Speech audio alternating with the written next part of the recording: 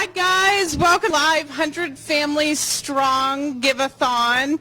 We are here live. We have so many families. If you'll see on our status bar, we were kind of keeping it hush-hush, but we are so excited that we are at over $78,000 without even a match. We're at some dollars. Now we have 151 families who are not only fundraising here, but also virtually as well, and we are so blessed to have them. So thank you so much to all the families. I know you're watching, so way to go.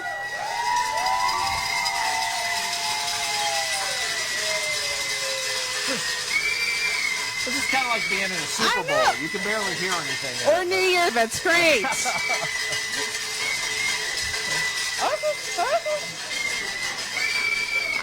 We can't stop them. They're so excited. It's incredible. They've been fundraising for a few days, and we're culminating this into this give-a-thon. We are here from 1 p.m. today until 9 p.m. tonight, so you can watch us for all 8 hours and kind of hear some of the stories. We've got kids in the battle right now here, ready to tell their stories. Families and chapters of The Cure starts now, so we're really excited. Well, and we also have a lot of fundraisers that are coming all over the entire world. I mean, you showed me one here this morning. We have a fundraiser and a group that's raising money for Cure Starts Now in Ireland. In Ireland, an amazing family. Obviously, Australia is a great folks there too. I mean, they're doing what's it called, a jumper day, I believe. Jumper day. And that's just really neat because that's really what Cure Starts Now is all about. It's about that Homerun Cure. It's about that international collaboration. It's about all these families all coming together. And this is a really, really neat day because this actually pulls all of it together, and you get to see the enthusiasm, and also you get to fund some of the results that we have as well. So, and this goes back. When we first started Cure Starts Now, Brooke and I started this charity and did so a little reluctantly. Started it because our daughter, Elena, was diagnosed with DIPG, and at the time there was nearly nothing. Yeah, I mean, you had one researcher effectively that really focused on DIPG. There's essentially a protocol that really focused on DIPG, and but what we heard though from the researchers was this was the disease that they felt really represented the Homerun Cure. This idea that if we could cure this type of disease, we would learn so much for every other disease out there. And we're going to talk a little bit about that here today as part of the research efforts, and you're going to see how that kind of goes through our strategy, because we're not just kind of this one-off cancer organization. And we were actually earlier with some of our families back 12, almost 13 years ago when we started The Cure Starts Now. There were nearly no researchers who were focusing on DIPG. And today we talked about our collaborative, and I know we'll talk about it later, but our collaborative in Australia where we had 80 symposium where all of the researchers that we funded, plus those that are really focusing on DIPG, come together, and the room was filled with over 80 or 100 different researchers who were focusing on it. So an amazing effort. Along with families and other doctors as well. So it's been amazing. Well, and we've gone from, just in the short time of 12 years, this has gone to an entirely different level. And that's, I guess that's one good thing, because what it is it's bringing hope, it's bringing revolutionary ideas, it's actually bringing results. We're seeing some of the results. Just in the last year alone, we've had some very big discoveries, which once again we're going to talk about here today, and really get the word out about them. But they are changing not only the pediatric cancer research, but all cancer research, and everybody's starting to talk about it as well. So these are some of the themes we're going to talk about a little bit today. We'll get the research side of it, but we wanted to take a moment for you also to understand where this has come from too, because we feel a little bit of history is involved with it. I don't know if you want to talk a little bit about Elena and her battle with it. We'll start with that. Yeah. So back in 2006, Elena was diagnosed. Right around this time, right around Thanksgiving is when we started seeing her symptoms appear, just really unable to stand on her own and just not herself at all. 6 years old. She was 5, she was diagnosed. And we took her to the hospital, and we did a variety of tests, and finally they came back to us with one of the worst diagnoses that you could have, which was DIPG. There were very few options, and they gave us some options, but they weren't even catered to DIPG. They were just catered to other types of cancers. So, and at the same time that they would tell you the diagnosis, they would tell you that spend your time. And there really wasn't any options. There wasn't any protocols. There wasn't really any out there. There was one that we went to, but it was kind of one of these protocols which was they didn't exclude DIPG. It wasn't really meant for it. But as we went through the battle, our battle was fortunately for the Cure Starts Now a public battle, but unfortunately it wasn't something I think we were necessarily comfortable at the time. Right. But we started to look at this and kind of question and say, if everybody really wanted to focus on, nobody was doing it. And there's a whole other thing just with the personal battle with Elena and some of the notes. For those of you who may be familiar with the story, at the time when she was diagnosed, we started writing together a collection of letters, which we were going to pass to our youngest daughter at the time, Grace, who was only 18 months behind her. And so we started to write every single day notes of love, and we called it Notes Left Behind because it was notes that effectively we were writing about Elena, about their friendship, and giving them to Grace. And this was a journal. You may be familiar with a blog. At the time, not a lot of people were. There was no Facebook, Twitter, or anything like that.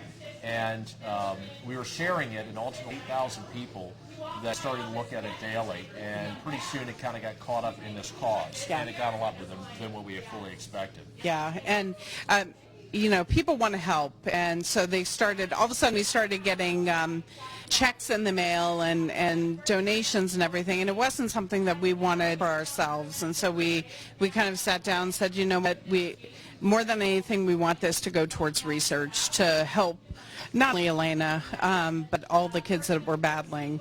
And in this blog, one of the posts of it, Keith ended his blog post with the words, "The cure starts now." And so people started writing checks to The Cure Starts Now. And we said, whoa. Actually, at the hospital at the time, I said, what's going on? Why do we have all these checks to The Cure Starts Now? Yeah, it was your phone call from you saying, what in the world is Cure Starts Now? What did you do? And what it was a journal that talked about how we were curing cancer wrong, how all these researchers are telling us this is where they wanted to focus, but we weren't listening to it. And that seemed backwards to me. You need to listen to your researchers. You need to follow their ideas. You need to do what they say to do because they know best. It's going to be cured by science, not by numbers. And so that was the origination of really that home run strategy, and it got to be a lot bigger. Now, ultimately, that blog, our journey was 9 months with Elena. After she passed, we kind of cocooned ourselves, didn't really want to do much with it, but everybody came to us and said, would you share that? Would you put that into a book? And our answer was no. We didn't really want to do it. We weren't really sure about it. Ultimately, a lot of people just kept asking, and finally we said, all right, fine, we'll just leave us alone, was the scenario. And we did, and it came out. We called it Notes Left Behind because that's what it was, but there was a whole nother double meaning to it, too. Yeah. So if you want to talk a little bit about that, what Notes Left Behind means to Elena. Yeah. So the Notes Left Behind also meant we wanted to recap Elena's story for her sister Grace, so that to make sure that she always knew what her sister had gone through, because Grace, her sister, was so much younger. We were afraid that she would forget about it.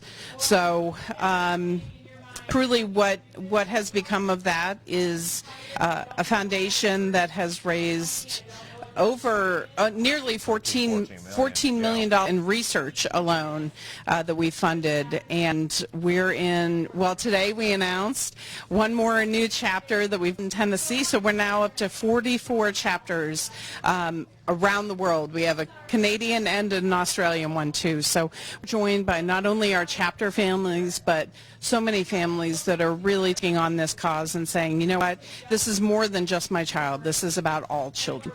And that's the most important thing. Well, and that's what today also is about too.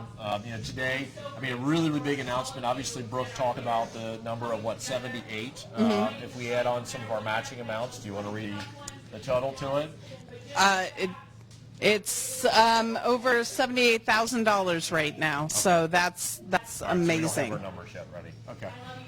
Beyond that, also, we're going to talk a little bit. There's going to be a couple of videos that are going to come up. One of which is talking a little bit about the battle with Elena and how it represents to The Cure Starts Now. And then we're also going to have another video where we're going to be talking a little bit about the book. The book is also called Notes Left Behind. It became a New York Times bestseller. It fueled a lot of the things that Cure Starts Now did in the very beginning, and still a little bit till today.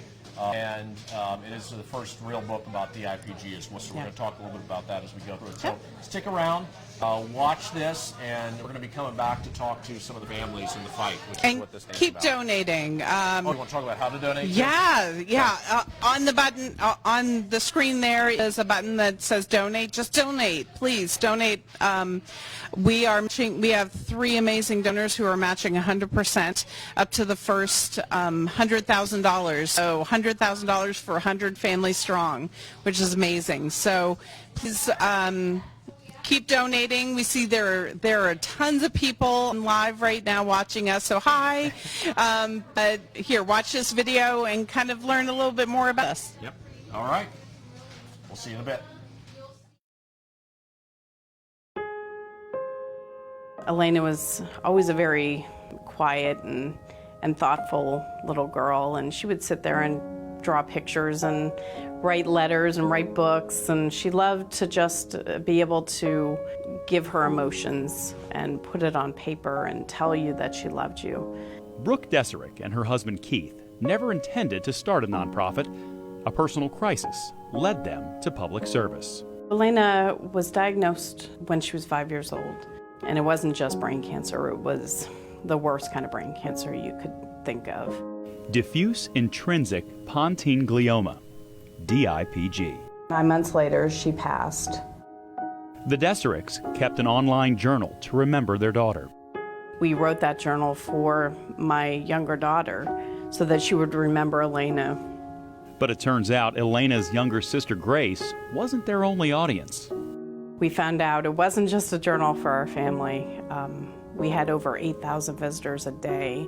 And while the Desericks were writing about Elena, she was writing too.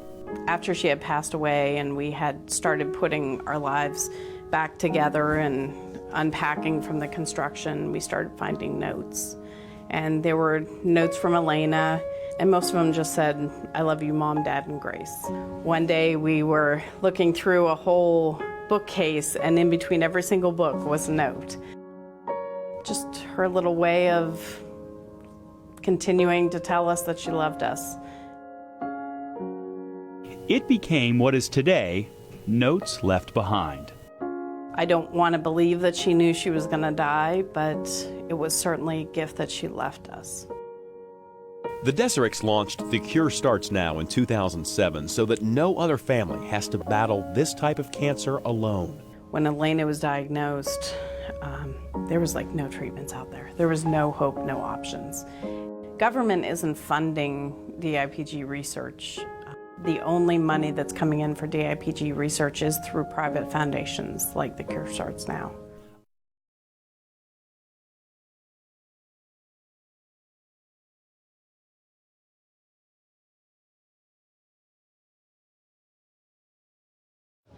Hello.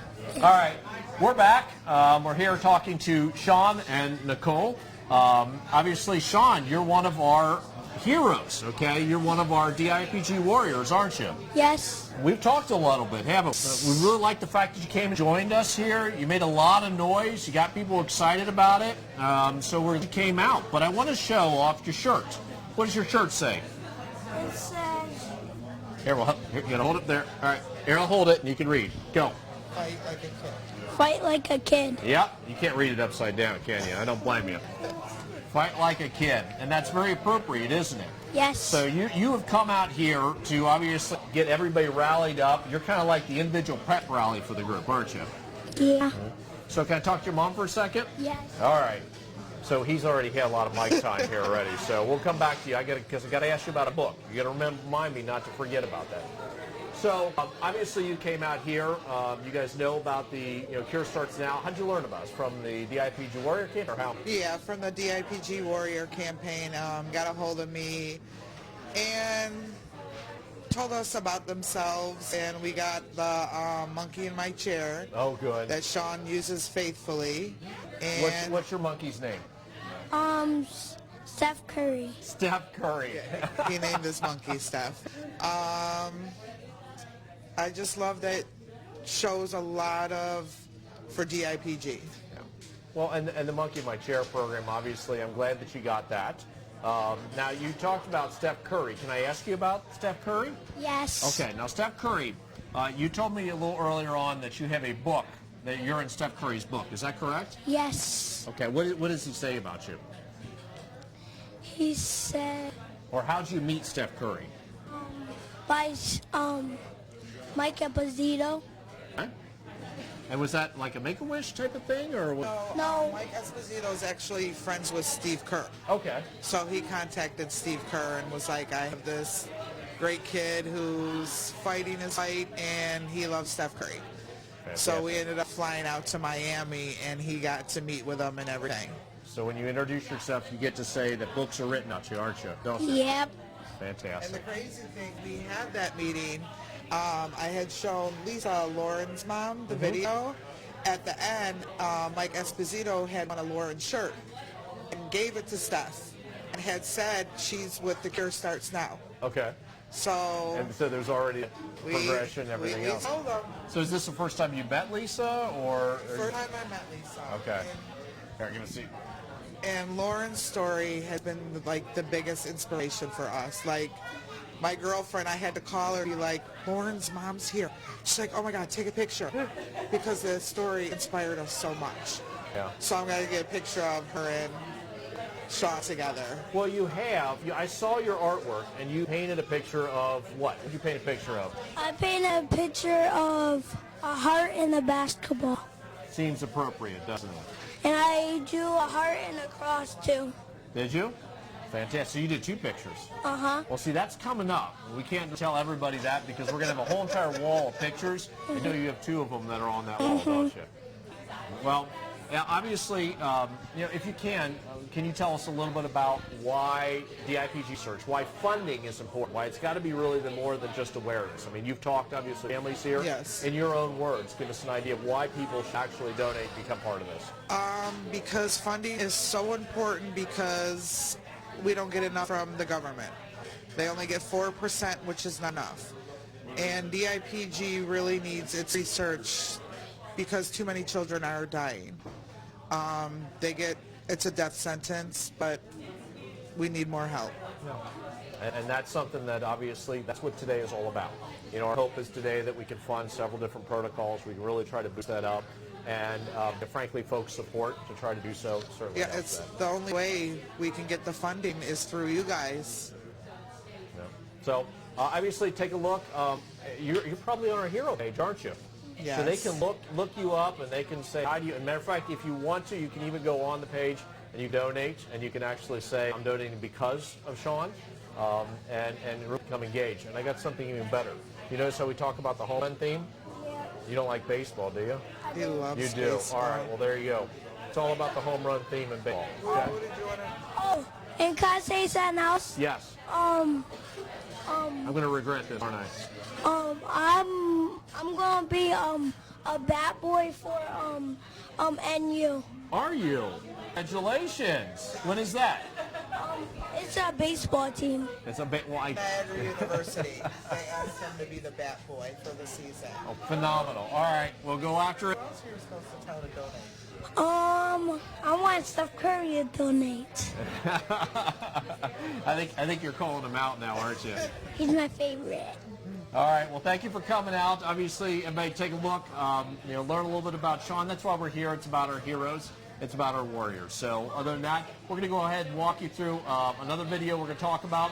It's going to talk about Notes Left Behind and, frankly, why this charity occurred in the first place. So, We are back now at 8:09 with the remarkable story of a little girl, her battle with cancer, and the gift that she left behind for her family and all of us as well. I want to tell you about a new book called Notes Left Behind, a real-life account of 5-year-old Elena Desirek. Se comprarem este livro, A Mensagem de Helena, que é uma menina que era uma menina de 6 anos que, quando se apercebeu que já tinha pouco... Thank you so much for joining us this morning. Thank you for helping us feature this, and obviously also the charity. The book does benefit The Cure Starts Now, and that's really the biggest reason for us to do this, so I really appreciate it. Not at all. And to read an excerpt from Notes Left Behind or find out more about that charity, The Cure Starts Now, head to our website, todayshow.com.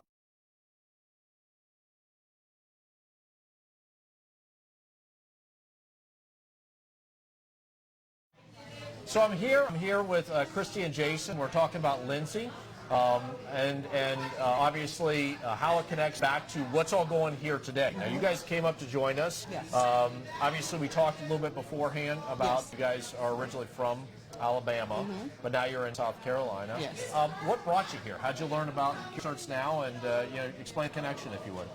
Just whenever Lindsay was diagnosed, obviously DIP being a rare brain tumor and not as much social media at the time, had done a search and actually found them via the Monkey and Bear. So Lindsay was an avid stuffed animal collector, so she was very excited about the Monkey in My Chair program. So I thought we saw her give one earlier today, which is awesome because they give the one for you to take and the one, because that is hard if you really love your stuffed animals to leave the one at school. So I think that's a great addition. It would never make it to school. Right. So so we, and then researching through, and Brooke actually reached out to me once we had kind of put out there what her diagnosis was, and so it was just one of those things, connecting with somebody else who knew what was going on. So and then you just kind of layer in the additional people so you can ask questions and get advice. And there was a prominent doctor here in Cincinnati at the time that was one of the ones we had looked at talking to about her diagnosis. So. Kind of like a family. You don't leave us, do you? No, exactly. Okay, you're now part of the group. Exactly. It's a big group with lots of welcoming arms. Obviously you saw a little bit of that today. You got a chance to meet some folks, meet some other parents as well in the fight too. Right. I do have to jump back real quick. I got to know, what was Lindsay's monkey's name? I know it wasn't Steph Curry. Okay? No, I honestly couldn't tell you. She had... I'm not sure of the thousands of stuffed animals she had, so I can't even remember. Now, do they still have the monkey at school? Or not? Yes, they do. They do. Yeah, okay. they still have it at daycare. I know a lot of them follow the classes all the way through. She was kindergarten transition to, she's pre-K transitioning to kindergarten, so it's a daycare / kindergarten. So they still have a plaque to her there, and they're right down the street from where we used to live. So. Now, Lindsay received all of her treatment at UAB, or did you go through a protocol somewhere else? Or? Well, we're Children's of Alabama is what it's connected to. UAB is technically the adult hospital. So we did do some. We went to MD Anderson for a consultation. We went to the NIH for a consultation. We did a trial to avoid steroids the second round. We did that in Chicago. So we traveled a few places. Dr. Stu Goldman, yes. probably. He's on medical advisory council. Yes. So we did that with him, because obviously steroids have an awful effect on the children, and we saw that the first go round. So really desperately wanted to avoid that the second time she went through radiation. So we did do that. The majority of ours was in Birmingham. We had a doctor that we cared about and cared about Lindsay, and so we talked about that earlier. Some people choose to go, and some people, if you're able to stay, we were lucky enough to be able to stay, not uproot everybody's life, and had a family that could still come visit. And exactly, and that's kind of one of the things that's also the model of what we do here with Cure Starts Now is that Connect trial. Right. Have you heard about that? And that's fairly new. I mean, that's just 2018, but the whole idea is to keep families and be able to fight from home, rather than be uprooted at the same time. Right, and not reinvent the wheel. That's what's so great about what you guys are doing, is connecting the information, building the whole puzzle instead of everybody working on their own little project everywhere. That's where I think that's why we're Exactly. waiting, right? Exactly. He's going to take back from you. He's got something to say. He's So gonna sit there. we talked a little bit about being local, like you were talking about with the new thing that you guys have. That was a huge benefit for us. For when she was really diagnosed, she had to go through 6 weeks of radiation, and such a comfort that we could leave from home and go through, do the radiation. You know, we did it Monday through Friday, 6 weeks. We didn't have to go, you know, spend the night at a hospital 2 or 3 states over. We were able to go 30 minutes from the house, let her have her treatments, and then return home, you know, where she could have the comfort of, you know, I would say her bed, but our bed with us. But so it's definitely, you know, a huge benefit, I feel like, you know, for these families to be able to do as much as close to home as possible. Now, you guys had talked about maybe getting second opinions, things like that. Did you participate in the DIPG registry? We did. We found out about that a little later, though. It was when we were ready for the second round of radiation at that point in time. Okay. So we've seen a lot of that progress, because this was 2010 when she was diagnosed. So we've made a lot of strides on, like we said, social media connection with building information. And it's rare, but we see how unrare it is, because we're seeing, you know, families connecting quicker. Well, and that's also one of the things that's been the strength of the community too, though, and you know, negative positive way though, is that that rare community makes us have no alternate, and that's, you know, what helps is to try to do that as we go forward on it. Exactly. Well, one more final thought I would just like to ask you guys. You know, people are looking at this or watching this, they're learning about your daughter, they're learning about this effort with it. What type of thoughts would you pass on to them, you know, as they're considering whether or not to get involved in frankly, cancer research and this Homerun cause? Well, especially for DIPG, I mean, it's a child, for the most part, a childhood brain cancer. You know, you're sitting here thinking children shouldn't be sick, children shouldn't have cancer, and when they're diagnosed with this, the day we walked in, they said she will die. She will live 6 to 9 months and she will die. There was no ifs, ands, or buts about it. So you go from picking her up at school, from having her morning snack, to, you know, 4 hours later they're telling you your child will die. So these are things that you don't want to wait until, you know, I'd never heard of it, never had the opportunity to be involved, but, you know, don't wait until you love or someone that your friend loves, it happens to them. We need to work to find the cure until it continues to be the issue that it is today, and somebody can look you in the eye and say your child will not live. It's just unbelievable in this day and age that we have all of this great technology, and they can look at you and say there's nothing we can do. Well, and that means a lot, especially coming from parents like, you know, both of us. Right. You know, in that we want to make sure that it's there for kids for tomorrow, and that's really what we're trying to focus on. So I appreciate you guys coming out. We're going to go ahead, and if you want to learn more about Lindsay as well, you can also go to the Cure Starts Now page. You can pull up additional information on her. And I encourage you also to, you know, donate in her name and in a tribute as well. So thank you very much for coming out. Thank you. We're going to go ahead and watch another video. I think this one talks a little bit about, let me see here just to make sure. This one talks about the info about DIPG. So this goes through a little bit of the diagnosis of what DIPG is. Okay. We've heard a little bit from the parents. Now I want you to hear a little bit from Trent Hummel. So, thank you. Thank you.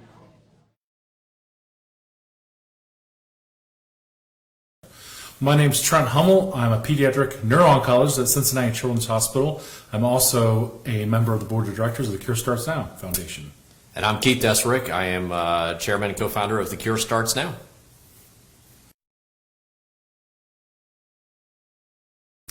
So what is DIPG? Well, obviously it stands for diffuse intrinsic pontine glioma, but what does that actually mean? Can you tell us? Yeah, so let's break each of those letters and corresponding words down. Diffuse means it's spread throughout. Intrinsic meaning in, and pontine references a certain anatomy in the brainstem, the pons. And glioma refers to the type of tumor or type of cancer that it is. Now, what is the pons? I mean, tell us. And what the pons is the area of your brainstem. And the brainstem is the bridge between your upper cerebral cortex, or your brain, and your spinal cord. All your nerve endings go through there. It's the thoroughfare of every nerve that goes through there. A lot of your, what we call autonomic, or things that you don't think about, so heart rate, breathing, all are centered in there. So when you have a DIPG, you can't operate. You can do biopsies very carefully, but you cannot resect this tumor and take it out, what we call en bloc. You can't just take it out. Now, and then obviously that's the diffuse element of it. Correct. Because we're not talking about a tumor mass per se. Sometimes we're looking at a tumor that will actually grow around each of the nerve cells. Exactly, as well. and how I describe it to my patients is sort of take a jello mold of your pons, if you will, and the tumors are basically like peppercorns scattered throughout. And if you try to resect or take out those peppercorns or those tumor cells, you in fact take out your pons, which is not compatible with life.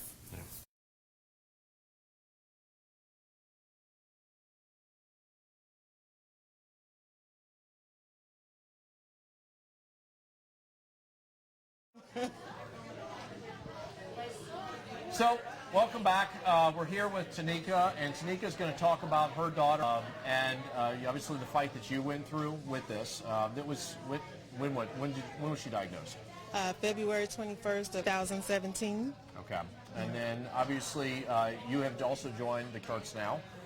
You were talking a little bit before we came on here talking about that. But if you would walk us through, obviously. Syra's back and what she went through, if you wouldn't mind. Okay. Sarah was 7 when she was diagnosed, and we battled for 7 months. We found out she had DIPG from an ophthalmologist appointment because her eye had been turning in a little bit, and the mom instinct in me said, we need to get this checked out. You know, the first appointment that I made was about a month away, and I said, oh no, I need to get this in get her seen as soon as possible. So you knew this even before, just by looking at her eye. No balance issues, nothing like that. No balance issues. My sister-in-law mentioned that she was turning her head aside to watch TV, and I had noticed it too, but I just assumed because she wore glasses and she may not have had them on, that it was just her correcting her vision by watching TV, you know. Okay. So you went and sought treatment where? We sought treatment at Dallas Children's Medical Center in Dallas, Texas. Yeah. That's all I'm going to say about that. Well, and this is also about building work. It is. You know, we obviously talked about that also last night. Right. And we talked about how there's a lot of folks out there that may not be as familiar with DIPG. Right. That's just because there hasn't been that concentration on it, but still a lot of doctors that really want to focus on it. You're so right, and I think the Cure Starts Now is so special because you identify the researchers that work directly with the doctors with our best interest at heart. That wasn't our case. We found out, well, really, we came from a platform of knowing nothing about cancer in general because no one in the family had it, to the extent, and especially not a child. So we didn't even know to look for certain doctors, but with the Cure Starts Now, so important, families to know the network that's out there now. Thanks to you guys for starting it. And, you know, us trying to raise money and funds to continue research that directly impacts our kids and their diagnoses and their treatments and their ability to one day find a cure. Yeah. Now, you guys, obviously, you're in the DIPG Warrior shirt. Yes. Were you in that campaign? I'm not sure if that was out really at the time when you guys were in the fight, was it? It was. We actually received a box with 10 shirts and the slits, the armbands, and it was just so supportive during the time that we were going through it. And it was just another way that the Cure Starts Now showed how they supported our family during that time. But the T-shirts and the bracelets are really just the tip of that. Could you talk a little bit about what that program was behind the T-shirts and the bracelets at all, and the online resources that are there? The online resources, once you go to like the Cure Starts Now, there's so many other links to like the DIPG registry. There's sources that you can go to just for doctors and support. So the Warrior campaign is just one of those ways where you guys were able to reach family we're going through to say, hey, we are here, we support you, let us know what you need, and we can assist you wherever you need to be assisted. Exactly. Well, you talked, obviously, you're also Cedar Hill. I'm Cedar Hill. Chapter of Texas. Yes.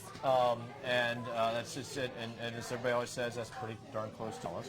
It's very close to Dallas. So for us in Ohio, you know, but you guys are a powerhouse down there. I mean, there's a lot of chapters in Texas. I think we're up to 6, maybe 7 at this point. Yes.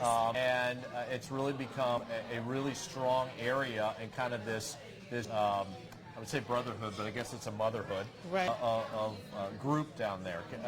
Obviously, you feel that sense of community there as well? Absolutely. One of the things that we do it big in Texas, not Ohio. And one of the things that I think each of us that has a chapter in Texas is we know that there's power in unity. So even though we all have our own chapter, we know ultimately at the end of the day, it's one fight for all our kids. And we work together, we support each other, and it's an A-team. Well, you guys showed up in strength last night. We had Yes. dinner together with it, and all we heard about was Texas for the entire time. I know. I fit in a couple things about research, but I think I was overpowered by everything that you have going on. You probably will be. Well, if you can, obviously we're talking to an audience of people that may be being acquainted with Cure Starts Now for the first time. It helps, especially from a parent's perspective, to inform them as to why this makes sense and why they should be involved in the research. Can you talk to a little bit of that? I'll tell you why I joined the Cure Starts Now. So Sarai fought for 7 months for her life, and when she passed away, I had to keep fighting for her. And the only way I can keep doing that is to keep looking and helping and joining with people that want to do the same thing. Like, I couldn't let her name die. I couldn't let her memory die. I couldn't let the fight stop when she died. And so this is why we do it, why we keep going.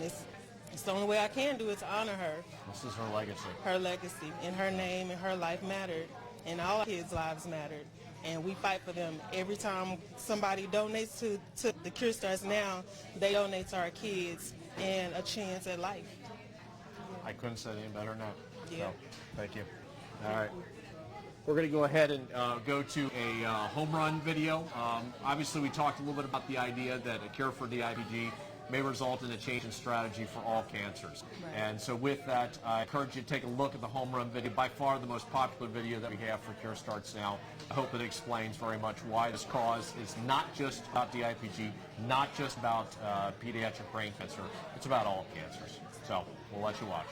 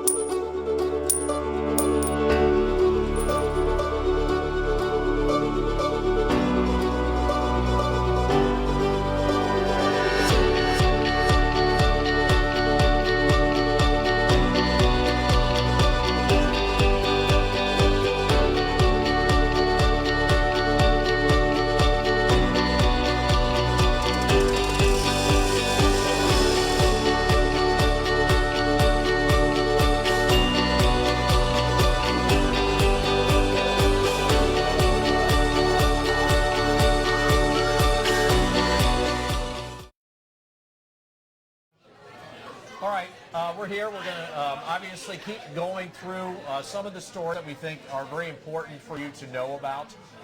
One of which, obviously, is with Hema, and we're going to talk a little bit about your daughter, Taya, and some of her battle with DIPG. Now, she was diagnosed when? How long ago?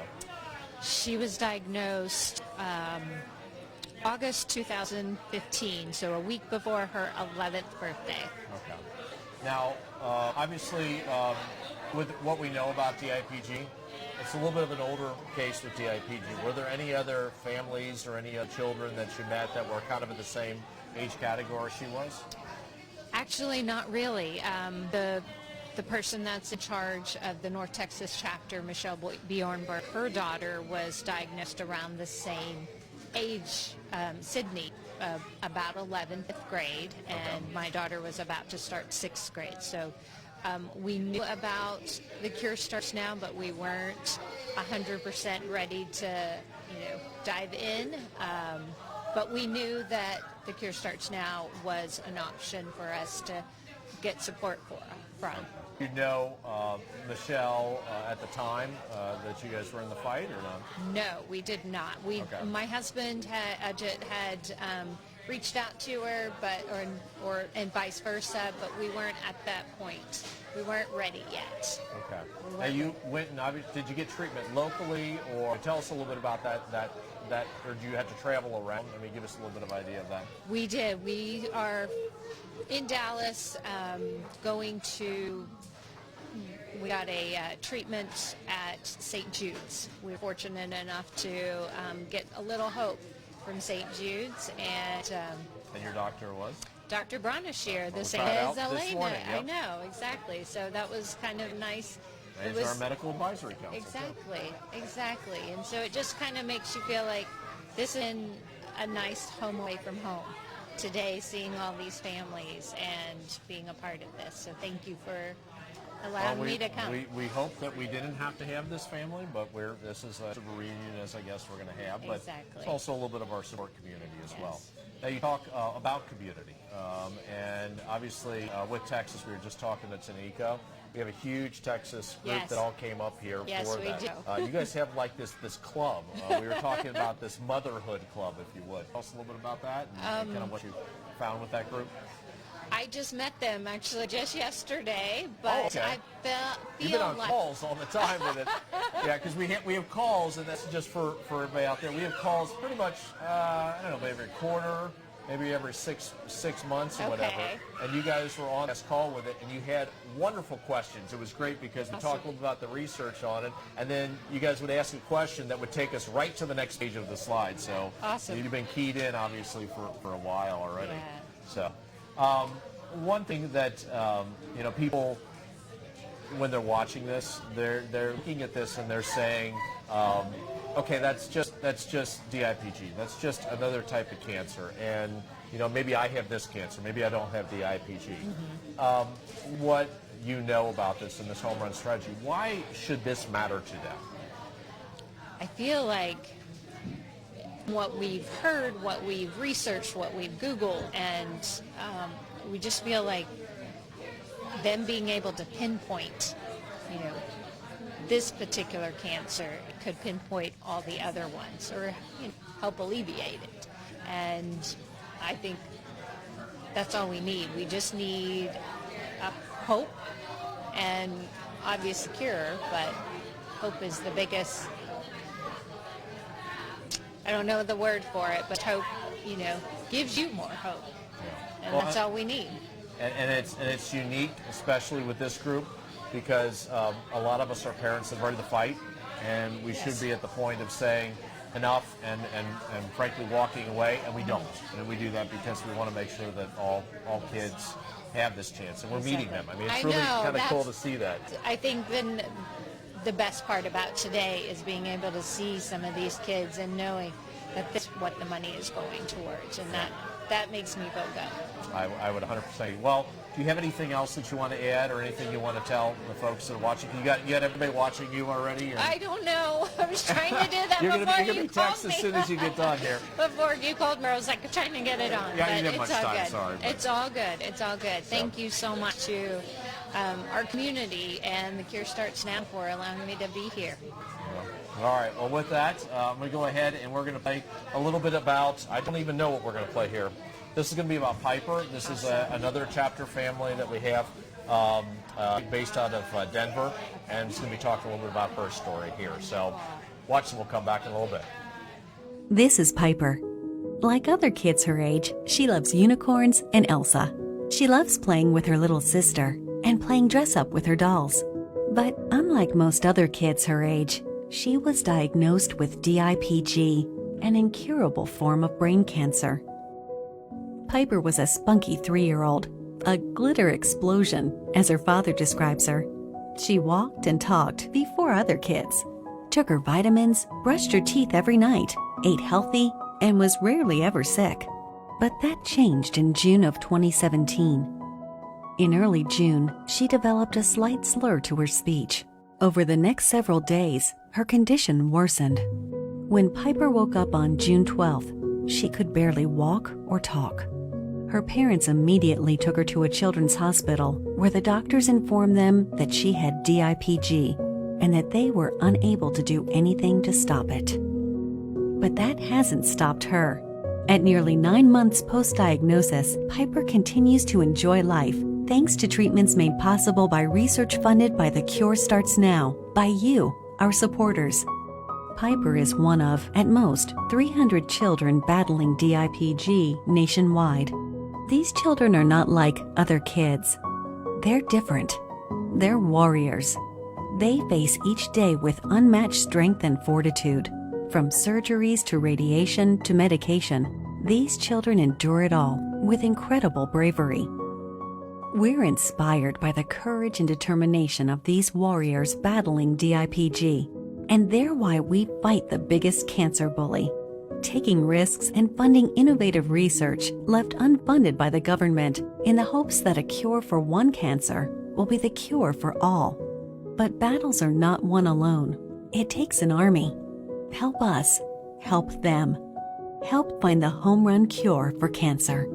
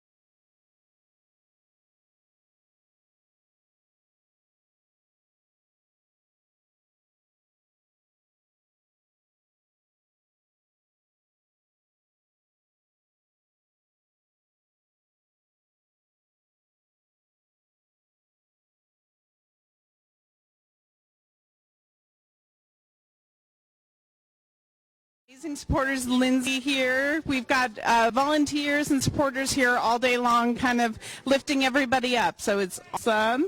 And we've got Karen here. She's here fundraising for Kylie, right? And she's here close to Cincinnati, Hamilton, right? So we welcome her. And we've got Kinley's parents over here. They're coloring, just like Kinley would appreciate. So they have raised $890, but they've also done some amazing things as well with her artwork, so we appreciate that. We've got Lisa Hill. Lisa's here, of course, for Lauren, and she's doing some teal, which was Lauren's favorite color, so it's amazing. We've got some amazing artwork that we're doing as family, and we're going to use them as raffles later on. So as you donate, you'll be included in a raffle for this amazing picture. So keep donating. Every donation that you make is an entry into the raffle. And we really appreciate what's going on. We have so many people watching us live. And right now we're nearing $80,000, which is amazing. It doesn't even include our match. So that's $80,000 pure donations that you guys have made, and I really appreciate that. That's been amazing. We have 151 families all over. We even have a family in Ireland doing some fundraising right now, independent, even though Facebook will allow them. They're doing it their own way, which is awesome. We've got warriors here. Sean's back there. Hey! the king and he is in charge. Look at that. He's watching live too. He's watching himself live. We love that. So we have families from all over right now here, also virtually, fundraising and trying to help us get our goal. Our goal is $200,000 and every bit counts. So please don't wait, don't wait. We're trying to get to that $100,000 so we can max out our match. So please keep on donating, and we really appreciate it. Next, going to go to a video with Dr. Trent Hummel. He and Keith kind of talk about the Homerun Cure and what that's all about. Trent is a doctor at Cincinnati Children's and an amazing person to be able to kind of explain things down to a level that we parents understand. So please watch this video and watch him and Keith talk about our whole purpose here at Cure Starts Now, which is Homerun Cure.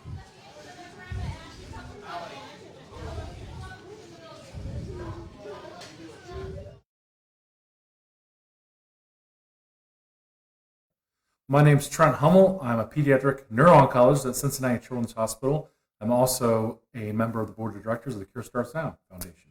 And I'm Keith Deserick. I am chairman and co-founder of the Cure Starts Now.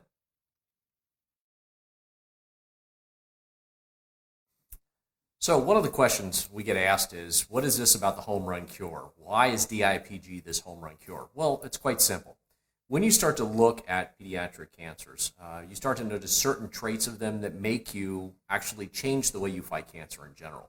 One of the biggest things is that DIPG and also some of the brain cancers out there are resistant to current treatments that we use. So surgery, chemotherapy, radiation, all those really don't attack DIPG the way that we need to be able to attack DIPG. So we're forced to try something entirely different to be able to get some results.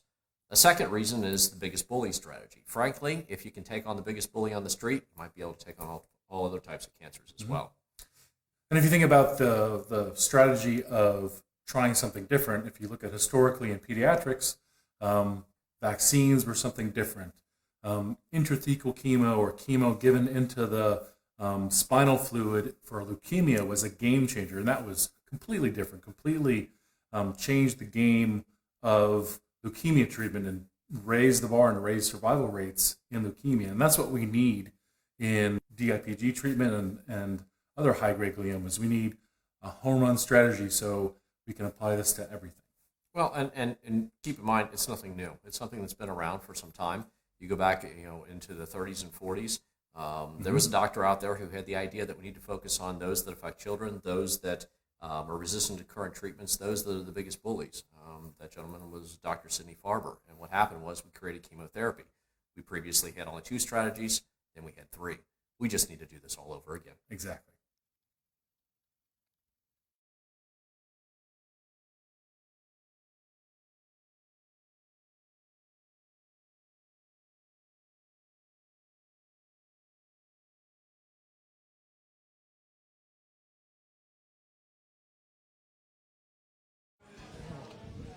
All right, we're back. Obviously, we're still live because we just barely sat down. We did. What's happened here? You haven't even taken off your coats or anything. We just came in, ready to go. But that works because it's kind of like name tags here. You got graders. Yes, on your yes. shirt here. There you go. Okay, all right, there you go. Loud environment. Excellent. Yes.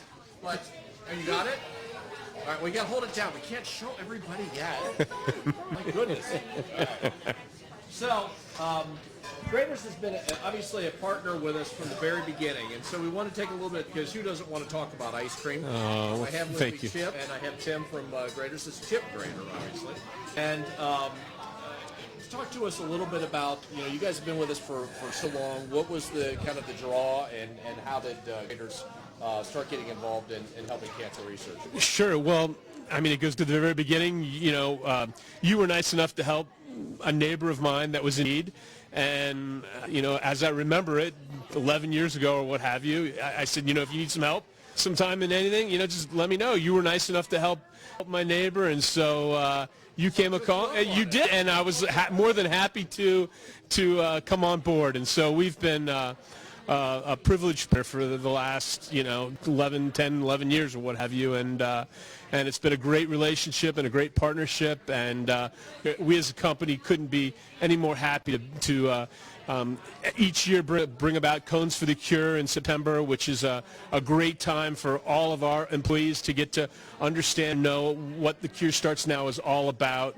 And our teams and our folks have completely bought in, and we it's, Well, how many locations you have? we've grown quite a bit over the years. We have 55 stores now, and we're all in it to win. So coming to you every time we meet, and I say, all right, we got, and by the way, we just added on another chapter, so we're fantastic. Oh wow! So now I yes, have to catch up. We got absolutely. chapters to catch up to you at this point. You'll get. Oh gosh.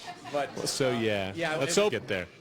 Gosh, but you guys you're in Cincinnati, you're in Dayton, you're in Cleveland, Pittsburgh, Chicago, Columbus, Louisville, Lexington, Indianapolis. So all those areas, yeah. And a really, really great part about Graders is it's not just a fundraising program. It's also about awareness, because you guys really help to get the message out about Home Run Theme and really try to build upon that. Absolutely. I mean, you guys do such a great job as the tools, and we can just run with it. So it's a great partnership, like we said. So it's a lot of fun. So Tim, did you miss out on anything? No, I think I haven't involved from the beginning, just over 4 years, but it's certainly exciting as we add more stores and new team members. This year with some Louisville, Lexington, and Indianapolis joined us in earnest this year, those 11 stores, and that really allowed us to boost up the giving through our guests, because that team heard you talk, you came down and sat with them, and I think once you hear it... No, not at all. I mean, it was a fantastic meeting, because I think what we saw was them really understand it and adopt it as their own cause, versus maybe years ago where they were doing something in their franchise location, when they had an opportunity to really understand what it's all about, how it got its start, and the impact that it's really making in the lives of the families in this room. I think we really saw, the leverage in our stores, the leverage in awareness, like you said, with the guests that come in the store, and that resulted in us being able to raise a lot more money there than we have in the past, and that was exciting. Well, and they got involved, particularly like these wristbands. That was kind of a surprise. I think we brought them just kind of as we give away something. A couple years ago, yeah. But they had every child's name on it, and your team really engaged. Yeah. They were following it. They were reading about the families. They started asking me questions about it to such a degree that I'm sitting there going, okay, hold on, I'm trying to remember and keep up with your team, which was amazing. I mean, that level of involvement just doesn't occur in other ways too. Now, obviously, Cones for the Cure is the big campaign. It's Elena Blueberry Pie Ice Cream. Right. That's going to be in September again this year, is it? Yep. Okay, so we got a little bit of time. We're ready. We're ready for it again. No, it was the most successful year ever, and so we're looking forward to next year. We got a little thing here in December where we're excited about. We've done these for a number of years. They're I haven't seen this yet. So you have not. So you just sent an email saying, "Hey, what about this?" And we went, "Oh, well, that's cool. You got to bring them." So freshly made. They just were made today. Probably very good. And you should try one. Absolutely, right on air. So these are a gingerbread for charity. And we thought, what a better charity than the Cure Starts Now to, yes, absolutely, they were just ice, so be careful. Yeah. I'll probably eat this one because I have my big ham fist on it. So too bad. So they'll be available in all of our Cincinnati locations every week, and the proceeds will, absolutely, it's great. Never. So the proceeds will go directly to the Cure Starts Now, and so we're super excited to have these, and they're just a fun. We sell a lot of them, and they're a fun little item. So looking forward to. That's cool. Yeah. I love it. Little Santas. Absolutely. We'll have Santas, and we'll have gingerbread men, and so there'll be a variety. Oh, you'll have to give it to some of the. Yeah, absolutely, definitely. Making all kinds of crafts back there. It looks fun. Yes. No, really. They do. I know. It's like the ornament that's stale on my tree. I just never tasted. These are better. Yes. I'm just taking his foot off now at this Josh point. is looking at I feel it. guilty. I'll get one of those. Yeah, it's going right back there. Josh is just sitting here. He's just going to get me hungry on the other side here. So obviously, Cones for the Cure, you also came here. And this isn't necessarily part of our fundraising today. We're not getting that in there. But really, really cool to highlight it because this thing was way above expectations. And the total that we had for Cones for the Cure for this year, I'll let you... Gosh, yes, there you go. There you go. Just an absolutely stunning amount. What was your goal? Well, we wanted to go. 175 was the goal, and so $230,000, and 99 cents. That's how true and honest it is. Yeah. It's 99 cents. Yes. Oh, man. That is a phenomenal total to it, and Graders has done just a great job. I mean, we're nearing about $1 million in total commitment to it, and that, frankly, that's what that results in is a lot of protocols. I mean, what you're seeing back here, you know, I know we're going to be talking to some family members here who actually are enrolled on the protocol that are back in 2016. I think so. Yeah. Yep. That was on the border Yeah. and may have not happened. Right. And the reason it was is because the Cones for the Cure campaign came in so high above goal, we were able to fund it. And what's interestingly enough is actually some of the children, and in particular the girl right behind you, actually is in that protocol right now. So really cool, amazing, direct impact, and we couldn't thank you more. Oh, our pleasure. Thank you. And now we're going to get to see Chip now without a beard. He's going to look a lot younger. This is an old film, okay, but it gives you an idea of what Cones for the Cure is really about the ice cream, about Elena Blueberry Pie, for this commitment that's been from the beginning. And trust me, the video looks like it's been from the beginning. So take a look at it. We'll come back. Graders is really all about our relationship with families, and that's what the Cure Starts Now really says to me. It's about families and relationships between people. When I heard about the organization and I heard about the tragic circumstances, it was a no-brainer. It just had to be done.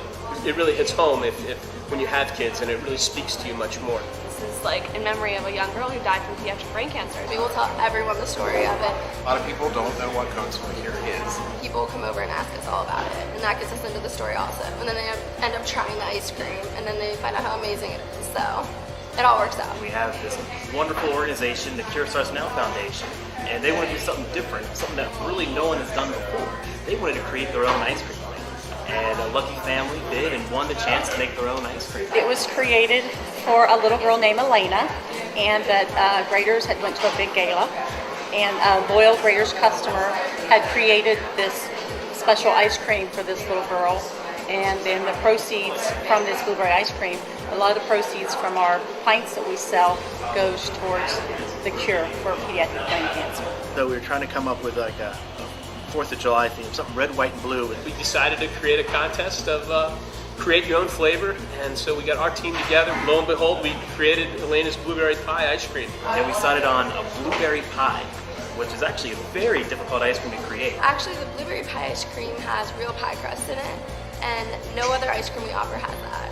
Elena's Blueberry Pie was initially introduced as a seasonal flavor, and about 2 weeks in, it sold out completely. We couldn't keep the stuff in stock. We sold out 4 different times, and at one point we took a step back and said, you know what, this is bigger than just an ice cream flavor. It was an amazing success, and such success, like I said, that we created, had to give its own pint, its own due, and with Elena's incredible artwork all over it, and so it's a national flavor now. We've brought it in all of our stores, and so it's been an incredible hit. But I think that's a testament to the power and the reach of the Cure Starts Now. We made a promise that we're going to give the proceeds of every flavor that we produce to the Cure Starts Now Foundation. So the more everybody eats and the more we sell, the more we get to give every year. So starting September 8th, we have a very special campaign, partner with the Cure Starts Now Foundation. All of our guests that come in have an opportunity to buy a $1 or a $5 donation scoop, with 100% of the proceeds benefiting the Cure Starts Now Foundation.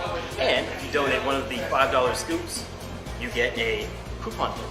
If we can find that one cure, it opens up the door to many cancers, and who wouldn't want to partner for that? Help us help the cause. Help us help the cause. Help us help the cause. Help us help the cause. Help us help the cause. Help us help the cause.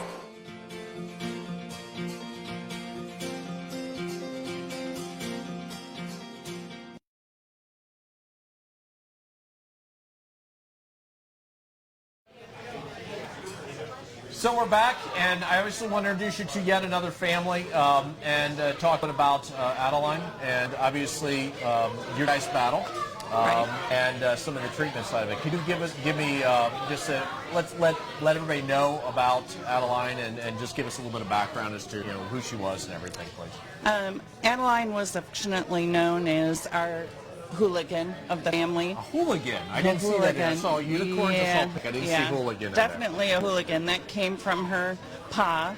Okay. She was the little mom of the family. She wanted to take care of her brothers, older brother and younger brother. Okay. And she had just two brothers? Just the two brothers, yeah. She loved animals, good friend to all of her classmates, always very helpful. Now, obviously you said she liked animals. We talked about that she was on a farm as well. Mm-hmm. So did she have a particular animal that she... She liked them all. Yeah, she's got a donkey and goats and chickens. Ducks, a guinea pig, a hamster, dogs, cats, tortoise, you name it. Anything that she could con one of us into getting, she had. So very, very calming for that as well. Yeah. Instinct. So now you guys, are you based in Michigan? Is that where you live? I know you sought treatment at University of Michigan. Right. Addie did participate in a trial in Michigan, but we are based just outside of Knoxville in Tennessee. Okay. All right. I didn't know if you had moved down there or not. Now, the trial that you guys were on, she was diagnosed when? What was that? End of July of 17. Okay. All right. And at that time, was that the trial that you guys went to, and did you identify that there was a mutation that she had at the point? Not exactly at that point. Addie went through her radiation. She had a great honeymoon period where basically she was at home. We did CBD, and she did really well for a number of months. And then in October of 2018, this 6 months after starting the trial, she was determined to be in progression.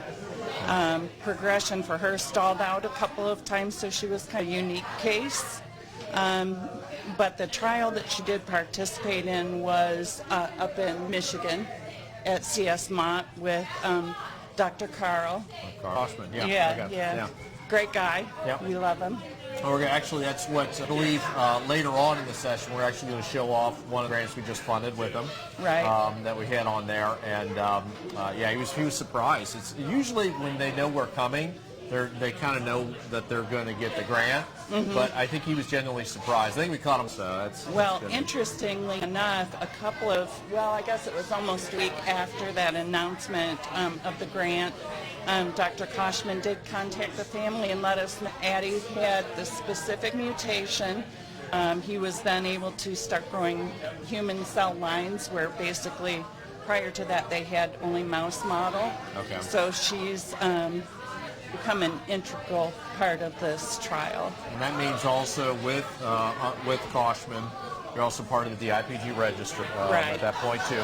And that's really neat, because what that allows us to do is allows us to learn from this, allows for us to have that tribute to it. My daughter's in it as well, one of the first ones in it. And it is a network of 110 hospitals to really build upon the knowledge of DIPG and try to take us to the next steps. Right. And that's key, definitely. Research is key. Addie would have wanted us to do whatever we could to further that goal. So really why Kylie pushed to come involved with Pure Starts now. Well, and I noticed, looking at your name badges here, I mean, you're very proud of, I'm her grandma, and that's your name badge and everything else. I think that's absolutely phenomenal. You have a picture right there. Yep. Yeah, you wear that a lot, I'm sure. Yep. And you have to. I mean, that's the whole point of this. You've had a chance to obviously talk with some of the families here and be part of that network of it. What's your takeaway from Giving Tuesday and just the DIPG community as a whole? It's big. I mean, it's just so important to, I think, everybody here. It's a common goal, and so just being a part of this. I think we're really proud and happy to be here, and it means the world to us, and I know that it would to Addie too. Well, you guys also have, and you haven't done any talking. You're just nodding over there. Is there anything you want to say at all? Or okay. All right. We just guilted you to come up here and say, all right. Obviously, you also, in honor of Adeline, you decided to become a chapter of The Cure Starts Now. Yes. So, as of this week, I think, wasn't it? Yes. So, fantastic. Well, welcome to the community. Now know what you got into now. I guess we should have probably told you before you said yes. But a really, really close-knit.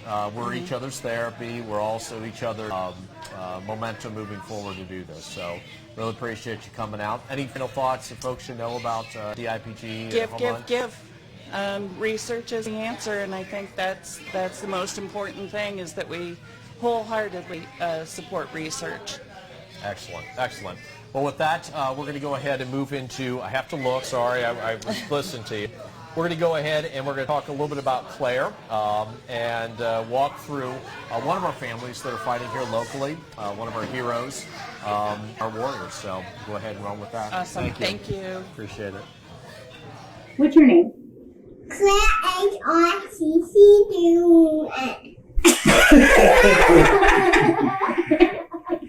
Hello.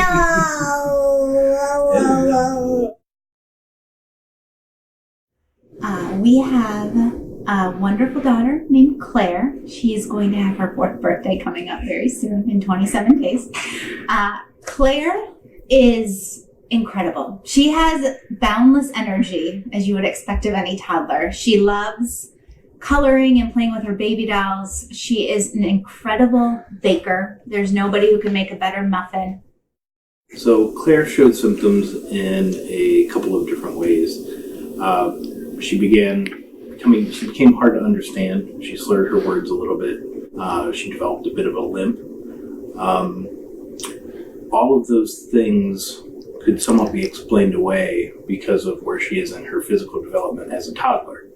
So a lot of those didn't strike us as anything, wow, boom, there's something wrong here. But it was enough to grab our attention.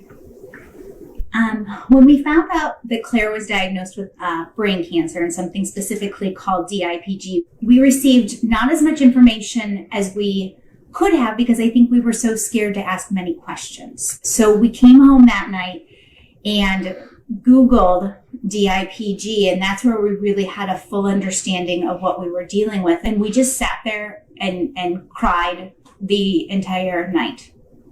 In the days following Claire's diagnosis, The Cure Starts Now was the first group that we had reached out to, and immediately they responded. And not only did they say, "I'm so sorry, we're here for you," but they had gone through it before. So they knew this low that we were feeling. They knew exactly what position we were in. And it just means so much to have support from somebody who knows exactly what you're going through in that moment.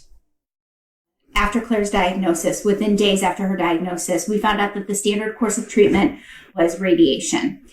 And initially we were really scared to do this because Claire was just 2 at the time. And when we pushed her stroller into the radiation unit at the hospital, she was the youngest person there by like 60 or 70 years. But that was the only option we had. So we did a lot of research and we made sure that she was a part of the DIPG registry so that all of her information could be collected and shared with other families who are in the same circumstances.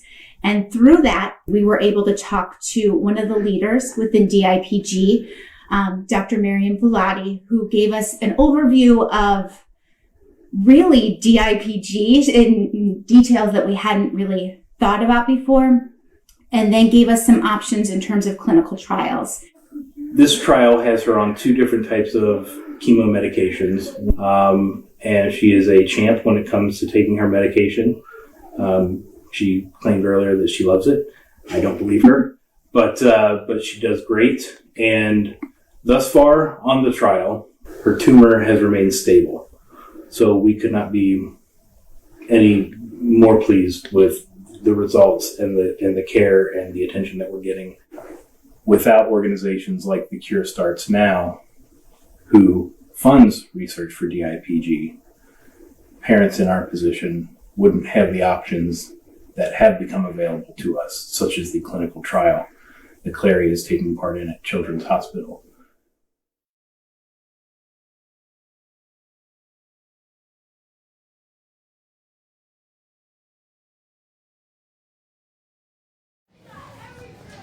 As discussed, this is live, so we just actually hit the chair here again. Yes. Did you get your selfie video all set up there? I do. I have mine from there. Hi, Houston. Well, then now they're torn, because now they're going to go ahead and they're going to try to watch you on your selfie as opposed to the Facebook Live now. Well, yeah. So go to the Cure Starts and watch us live. I'm technically challenged, so I know it'll be. They are torn. That's okay. Y'all can hop over.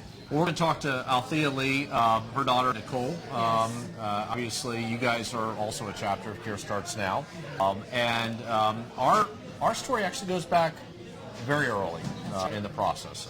Nicole was diagnosed in 2008, and actually that was fresh when we were also just frankly getting to the point of whether or not Brooke and I wanted to really do this at the time. And I know we met a long time ago. I don't know if you want to talk a little bit about that and kind of where you guys were at that time.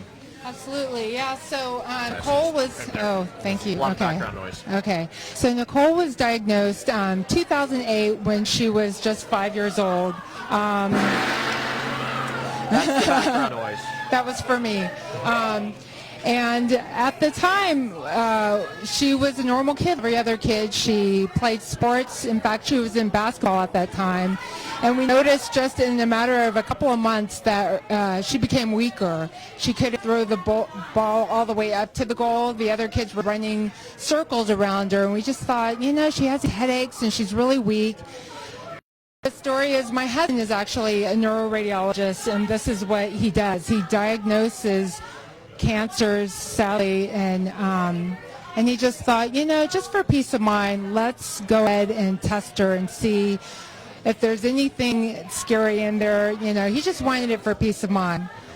Sure enough, we went in there, and the technician that I was sitting with saw something on the screen, and she didn't say anything, and she called my husband that Nicole had a huge hydrocephalus. So my husband thought, wow, what could be blocking her CSF? He just thought, now we're going to have to deal with like a lifetime shunt. Never did he think that it was going to be DIPG. So when he actually saw the images, I was already on the road back home, and he somehow managed to go from the hospital back to the house and tried to intercept me before we went anywhere. And I could tell from the look on his face that it was serious, but he knew at that time there is no cure. And DIPG at that point, we really knew not much about it anyways. That's right. You go back to 2007, 2006, 2008, and there really wasn't many experts. So That's right. Obviously Henry is seeing this for the first time with it as well. And did he? He was familiar with DIPG, or had Yes, some... yeah. Sadly, it's one of those diseases where as soon as he saw it, this is really sad, but he knew. There's just no way out of it. They have this phrase among radiologists that as soon as they see it, they say, sadly, there is no cure. There's just nothing we can do. It's a dead end. And you're right. At the time, we didn't even have a name for it. Like they were throwing terms like, brainstem or glioma. And then my mom said, I think the term is DIPG. And so we just kind of stuck with that, and that's been what the term has been for kids' type of brain cancer. And then obviously our paths crossed in that. That's right. To be part of a bigger effort of really trying to cure it, trying to do something in honor of Nicole, like so many parents that have gotten this and said, I want to try to make this better for other children too. Yes. And you guys in particular have been absolutely wonderful, also because the understanding of it. When we talk about research, when we talk about next steps of it, I always love Henry because he's very, very straight to the point with it. Sometimes I got to be ready because I always have to anticipate the Henry question. But he comes and says, what about this? What about next steps? And always looking towards the future of it. That's right. And as part of that, you guys actually were in the unique position of also attending a DIPG symposium that we put on. And just some background information for those of you who may not be familiar with it. DIPG symposium is designed to bring together generation researchers together to learn from each other and to develop brand new research. It's not like any other medical conference in that you just talk about stuff that's already published and everybody goes home. Our job is to try to take it to the next level and to advance it as a whole, but also create brand new. And if you can, tell us a little bit about, this one was in Sydney this year. That's right. And it really kicked off this great ground foundation of research there. But if you can tell us a little bit about your experience, because we have some videos also talking about that symposium. Okay. Well, I don't have a medical background, so I'm seeing it from the same vantage point as most everybody else. But what I saw just blew me away. I mean, when you actually see visuals, and I'm a visual person, of T cells being eaten up by these new types of chemos, things like those biochemical fluorescent fishes being injected, zebrafish. I mean, these are novel concepts that, drugs that are being used for, all sorts of different types of diseases that are already on the market, but being retooled to use for DIPG. That was novel to me. I just thought, what a great way to approach it. Exactly, and that also touches on the other element of it, which is we say a lot about this home run cure. It's more than just a word. For us and for what's going on in research, this is next step stuff. This is stuff you're not seeing in other types of cancers out there because we are forced to innovate. We don't have a choice but to innovate to be able to advance it, and so it really ties into everything else then. Right. So anything you want to pass on to the group and everything, and then go ahead and let some of the doctors tell us a little bit about the symposium and the collaborations. I am just so grateful to be a part of this. I joined this organization on Nicole's 7th anniversary because I just felt like I wanted to get a front row seat to seeing what the research is. And so I'm just glad to be here, and we still need to continue raising funds. This is a collaboration of families, not just doctors, not just other foundations, but we are families who have gone through this and experienced this awful thing, and it allows us to be parents and allows us to keep working towards same common goal. So, sadly, this is the way we're funding our research, and so it's our communities that we're pulling from. So, thank you so much for giving, and if you haven't yet and you feel led to, this is the time to do it right now. We're still $120,000 away from our goal. I haven't heard the Brooke update yet, so it's coming up here shortly. Okay. But when you donate, you can donate, hashtag 100 strong if you want. Hashtag Cure Starts Now. Also, if you're donating on Facebook, please go ahead and actually, after you donate, it'll give you a button that says send information to Cure Starts Now. That way we can also communicate with you, but also they're giving away some things to people that are donating, so you might actually get something too. So it's a win-win. Want you to be part of it. But we're going to go ahead and let Dr. Michelle Manji talk a little bit about the about the DIPG symposium that we put on. Perfect. And when you see DIPG Collaborative, that is not just Cure Starts. That's also another 29 separate foundations that actually join us in this effort and try to eliminate duplication in the industry. So the IPG Collaborative are also friends of our community. We're effectively 75 families strong between chapters and foundations. So this is us, this is the symposium, and we want to hear it direct from the researchers. Yeah, so thank you. Let you play.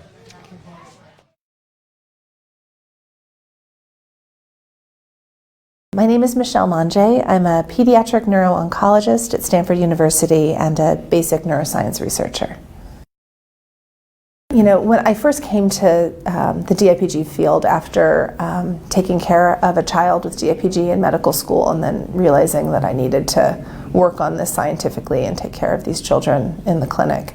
And at that time, we knew absolutely nothing about the disease. We didn't have any experimental model systems to study it. We didn't know what mutations were, driving it. We didn't have any idea what potential therapeutic targets might be, and we had no tools to answer that fundamental question.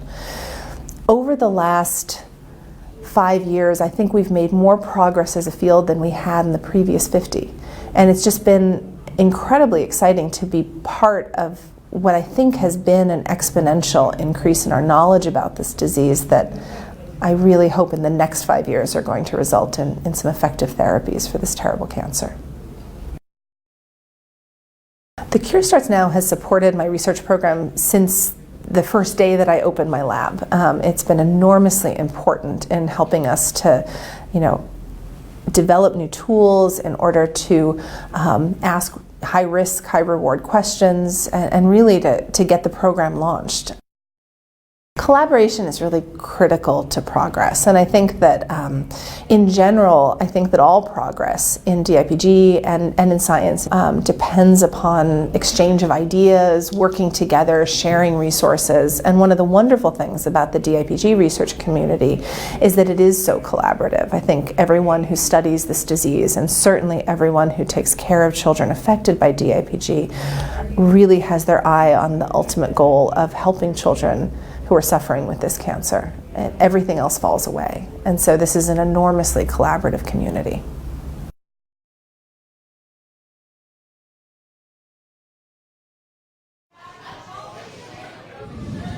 Fantastic. Welcome back. If you can't hear, a very, very involved crowd. Matter of fact, if you see right behind us, there's Claire. You saw her video about Hi, Claire.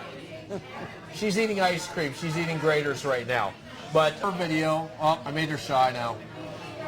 We're going to be talking to her as well, but I wanted to introduce Jane Midgley. She represents our other Ohio chapter of the Cure Starts Now.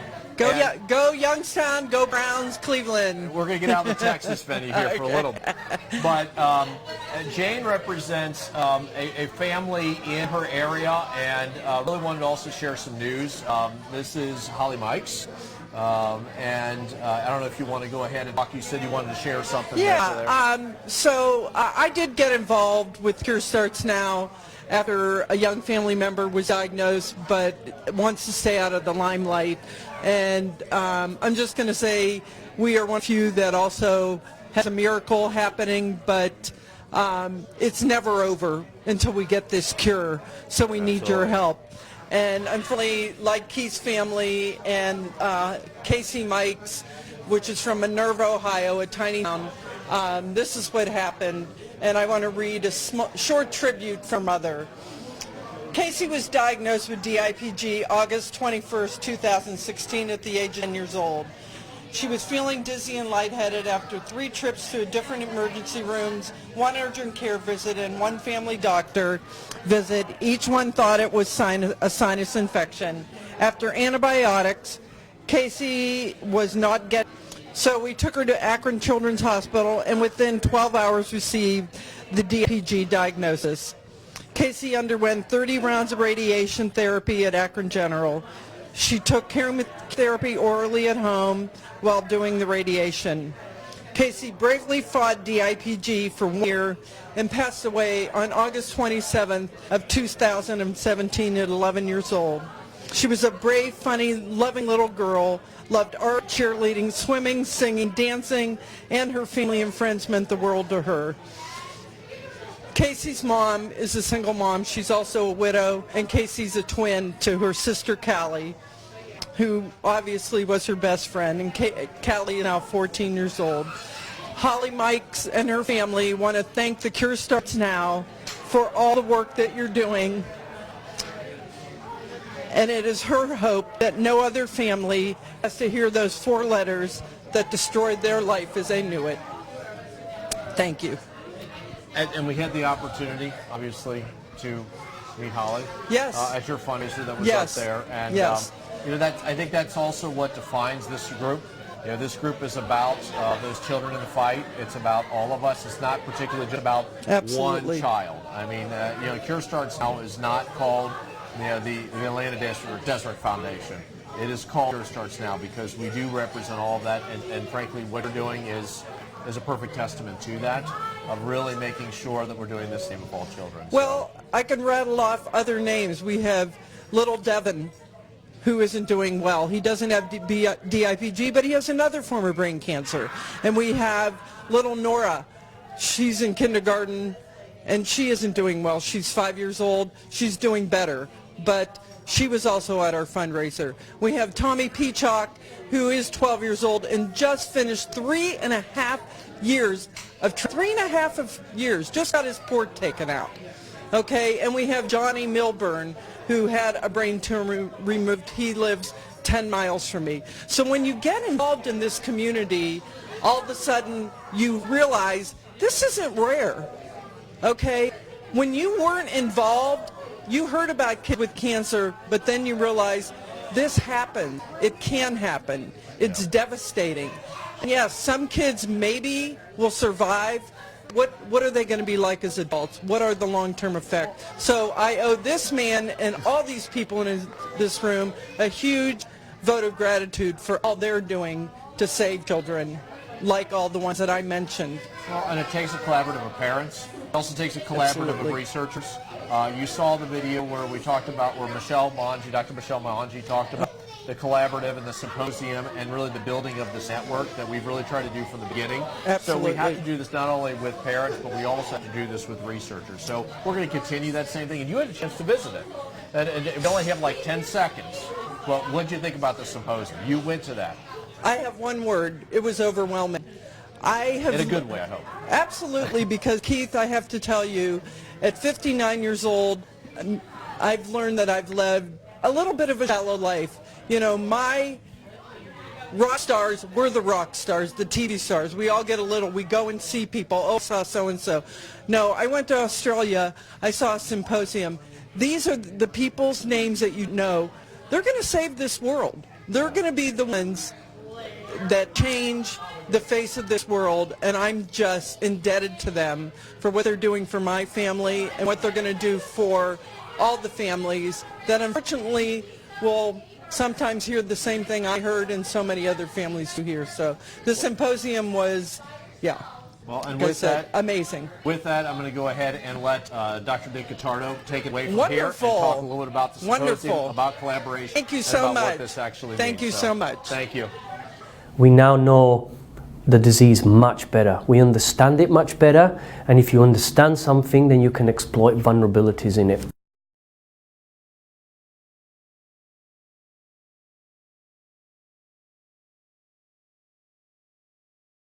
So, my name is Nick Cottardo, and I'm the head of Pediatric Oncology Hematology at Perth Children's Hospital, and I also co-lead the Brain Tumour Research Lab at the Telephone Kids Institute.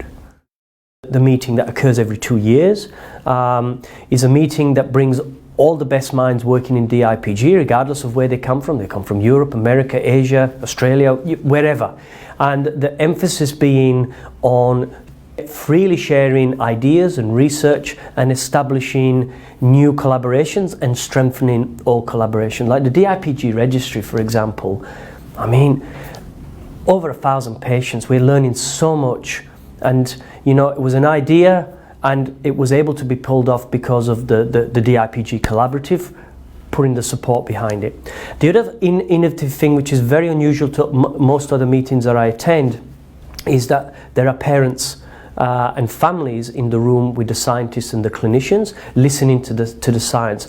And I actually think that is actually a very smart strategy, because everybody's in the room and people are coming at the problem from different aspects. Hearing some of the powerful stories and the journeys that some of the families have gone through, I think it doubly inspires already very dedicated people on this mission to find a cure for this disease.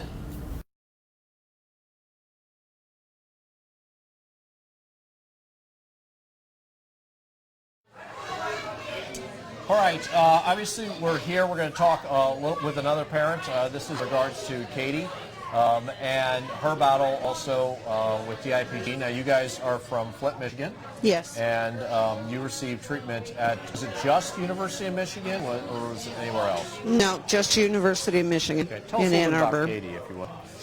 Oh, Katie. You got a picture. We'll hold the picture up here because it doesn't do any good by holding it down flat. True. There. Sorry about that. No, it's fine. This is my granddaughter, Katie. She was 8 years old when she was diagnosed. She was very special, as they all are. all our kids. She was smart and spunky and funny and generous and always wanting to help somebody else and make sure everybody had a friend. So she was a pretty good girl. Well, I can tell you're proud because I went back there and I saw you at your table and you had all pictures all over the entire table. Yeah, yeah. That's a lot. That's a lot of pride. You bring them all with you and set them all out. So you definitely want everybody to know her. Yep. So, now, when you guys were faced with the battle there, tell us a little bit about that in terms of some of the support options or any type of networking that was there at the time. Well, when we first got diagnosed, it was mind-blowing. Didn't know where to turn, where to go, and the first foundation that got a hold of us was the Cure Starts Now. And was it through the DIPG Warrior program, or? Yes. Okay, so that's where you connected with it. Okay. Yeah. And you guys, obviously the T-shirts, the bracelets, everybody talks about that. Yep. Did you use the online element of it to kind of look through options in terms of treatment and things? Through everything that we could find, especially on that part of it. And that's the key to it. I mean, we talk about those other things, but the whole purpose of that program was to allow families that are in the fight to get quick information and be able to just kind of guide them as to treatments that are local to them. And is that how you guys found out about the treatments options at University of Michigan? Yes, sir.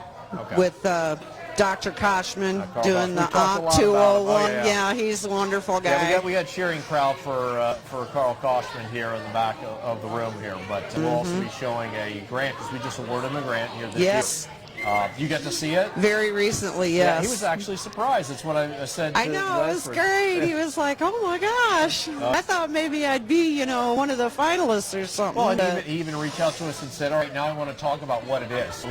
He sat down at the table, went through everything.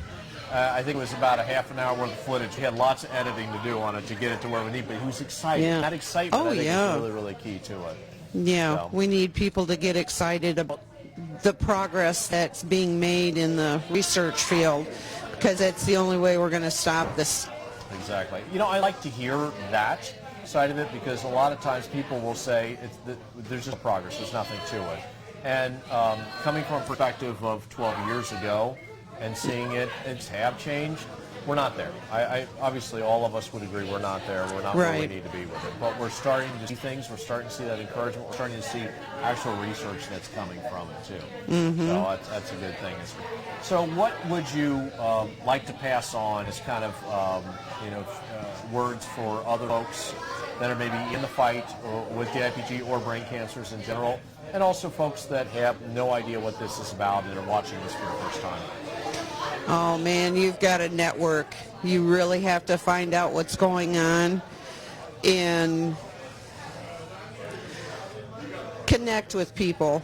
Luckily now there's a lot more than there was 10 ago.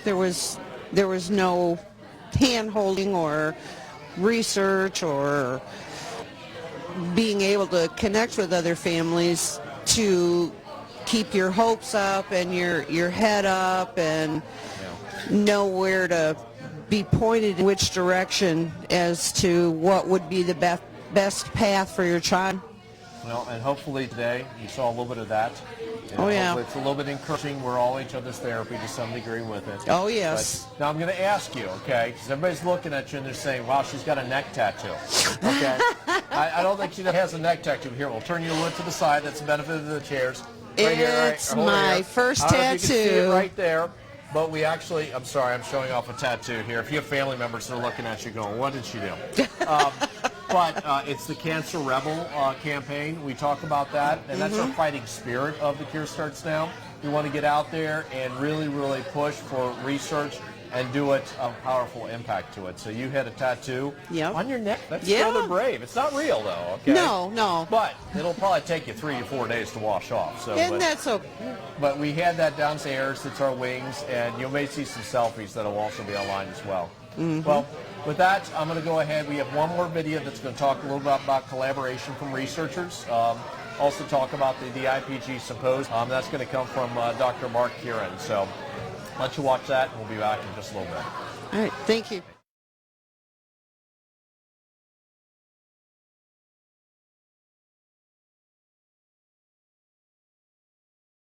My name is Dr. Mark Cure. I'm currently the lead for pediatrics at Bristol Myers Squibb in Princeton, New Jersey. Well, I've been coming to this symposium now for a while, and the most important aspect is to really broaden the understanding, is to get the community to work together. DIPG is a relatively rare tumor. It affects a small number of patients around the world. Bringing all of those investigators into one place, into a unified atmosphere where they can really begin to see not just what they're doing, but what others are doing and how they synergize, becomes a critical, I think, aspect of really moving the field forward. You can really begin to see the way people are beginning to ask questions, talk to each other, and the number of times you hear, what if we did this? And the critical word there, I think, is we, already tells you that the kinds of collaborations that we need to develop are actually happening on their own. The Cure Starts Now has really been the mechanism by which to bring the world together. Again, it's a rare disease. People are spread all over. They're kind of in isolated islands, I think, really trying to work on this problem. And what the Cure Starts Now really has achieved is this more unified, collaborative structure that allows people to work together, to learn from each other, to kind of build on top of what each of them is doing. We all have the same goal. And until we get the entire community together, we're not going to solve this problem. The Cure Starts Now is really the mechanism by which we're able to do that. Having families here is critical, not just because they are fundraisers, but because they bring a unique perspective that, they have lived the experience, they know the difficulties, they have seen the issues of availability of trials, of how to learn from material.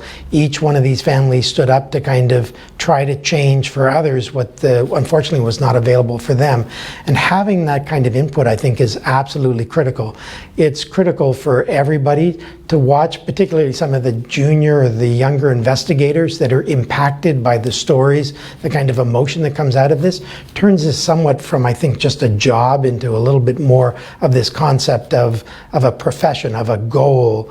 And that family connection, I think, is an absolutely critical part of making it real, of keeping the focus on what it should be, that these aren't just experiments, there are kids on the other end of these that need your help. And the families, I think, provide that connection.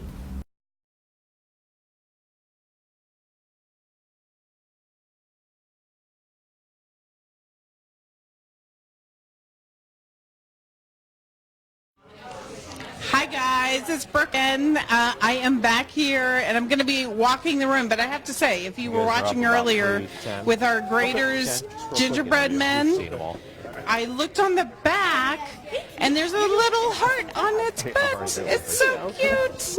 Caught me off guard. Remember, out in December, I think it's next week. So go and get your gingerbread men to benefit the Cure Starts Now. And now I have gingerbread man all over my hands. I wanted to do some call-outs. We talked with some of the families here. I wanted to do some call-outs with our virtual fundraisers. About, 321.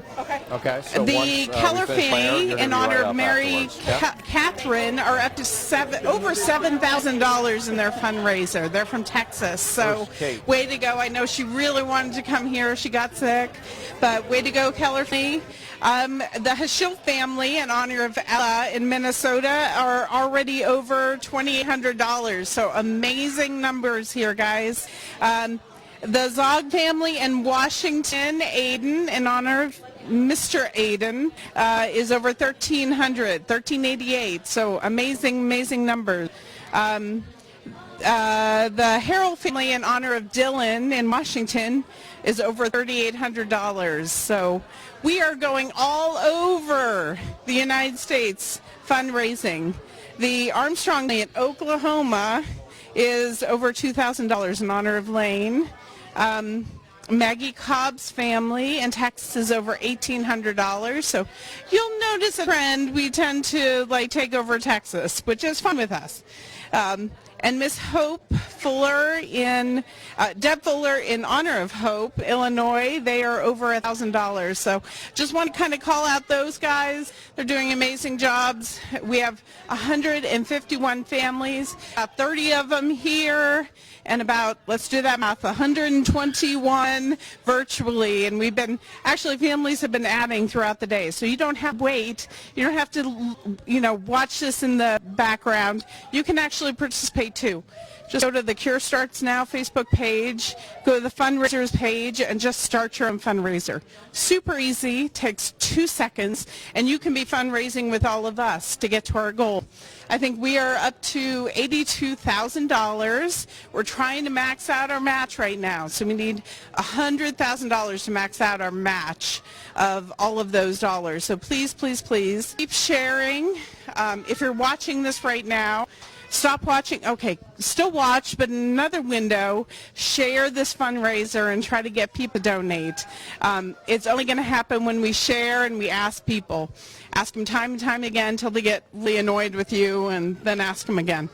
But I wanted to go around the room. We have so many families that are battling right now. They are, it's in my pocket. They are working on these amazing sticks, right? So each family has their own set of sticks that they are painting that kind of represent their family. And we're going to put all of the 151 family sticks together and make almost like a patchwork picture. And you'll see it happen here in the next few hours as we get all of them in. But we're going to make a picture that kind of represents all of our families together. We're going to raffle that off. So for every donation, you get entered into the raffle for one of these pictures. And hopefully, we'll pick that at around 4:30. So if you go on donate, you'll automatically be entered in. And you'll see as these all come together, it's an amazing patchwork picture that kind of represents what this 100 Family Strong is all about, is working together. So I wanted to go around the room and kind of let you see what's going on here, because you may hear the chaos in the background, but we've got all of these families kind of working on projects and working on activities. Each one of them is doing their own fundraisers through different people around, and really trying to kind of get as many people to support them as possible. We have Miss Claire here. Hi, Miss Claire. She's got amazing boots. Look at those boots. Claire is from around Kent, Ohio, right? Yeah. And she comes down here to Cincinnati to get treatment, right? Did you get a cookie? Yeah. Did you eat a gingerbread man? Did you bite his head off first? Yeah. That's a good job. That's a good job. We have some of our Texas ladies here, too. I don't know how I got into the Texas table. Are you feeling it? So we actually have 4 of our Texas chapters here today, and then Hema's also from Texas. Jane's not from Texas, but she wants to be from Texas. 5 from Texas.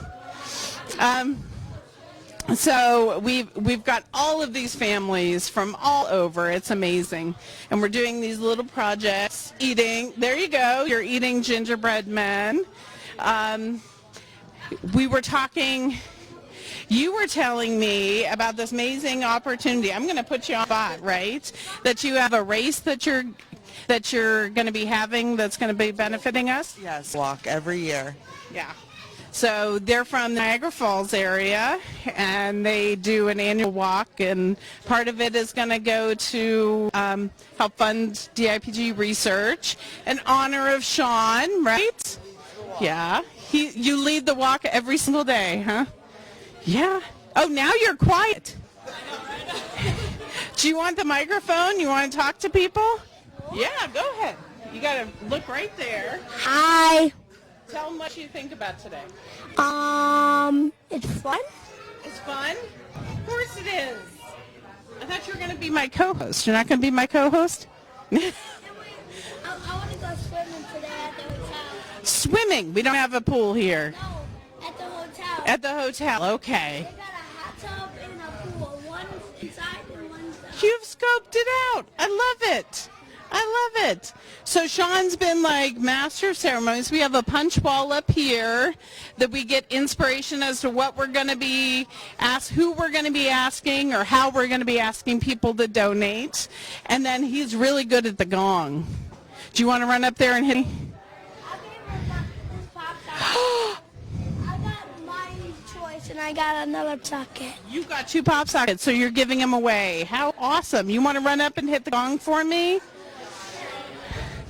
So when people hit their goal or hit amazing guidelines, he's going to really scare the people in back of him. Watch this. Watch this, everybody. Oh, you weren't supposed to warn them. Okay, go ahead. Go ahead. All right. Get it, John. Get it. So, get it. What?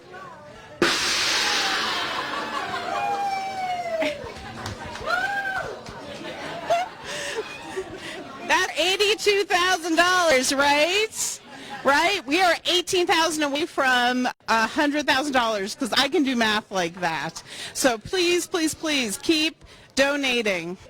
Our goal is $100,000. When we hit that, we can max out our match from our 3 amazing donors, so please keep doing that. I also mentioned as you donate, you'll be included in a raffle for this huge picture that includes all of the families' sticks that they've done to represent their families, so that's amazing as well. Let's go over here, see if we can talk to some other people.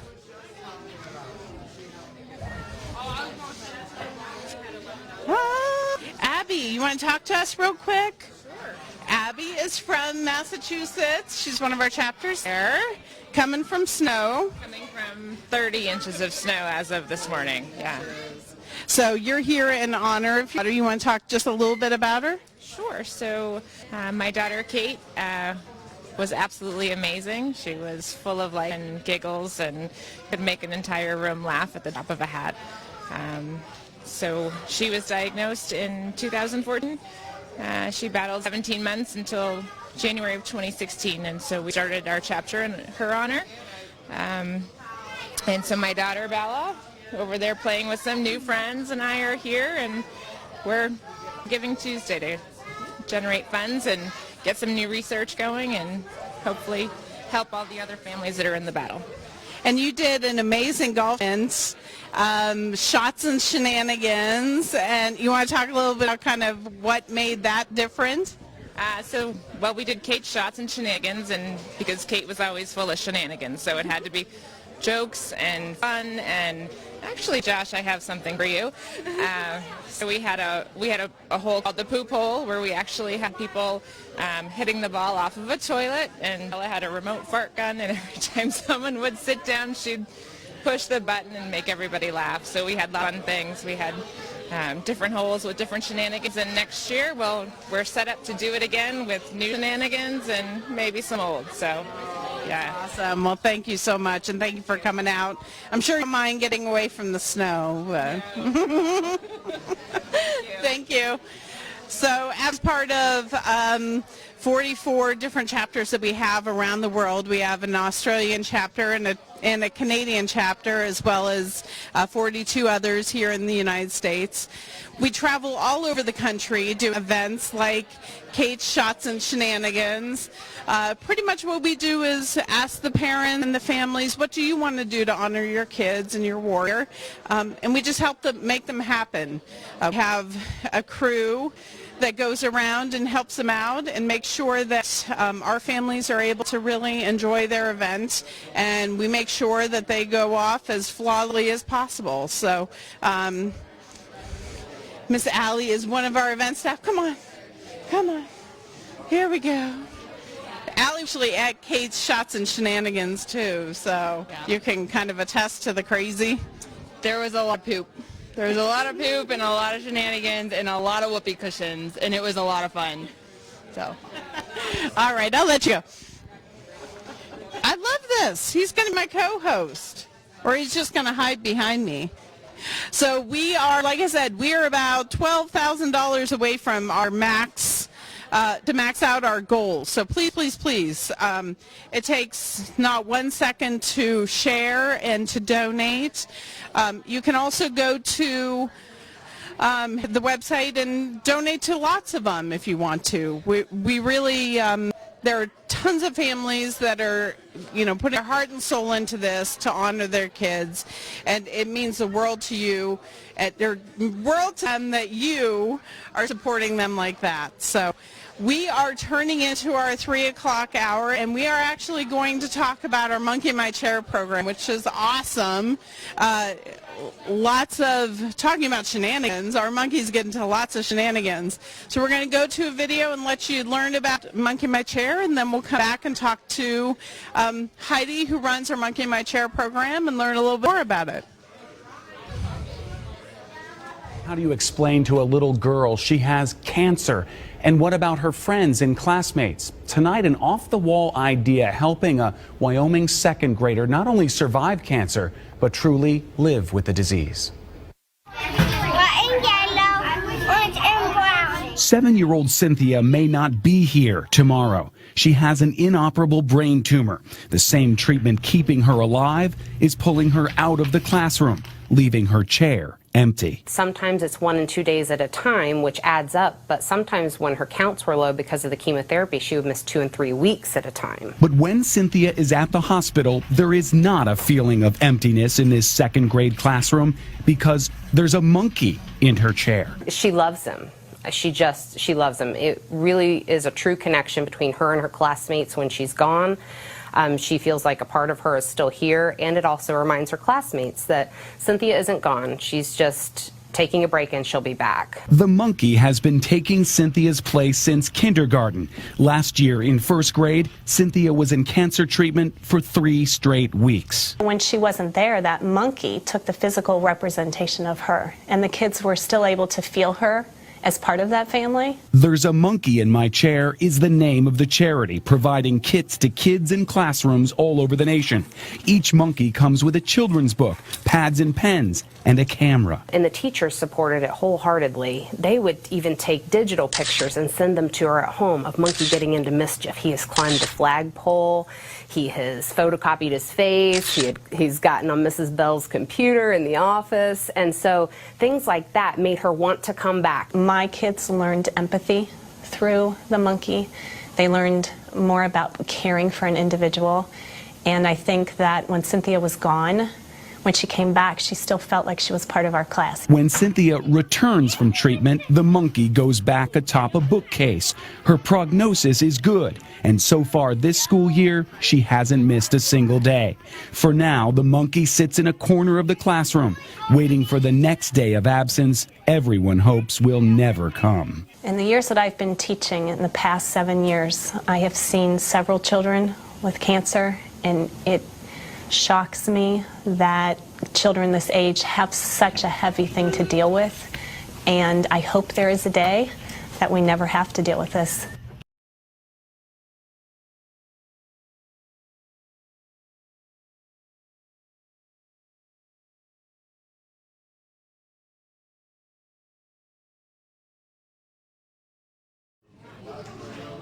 All right, fantastic. If you've just joined us, you've seen, obviously, about a program a lot of people have been talking about today. That's Monkey in My Chair program. I have Heidi Fire-Smith with me here, and she is also not only a mother, also on the Cure Starts Now team. And you and I and Brooke kind of connected a long time ago. Yeah. More from anything else from the inspiration of your daughter. If you first want to talk a little bit about Chloe. Sure. And, sure. what kind of brought you to the call? So Chloe was diagnosed with DIPG in November 2006, and she battled for 11 months, and she passed in October 2007. So going through that, I decided that I wanted to do something to give back to other families. One of the things that was really helpful for us was the hospital giving Chloe a little bear. Well, big enough to sit in her seat at school. So we called it Chloe Bear, and Chloe Bear went to school whenever Chloe couldn't go, and kind of kept her connected with her classmates. And Chloe Bear had a little backpack, and so that backpack would collect notes and pictures and things like that her classmates wanted to send to her. So it was really important part of our journey with when Chloe went through her battle, and so I knew that something like that could be beneficial to other families. So Chloe loved monkeys and she loved school, so I thought the best way to honor her was to create a program that integrated monkeys with school. So now, should she collect monkeys, when obviously she's in the battle, but obviously would as a child too? Or? Oh, absolutely, yeah. Monkeys were her thing, so everyone knew that, and so they'd always gift her with different stuffed monkeys. I think her collection was well over 100 stuffed monkeys. Oh, okay. So, and everything on her clothes was monkeys. So, it was just monkeys everywhere. So, yeah, it was just her thing, and so, and the name, There's a Monkey Chair, just kind of came to me one day, and so I feel like that was Chloe speaking to me and letting me know this is what you need to do. And help other kids and keep them connected with their classmates. So we decided to make it into more of, not just a backpack, but, let's write a children's book. Of course, we had to find the perfect monkey, which we did, and so he's big enough to take a seat in the classroom, and he comes we with a also little have banana. the little monkey in a bag here, because in other words, that one would never make it to school. If the kids love the monkey, and they have to send the monkey to school, then they still need monkeys. So we have a miniature version that the child can keep with them. And there's a book that I wrote and was illustrated by Chloe's classmates. And it talks about how there's going to be a monkey in the seat or in the classroom. And it kind of opens up that conversation between the teacher and the kids, and it allows them to kind of answer those difficult questions about how their classmate might start to look different and things like that. So we did it very intentional to kind of help that classroom ease into those hard discussions. Well, and that was really the appeal, I guess, the connection that we had together early on was we had saw this and went, what an amazing idea. And you really established that connection. And obviously, in the video board, you review the kit, you go through the items on it.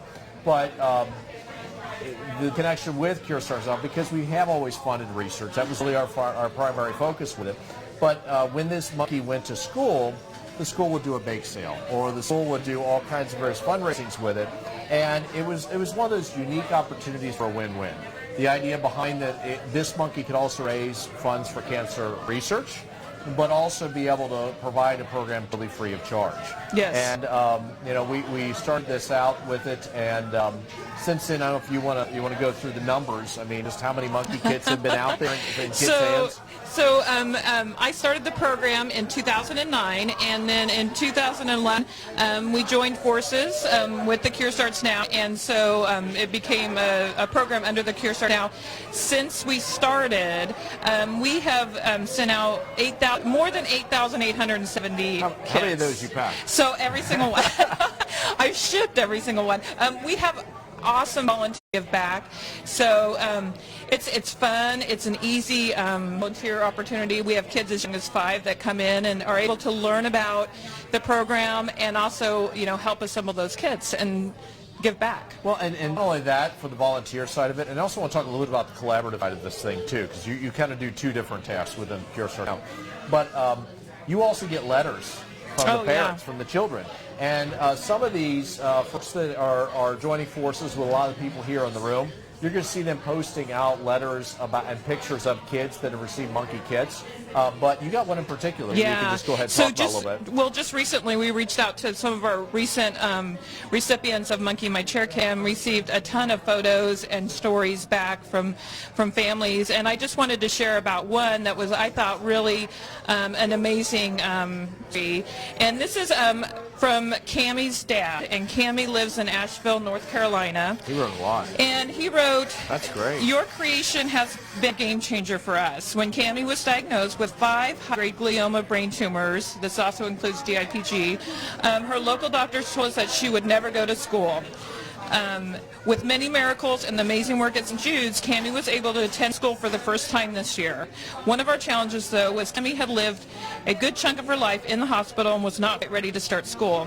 In fact, she was sent home from school on the very first day as she was having a hard time in her new environment. However, once Bananas the monkey and his smaller companion Coconut entered the classroom, things changed very quickly. During our next monthly trip to St. Jude's, Cammie's class embraced Bananas the monkey and began giving her updates on what was happening back in class and sent her several pictures to make her smile.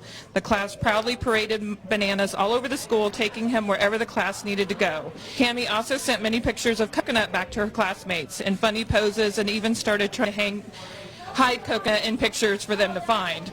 This back and forth between Cammie and her classmates helped cement friendships, put smiles on everyone's faces, and most importantly gave Cammie a sense of normalcy and consistency between the two worlds. Cammie now loves school, and she and her classmates continue to have great fun in the adventures of Banana and Coconut. That's cool. So, and that's why we do what we do, because if we can kind of bridge that gap that these kids, so many of these kids, they're diagnosed and they don't make it back to school. And so they're gone months at a time, and to have that tangible item in the classroom so their peers can have something to hold on to and keep them connected. They don't feel isolated. It's just, we've just had wonderful feedback from families, and it just inspires me every day to keep doing it. Even today, we learned about, what was it, Steph Curry was one of the monkeys' names now, I heard today. Yeah. And these kids, they also follow. So, sometimes in the situation, if the child passes, the monkey also continues sometimes through the schools, and it's absolutely. It's nice therapy. We've had monkeys that have been in a classroom, and unfortunately the child has passed. But the school has kept that monkey along with those classmates, and even we had one go through a graduation ceremony recently, and so that's just really heartwarming to know that the family still feels like the school is remembering their child. And so, because that's a big deal for families, like you miss your child, but you also want your, all their friends to keep remembering them. Just having that monkey there has been that for so many families recently. Well, I want to transition a little bit, okay, because obviously when you started as a separate foundation. And I believe it was Brooke that reached out and said, we really got to get together. And then we finally got together. But you continue also with Love Chloe Foundation. And so you wear a kind of a different hat within our organization. In that the Love Chloe Foundation, which is still around today, yes, also continues to be what we have as a DIPG collaborative member. And just a quick understanding of what that was is that in the beginning we were funding research. A lot of foundations couldn't find the research. They couldn't find anything on DIPG. They couldn't find anything cutting edge. And so they started sending money to Cure Starts Now early on and said, you can spend this money better than we can. Yeah. And that's great, but we wanted their partnership. And so we formed what was called the DIPG Collaborative. You've seen the logo a few times in some of the videos. But Heidi actually runs and coordinates the DIPG Collaborative, which is now how many foundations are a member of? We've got 30 partner organizations. Okay, including Cure Starts Now. Yes, yes. Yeah, and it runs all over the entire country, and that's really, really neat because it's just chapters. What we're about is we're not just about doing it under our name. We're about doing it in a manner that doesn't have duplication and is very efficient research. And so the powerhouse of this has been wonderful and thinking a lot of things, but also expanding the network of the charity too. Well, one thing, we do operate Love Chloe Foundation, but we're not a huge organization, so we don't raise enough money to fund our own grants. We raise enough to contribute to a bigger pool of money and to help fund those grants. We also didn't want to have to our own medical advisory council or just send money to a hospital not knowing what was going to happen to that. So when we came across the collaborative, we knew it was a win-win for us because, if we had $25,000 to put towards research, I want that money to go with 30 other people's money for research and make a bigger impact. And we don't want to be funding the same thing someone else is funding. Exactly. And Cure Starts Now matches everybody that donates to it. We've been doing that since, oh my goodness, what is it, 2012, 2013? We actually typically go higher than the amount. We at least double it, but usually it's like 3-4 times, which is great. So it's more impact. It's a better way for foundations to really get involved in a lot of grants that they otherwise wouldn't have known about. And so from even a small foundation or even a bigger foundation. It's a great concept that's actually, there's a lot of bigger foundations now going, oh wow, that's a good idea. We've been doing it for almost 8 years now. Yeah. So it has roots in our organization, and she doesn't. It also, the collaborative also forms an amazing network with other organizations, so you can learn from other organizations, and I mean, some are small, some are big, and we can all learn from each other and connect with one another. Exactly.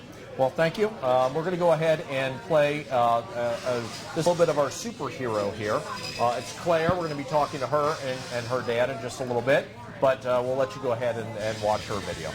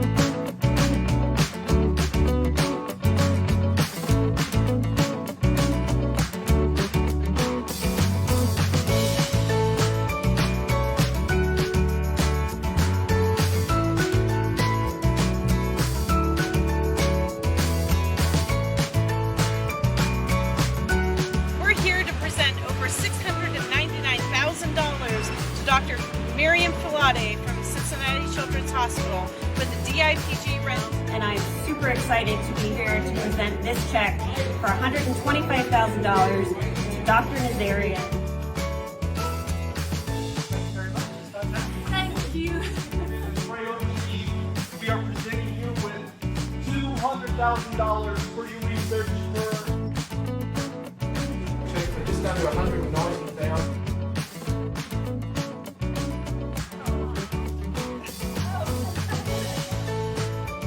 Whoa, it's worth the fun. Whoa, it's really. Yeah, I can see it. Whoa. Oh, this is really fantastic. Thank you very much. This is kind of a.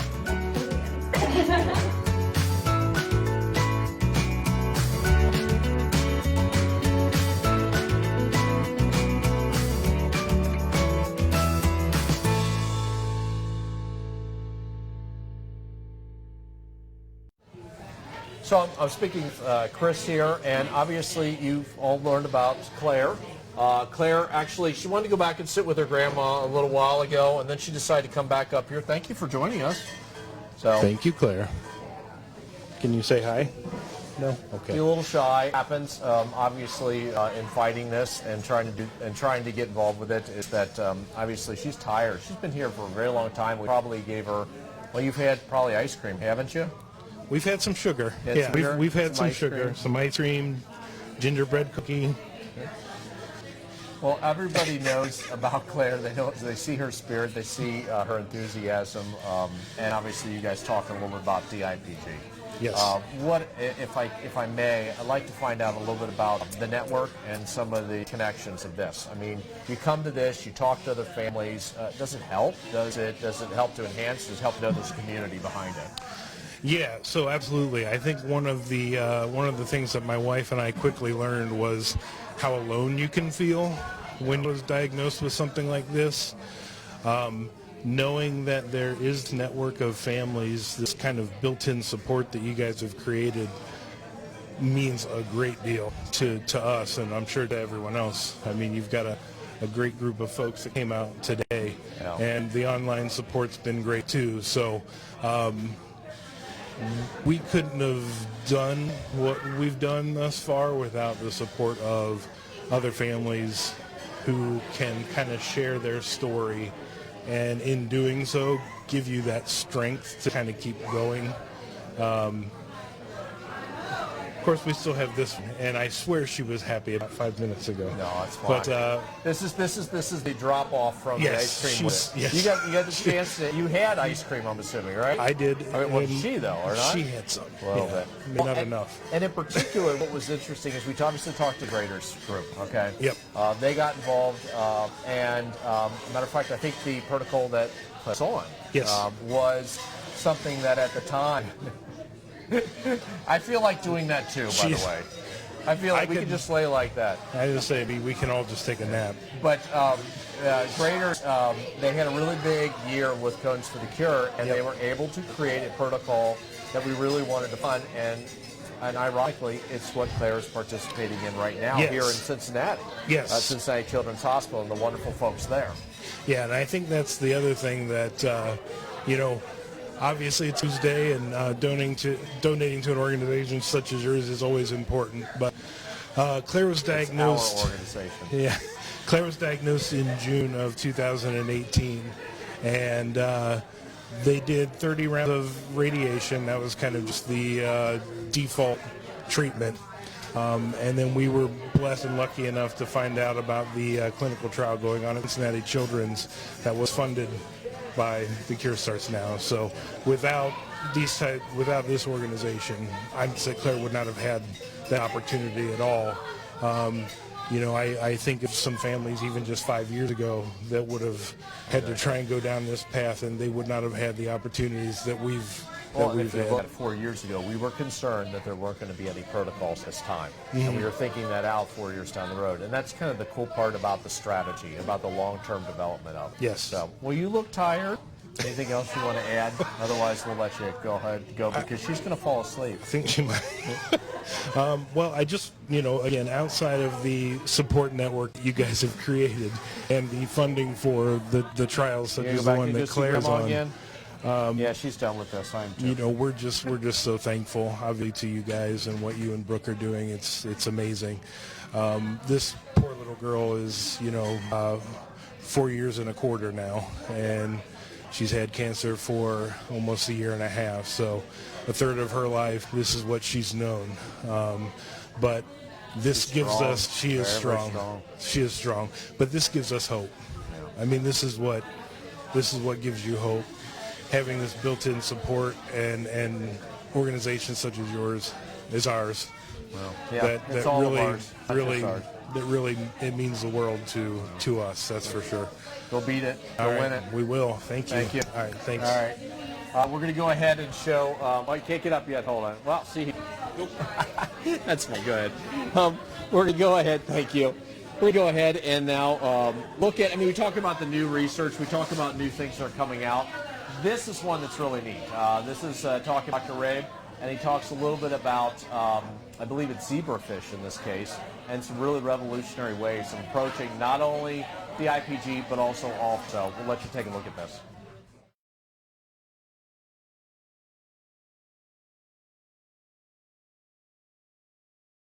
Dr. Eric Robb. I work with Johns Hopkins. As you heard, it's really a chance to actually make a difference for patients by accelerating drug development. So that's really what it's about, is to try to get new therapies to patients faster.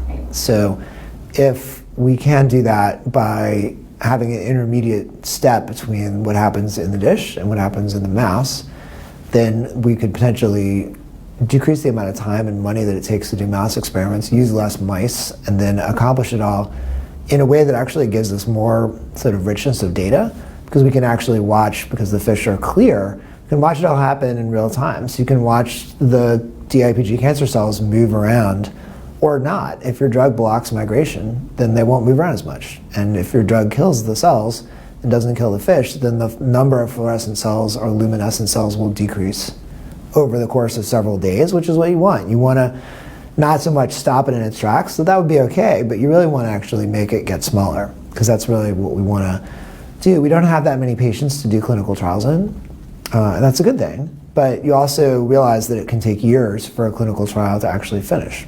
So you would prefer to try to do clinical trials with drugs that actually give you the best chance of making a difference for the patients. The more that we can tie together the people who are working in DIPG, the better. A lot of us know each other already, but there are others who are new to the area who are coming, and that's really exciting to be able to see the progress that's been made.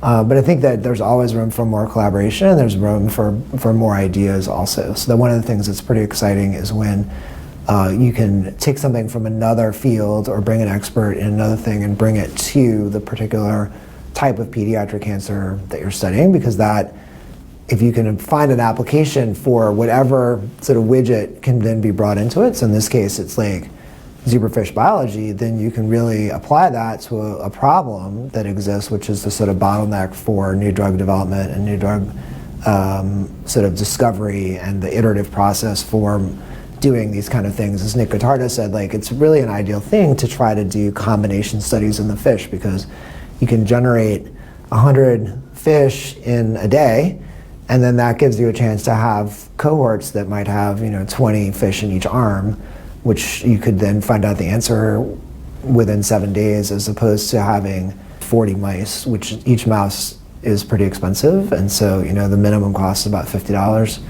So you're really getting into the thousands of dollars very quickly for those kind of things. So I think a fish, because they can generate a ton of eggs really quickly, and then the next week you can mate them again and they can have more eggs, that makes it so that you could really, in a fairly inexpensive fashion, really move things forward. So this research wouldn't be happening without the Cure Starts Now, because they've provided this critical funding to move this project forward. And so we wouldn't have been able to develop the models that we have in zebrafish and to do some of the really interesting experiments that we've been able to accomplish without funding from the Cure Starts Now.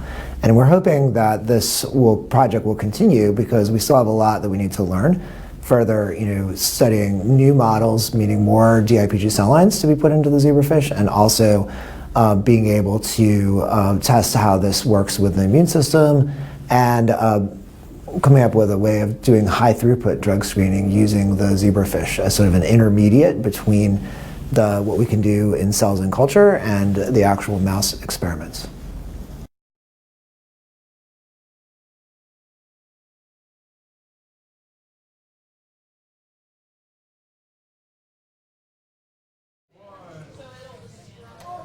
Obviously, that you look at some of the research, you look at Dr. Rabe's research on zebrafish, and it illustrates exactly what we've been talking about all along, that home run strategy, the idea that this forces us to think in totally new ways about cancer, and we can learn from it for all cancers out there.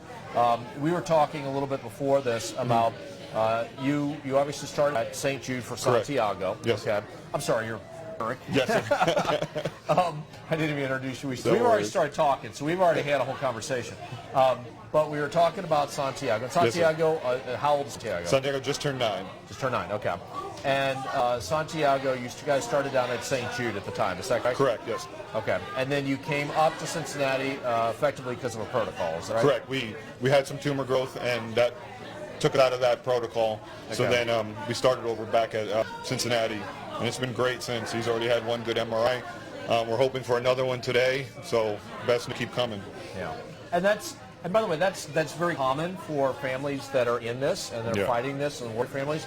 We have a tendency of always having to keep an eye on what's the next thing, what's the next step with it. And so the promise of today and what you guys are doing is helping us to fund that next step. Yes. Because we have to plan it nearly 4 years down the road with it. You guys are on a trial, I think it's a PBTC trial. Yes, sir. And that's something we kind of support in a different way. I'm involved through Pediatric Brain Tumor Consortium and the steering committee, and Cure Starts Now actually is a funding element of that. So we do it in that way, but really wherever those trials come from, we want to make sure we're thinking about those next steps. So tell us a little bit about Santiago, if you would, and kind of a little bit about your guys' journey. Santiago's been an energetic 9-year-old, crazy boy, loves soccer, loves family. When this all started, we noticed some slight changes in his activity. Immediately took him. And this was how long ago? Exactly a year ago, almost by the day. So right after Thanksgiving is when we had our diagnosis, and then actually on today, last year was our first day in St. Jude. St. Jude was amazing to us. It's for everything that you guys are doing here, it's exactly the same, where they fund it to quit my job in order to take care of my son. So that was a huge relief for us. St. Jude was great. We did it for about 8 months, and then unfortunately due to the protocol, and he during that time got back to almost completely normal, and it was great. It was a good time. We know that sometimes happened due to radiation and some of the treatments. The honeymoon period that people talk about, where everything goes away And then sometimes we start to see it come back with Correct. that, and you kind of repeat the same stage you did in the beginning, which that's correct. I imagine that's tough. I mean, obviously we went through the correct same thing and tough ourselves. on him mentality-wise. It's been good that he's got a great support system around. Between our family and all the friends, our community has been amazing. People like you all who just come out of nowhere sometimes, it feels like, and just put you on this is huge. And that gave us the energy and the ability to keep looking. So we didn't quit. We won't ever quit. We take that same spirit to Cincinnati Children's, where we're at now. He is doing well. A lot of the symptoms we see now are more from the necrosis due to the radiation. Well, you hit some good news, like Correct. about a week or two That's ago. tumor shrinkage is the best news you can hear. That's exactly right. That's a Christmas present. I don't need anything else. And that's a great thing for him too, because that's something positive we can tell him about. We do try to keep it limited to what we tell him, but when there's good news, we share it with the world. And he's here. We've exceeded a year. We exceeded expectations, and every day we do that just because of the good attitude, prayers, and people all over the place. Yeah. Obviously, talking about this, you've had a chance a little bit to go ahead and talk with some of the families and Sure. everything else there. Do you find this help? No. There's also on the other side of it, a lot of families have been in the fight. Do they look at this and kind of go, oh, do I really want to get in it? Do I really want to connect in it?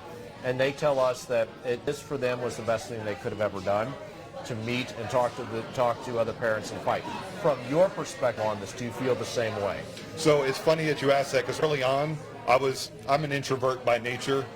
Like to keep to myself, to my family. So when this happened, it was difficult for me to kind of reach out and speak to people. Being in St. Jude and staying at the Ronald McDonald House, we had a lot of families. People kind of inundated us. It took a little while. They do, don't they? They Yeah. do. And That's the same thing we had too, and we just were like, leave us alone. We were trying. But it was our a best. good thing because it built this. And so we met some amazing people, and because of that, that has started this network for us where we have people we can talk to. And even if it's just a father to a father, just, sometimes it's hard to have a conversation with your wife about what you're going through. To talk to another father, either actively in the fight or who's been through the fight, it's huge. We did have some connections that we made throughout this time that are going to be lifelong friends. And because of that, they're still always contacting us. They're still always asking us, saying prayers for us. It's huge. So sometimes we kind of cower around it. It's the best thing in the world to meet up with people like this.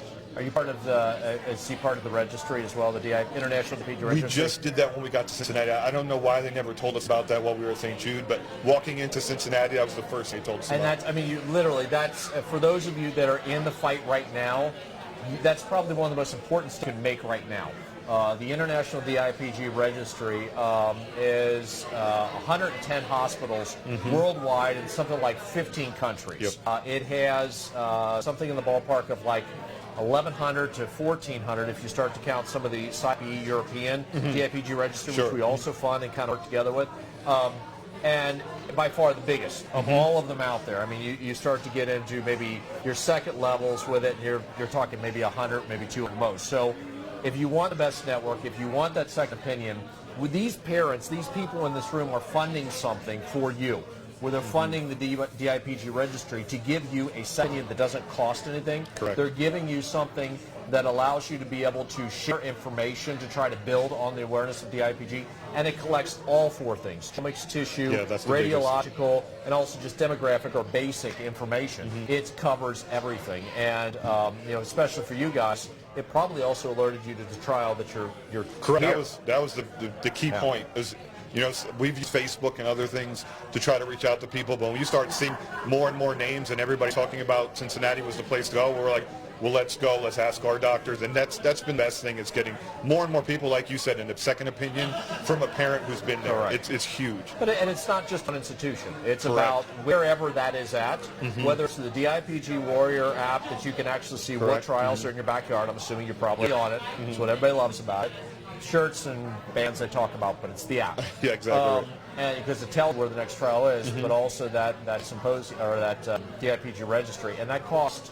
I think we probably spent $3 million doing it. And it's amazing. there for the parents. It's there for families just like you. It's a resource. We need as many as we can get. It's huge. Absolutely. Well, I appreciate you talking to us a little bit. Thank you. Thank you for all of this. Thank you for coming out and supporting this. No, anything I can do. Thank you, sir. Thank you, Santiago.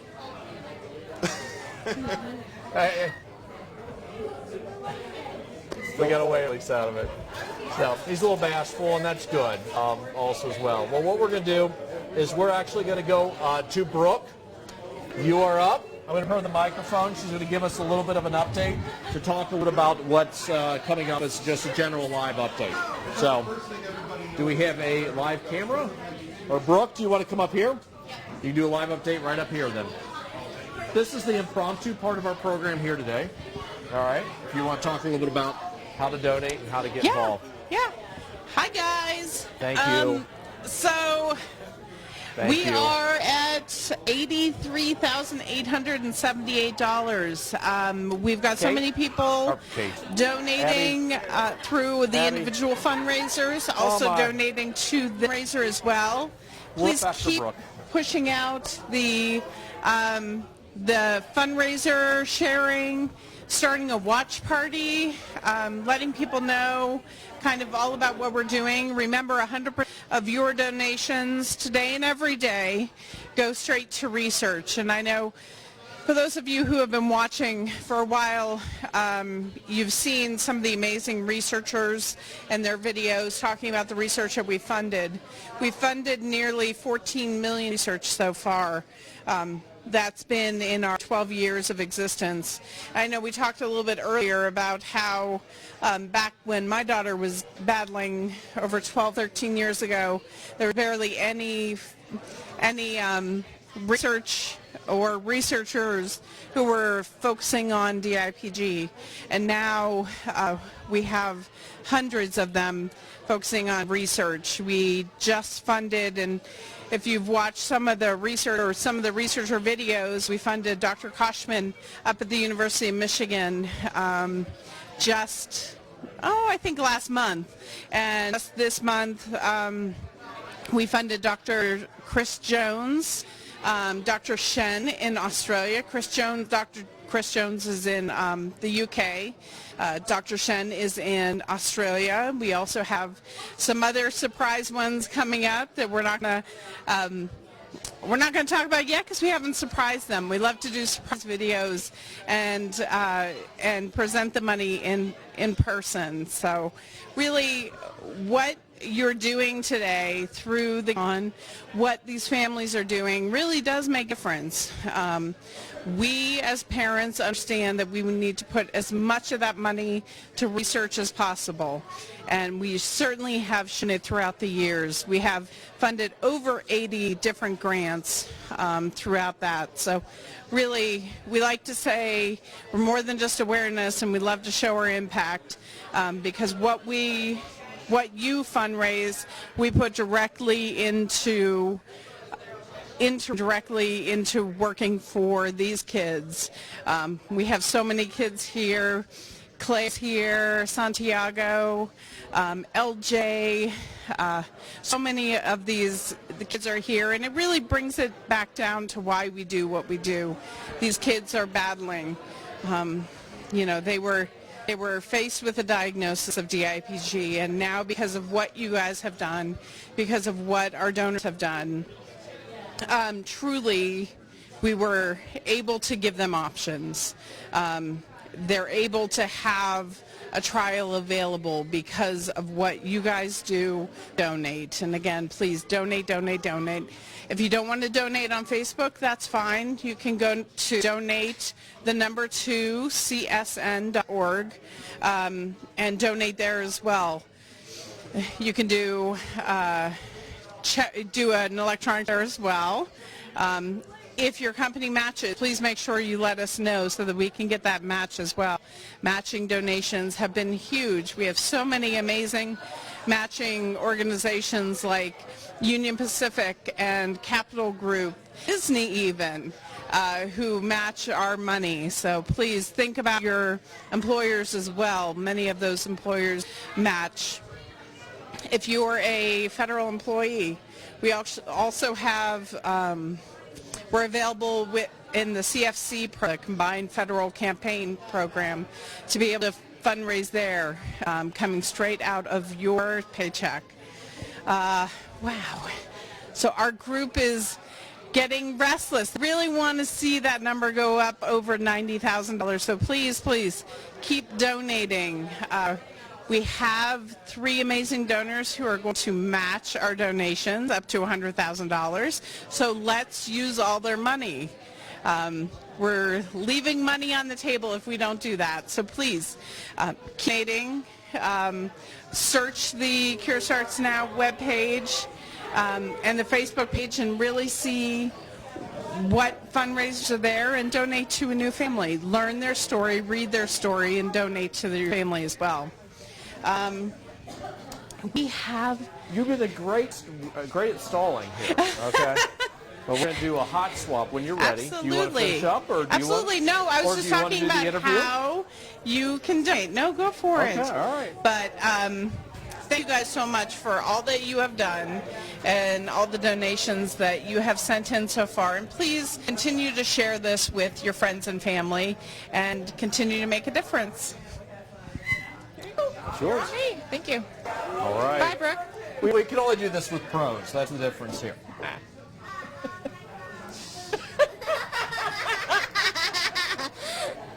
So, as soon as I felt it, I didn't know what I was sitting on. I thought it was glasses or something. Kate, that was courtesy of Kate, just for you. That was Kate? That was Kate. That's the moments, huh? So you set this up. Was it you? Oh, okay, he was funny. I should have sat all the way then, if that's the case.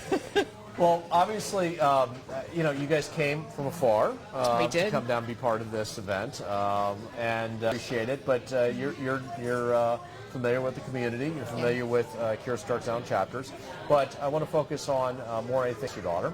Sure. If you could tell us a little bit about her, a little bit about her battle when you're diagnosed, and so forth, if you would.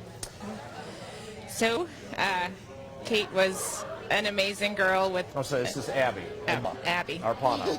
Okay. Hi. So Kate was an amazing girl, full of life, full of compassion, full of spirit, loved shenanigans, as you can tell by the whoopee cushion.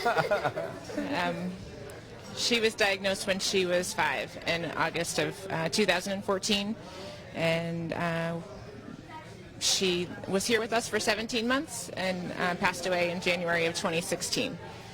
Well, you guys, that fight, and you continued it. Obviously, you assisted also with one of our other chapters for a while, and then said, you know what, we need to do this, and we need to commit to it. How was that journey for you, and what did it help being part of that community of Cure Starts Now chapters? So I guess after Kate passed, it was that she passed in January, and I think it was in May or June, Frank of Southern New Hampshire had a run, and I felt a pull to go and meet our families and help out with their cause. And then we worked, a friend of mine, myself, worked his golf tournament that fall, started getting into it, realized what a great community the CSN is, and all that we do, and all the good that the fundraising does. So I think it was last year, Kate's birthday, so I've been going back and forth on whether to start a chapter for quite a while. And Kate's birthday of 2018, Brooke sent me an email, and I woke up to the email, and that was our sign that this was the right thing to do. So, well, and what it does is obviously brings a meaning to some degree. Sure. I think it also gets all of us involved, but it's tough. I mean, getting involved, actually doing something, and putting on a first fundraiser is not easy. Okay, I mean, we do the same thing even with our gala and everything else. Yeah. I mean, there's not a day that Brooke and I don't wake up and go, we don't want to do this. But seeing this and being around these families and like that, you realize it's something that it's kind of a dedication there as well. Absolutely, and it's important to continue her fate and make things better for other families in the future, and honor her memory. And exactly. I have to say that we have an amazing community of supporters, family and friends that just surround us with love and support and fundraising, and we are beyond grateful, forever thankful for everyone that we have behind us, because we don't do this alone. Yeah, exactly. Yeah. As evidence here today. Yep, There's quite a absolutely. community here It even is. today with it. So I see you're wearing a Cancer Rebel shirt. So were you the winner of that today? Because I saw there was a competition for today. No. No. All right. Well, you really just kind of you really got to help me out in these interviews. So, did you get to go downstairs and actually pose and do the selfie with the wings behind you? Yeah. Did you? Okay, so you can actually look at it and see, and you can see your wings behind it. But Yeah. Cancer Rebel campaign, and I also see you obviously have the tattoo as well.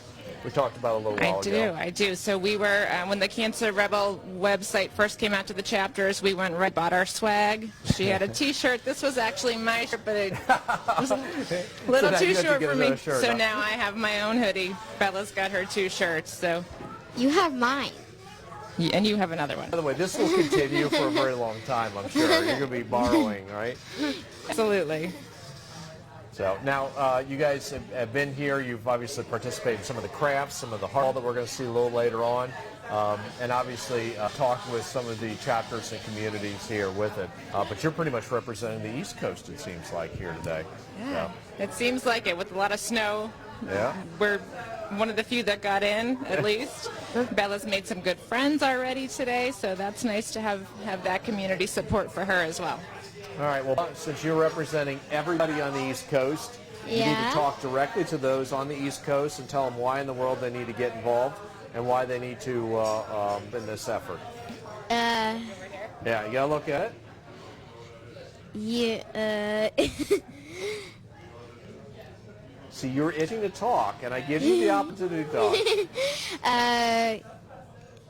You should donate to DIPG because it will help all families in the world not to get this horrible disease. Good job. Exactly. Says it better than me. So, all right. Well, thank you guys for coming out. We Thank you appreciate for it. having Anything else us. that you want to say? We're happy to be here. We're happy to be helping to raise funds for research. Yeah. Well, and All that's, right, let's make that $100,000 goal. well, and you're going to see also, we're going to play a video for you here next up, which is Maria Sully. And you've probably seen a little bit of that. Maria is one of our most enthusiastic researchers that we have. But Cure Starts Now is not just about funding something here, funding local.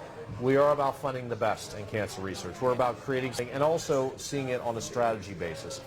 Maria Sully and her research there at Sydney Children's or the CCIA there in Sydney, Australia, is evidence of that as she to take it to new levels. And so we're funding completely across the other side of the globe to try to get things done. And this just really kind of goes back to all the things that you saw in it and we all see in it to really make that cure. So we'll go ahead and play that so that everybody can see Maria and her enthusiasm for her new grant. So. Obviously we're at Sydney Children's Hospital, and we're here to talk a little bit about the research that we're funding with Cure Starts Now, and to frankly show you what the results of that are. I want to introduce Maria Sully. She is a researcher that has focused on DIPG, and obviously we have a little bit of a surprise for her. So if you want to come on in, let's go take a look. Go ahead. Thank you. Hello. I'll let Barry and Ren go ahead and take it away. There you go. There you go. Let me show it to you first. Oh wow! My There you goodness, go. that's amazing. For the grand sum, That is a big check. $246,604. Thank you so much. So well done, officially on behalf of the DIPG Collaborative, of which you have Keith and Ren and I here today. But specifically as well the Australian members, which is obviously the Cure Starts Now Australia Cure Brain Cancer, and our newest member, Isabella Marcus Foundation. So it's a collective effort, folks. Thank you so much. And should be remembered too, primarily driven by parents in the background. And again, that's what sets this money apart. It's been there's a lot of sausages cooked and a lot of tins rattled on, to empower you folks. So, Well, thank you so much. Thank you. Extremely well deserved. Well, thank you very much. Maria, what are you going to do with the money? You have to give us in 10 words. What are you going to do? I'm just going to go straight to the lab after that. This is like she won a lottery is what you're talking about. No, we're going to actually get a tour of your institute and what you guys are doing, because that's part of what the collaborative and also Cure Starts Now is about, is really focusing on the research no matter where it's at, the most innovative research out there. And there's a lot of really great things happening at this institute that we like people to be aware of, because we think that it makes a difference not only in DIPG but in cancer research as a whole.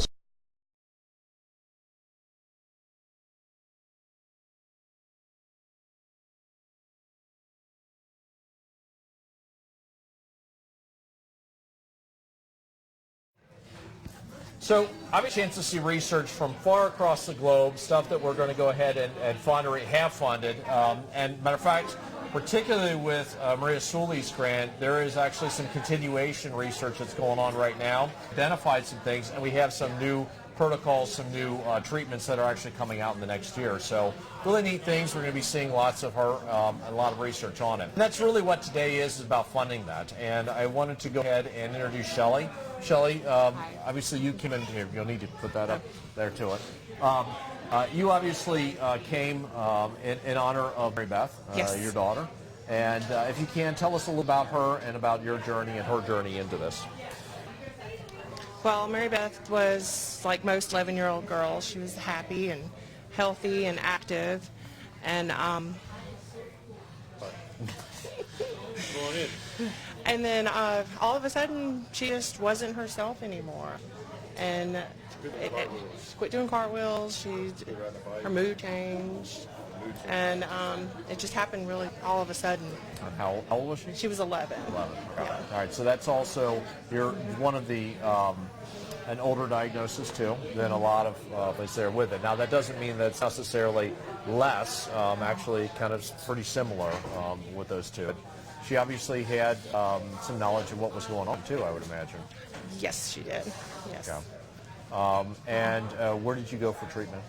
We went to Cincinnati Children's Hospital. Okay. And how did you find out about Cincinnati? How did you find out about this treatment options? Well, our oncologist, who we saw when she was diagnosed in Mobile, she put us in contact with several doctors. We came up and we met the doctors here in Cincinnati, and we just knew this is where we belonged. Now, you obviously are wearing her shirts, okay? The DIPG warrior, you got to point so they can see. Otherwise, all they see is her shoulder. Sorry. But the DIPG warrior campaign, you guys enrolled in that.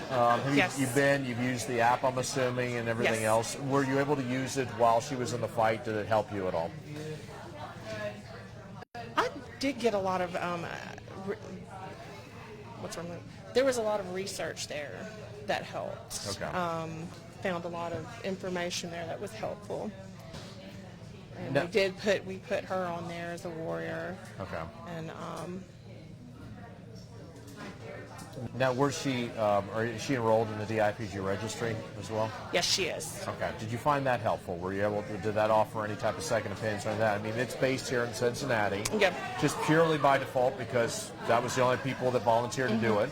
Everybody looked at us in the room when we talked about it in 2011 to do it. And Cincinnati and Dr. Mary Filati was the only person that said, okay, I'll take that on. And Yes. everybody kind of looked and said, really, that's not going to work. So it's Yeah. changed a bit. Yeah, she did tell us that there's still nationwide, there's not a lot of hospitals that do participate in it. Actually, we have 110 hospitals. Okay. So it's actually easier to kind of count the ones that don't than the ones that do. We have actually, there's much less. I think it's like 2 in the entire United States. So the network has grown, and the nice part about it is it kind of gives us the data. Also gets you second opinions and things like that. And the oncologist who did refer us up here, she said that she participates. She's on the registry too. Yeah. So. And that helps because especially where you guys live, there has been a lot of diagnosis. I mean, you've probably seen the stuff where everybody says this is a mass of DIPG diagnosis and everything else. So you heard that, I'm assuming, or? Yeah, we already knew what DIPG was before Beth got diagnosed. Okay. So.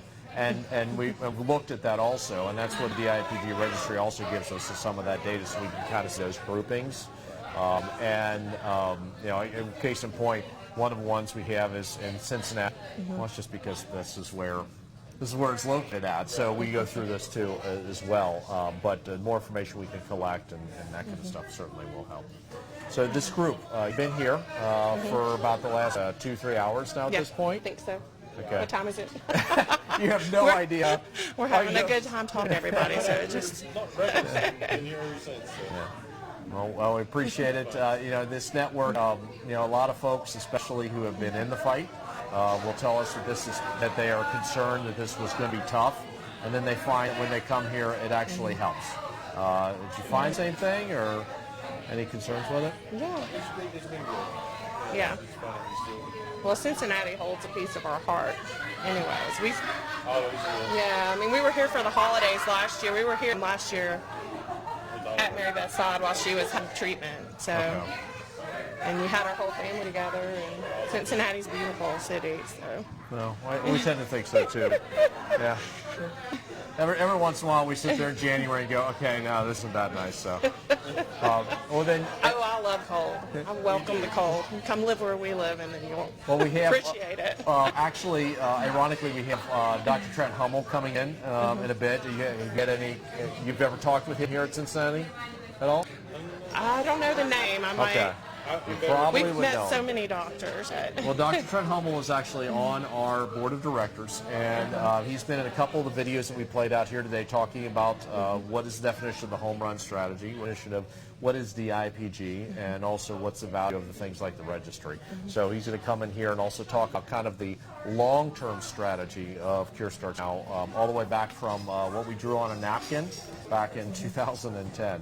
And kind of where it is today. But anything else that you want to add or tell us a little bit about Mary Beth before we close it? There's so much to say. Yeah, there's so much. She is not letting you have the microphone, too. I noticed that. It's probably better this because I ramble too much. But no, it's been a long journey. It seems you look back now over the last year was the biggest thing is time. But she was always worried about helping the next one. She wasn't worried about herself ever. She went into this knowing she was the first child on this study drug. She was one of the first children in the trial. She wanted to make sure that she was helping the next one in line. Yeah, she knew it wasn't. But she knew she was going to take part in finding the cure, and that's what's important to her. And that's what's important to us. To make sure we find something to cure these kids. I wouldn't push this on anybody. No. To make sure that we can do anything for these kids here would be the best for me and her. I know that's what she would want. So it's amazing that our kids seem to be wiser than we are a lot of times. Oh wow! In that respect, yeah, that's where we got our strength from. Is from her. I agree. Honestly, with her and the other ones, I don't know where we would be right now. Well, she brought our whole family closer together. That's for sure. So that was always her biggest thing, was to make sure that she was helping the next kid in line, and hope we find a cure. Yeah. We appreciate you making, her legacy, this legacy. Cure Starts Now is not our charity, it's our charity as a group. And we appreciate your help in trying to build that up and help these next kids. Yes. Thank you. Thank you. I'll just shake your hand. Thank you. Thank you. Thanks.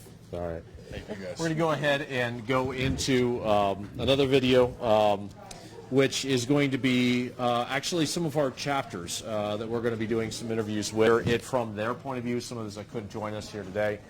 In particular, our Indiana chapter of The Cure Starts Now.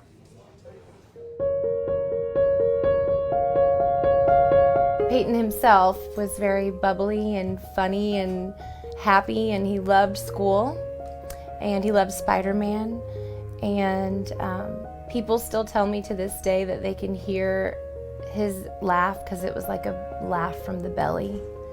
And when they tell me that, it brings tears to their eyes because, of course, they miss him. And when Peyton was alive and after he was diagnosed, people would come to visit him to try to cheer him up, but it ended up being reverse.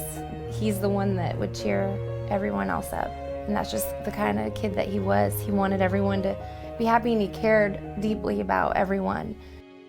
We did not know of any foundation or any charity that did anything for DIPG, and we finally asked our doctor or maybe our social worker, I can't remember, and we said, is there any foundation out there that does anything for DIPG? And they said, actually, yeah, and in a couple weeks there's the DIPG Symposium, and you'd be welcome to go, and it's they're called The Cure Starts Now. And so John and I, we went, and I was actually pregnant at the time with our daughter, and we went expecting to hear about new trials and treatment and a cure, and we met some amazing families that knew exactly what we were going through, but they had this look in their eyes when they found out that our son was still alive.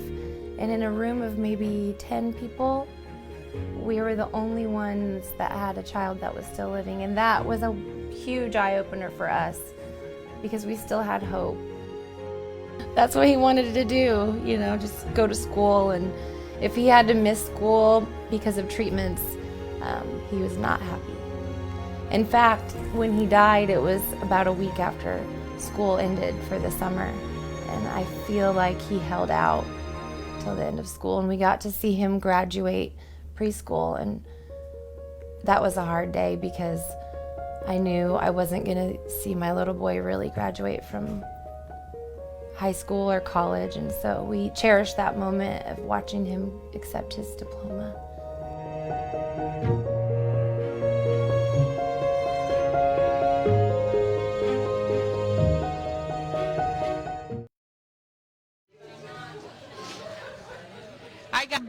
I'm back. We've been here since 1 o'clock. We're going to be here till 9 o'clock. We're just going to keep talking till we reach our goal. Talking. Quickest way to shut us up is to donate money. If you want to donate $11,000, that'd be awesome. Then we can be done, right? Right now we're at $83,878. Thank you, guys. Everybody who's joined us on Facebook Live and have commented and everything. I love that. If you have questions, if you want us to talk about something, please put that in the comments, and we'll certainly address any of that. Speaking of questions, one question we've got, I'll just steal it from you. One question we've gotten a few times now is about the combined federal campaign. We have had a few people ask about if we're part of that. Well, yes, we are. We are part of the combined federal campaign. Our number is, if you have a pen or pencil handy, now is the time to listen closely. The secret number is 74602. So our combined federal campaign number, if you're part of that, it is 74602. We've been doing that for a few years now. Get a lot of support. It's awesome. Easy way for you to donate. You got some paperwork on your end, and it magically comes out of your paycheck and comes to us. So awesome way to help out the Homerun Cure. And with the combined federal campaign, some these are only available in certain areas of the country. Because we are an international charity, we are available throughout the entire United States. So no matter where you work throughout the United States, if you're a federal employee, you are eligible to pick us. So, I always say amazing, but this entire day is amazing. So all amazing. The great thing is that no matter where you are, you can support us by putting in the number 74602 or just search The Cure Starts Now. So please, if you are a federal campaign employee, please select The Cure Starts Now, and your money will, again, go straight to research. So amazing. I need some suggestions. So you, everybody who's watching me on Facebook Live, give me some suggestions other than amazing that I can say. We've talked about the stick art, and the last time that I was here, I kind of showed those stick arts. We've got a few of the pictures that we're going to be raffling off, and I wanted to pick the first. Something amazing just happened behind us. I really would love to know. We'll find out and we'll let you know. But the first raffle winner for the stick art is an Ashley Haddock, Hadix. She donated in honor of Colton Ritchie through Shannon Ritchie's fundraiser. So amazing. So Ashley, we will get in contact with you, and you get one of our wonderful 100 Family Strong stick art artwork. So excited for you guys. Big update. If you're checking our thermometer, we have just jumped to $86,000. So that means we're $12,000 away from maxing out our match. So please, please, please donate. Anybody. $14,000. Did I do that math right? $14,000 that we need to max out our match. It's like simple math. I'm not the one to ask if you're mathing right anyway. Everyone here knows this. We're over mathing. Right. Continue to stay tuned. I know we've done a lot of interviews with families who are here. We have 151 families who are fundraising. There are about 30 of them that are here. So they've been doing wonderful things all day long. We've got some warriors here who's like take over and going to take my job, which I'm totally fine with that. But we want to thank some of the other fundraisers who can't be here right now. Erica Green, Aiden's Army, she's up to like $1,300, more than $1,300. Abby Green, family has been fundraising, and they are over $1,600. The Gillespie family, Gunnar Gillespie, who's been a supporter for such a long time, and he's an amazing boy, over $2,000. The Landsberg family, in honor of Braxton, is over $1,345. So I think thank you guys so much. Again, you can think of another word other than amazing. Spectacular! Thank you, Shannon Ritchie, for giving me a new word.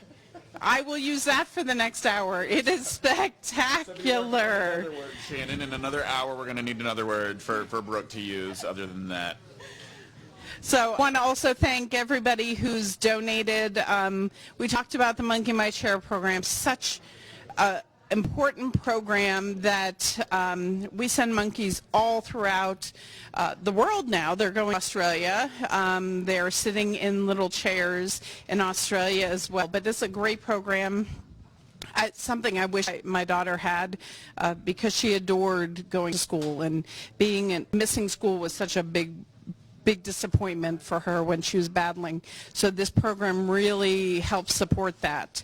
You can support a Monkey in My Chair 2. Every $75 donation will sponsor a kit, and you'll get your name put in that kit.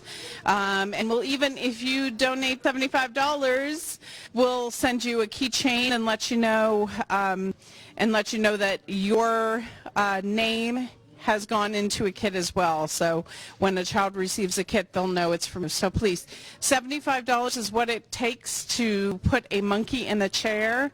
So please take a moment. For such a, the impact these have, I was one that didn't realize until it was last year around high school graduation time. There was a group of kids lost their friend when he was 12. They wanted a refresh of the monkeys so that the monkey could walk through graduation with them, and the monkey went across the stage with these guys as they graduated. That was, they were 12 when they lost their friend.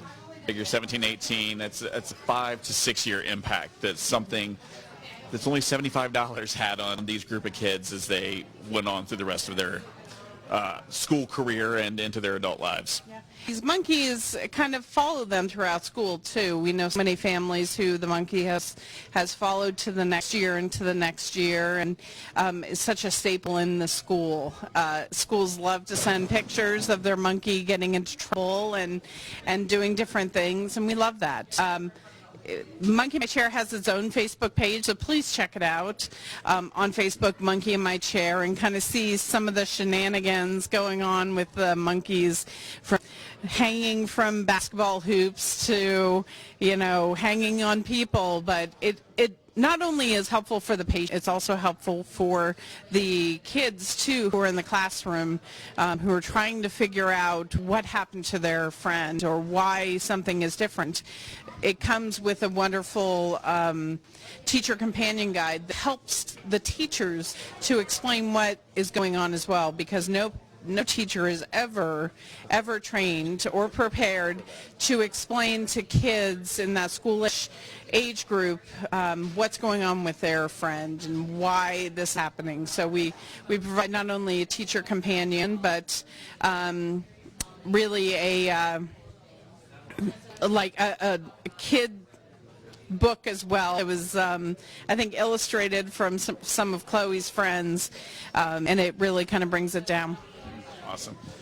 And that's that. We've also got, we talk about, we've seen some check presentations. I'm sure we'll talk more later on today about the research that's actually happened this year. We're starting to big results from some of that research come in, so some big news, and potentially using existing drugs for other diseases to help control the growth of DIPG. We're better understanding these, and all of this is happening because of you and your donations, and also the work that our chapters are putting in.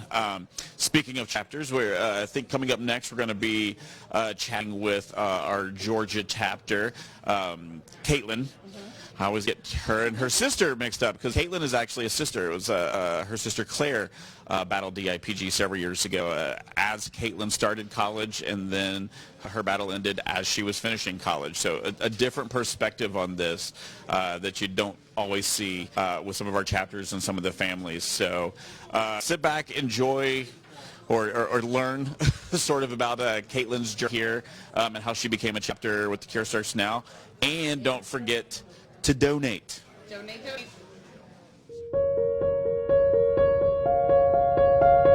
I am probably, well actually I'm pretty sure I am, the only chapter director that's not a parent. I'm a sister, and Claire was 8 when she was diagnosed. I was 18. I had just started college, and she was 11 when she passed away, and I was ending my college career. So I have a unique perspective, I think. It's different than the other chapter directors. It's not as a parent. I wasn't in the nitty-gritty every day. I got to go. I traveled pretty much every weekend home, 4 hours back. So I was there often, but it was a totally different experience for me. Claire would have turned 20 this year. This is 9-10 years ago. So we were there. We've been connected to the Cure Starts Now for a long time. It's been an organization that's very near and dear to our family's heart. Obviously, I'm not a parent, but I still have the same passion for it.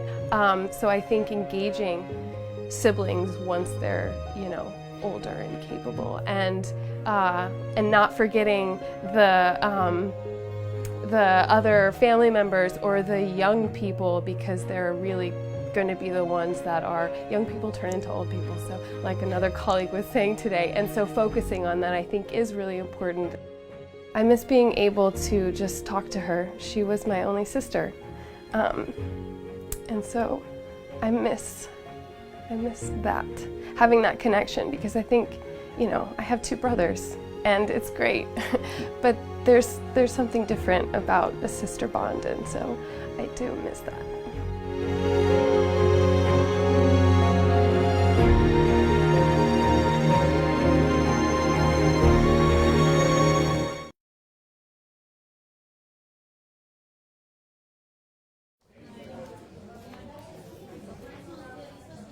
Obviously, Brooke and Josh were talking about kind of the scope and obviously the results of what we're doing here for this.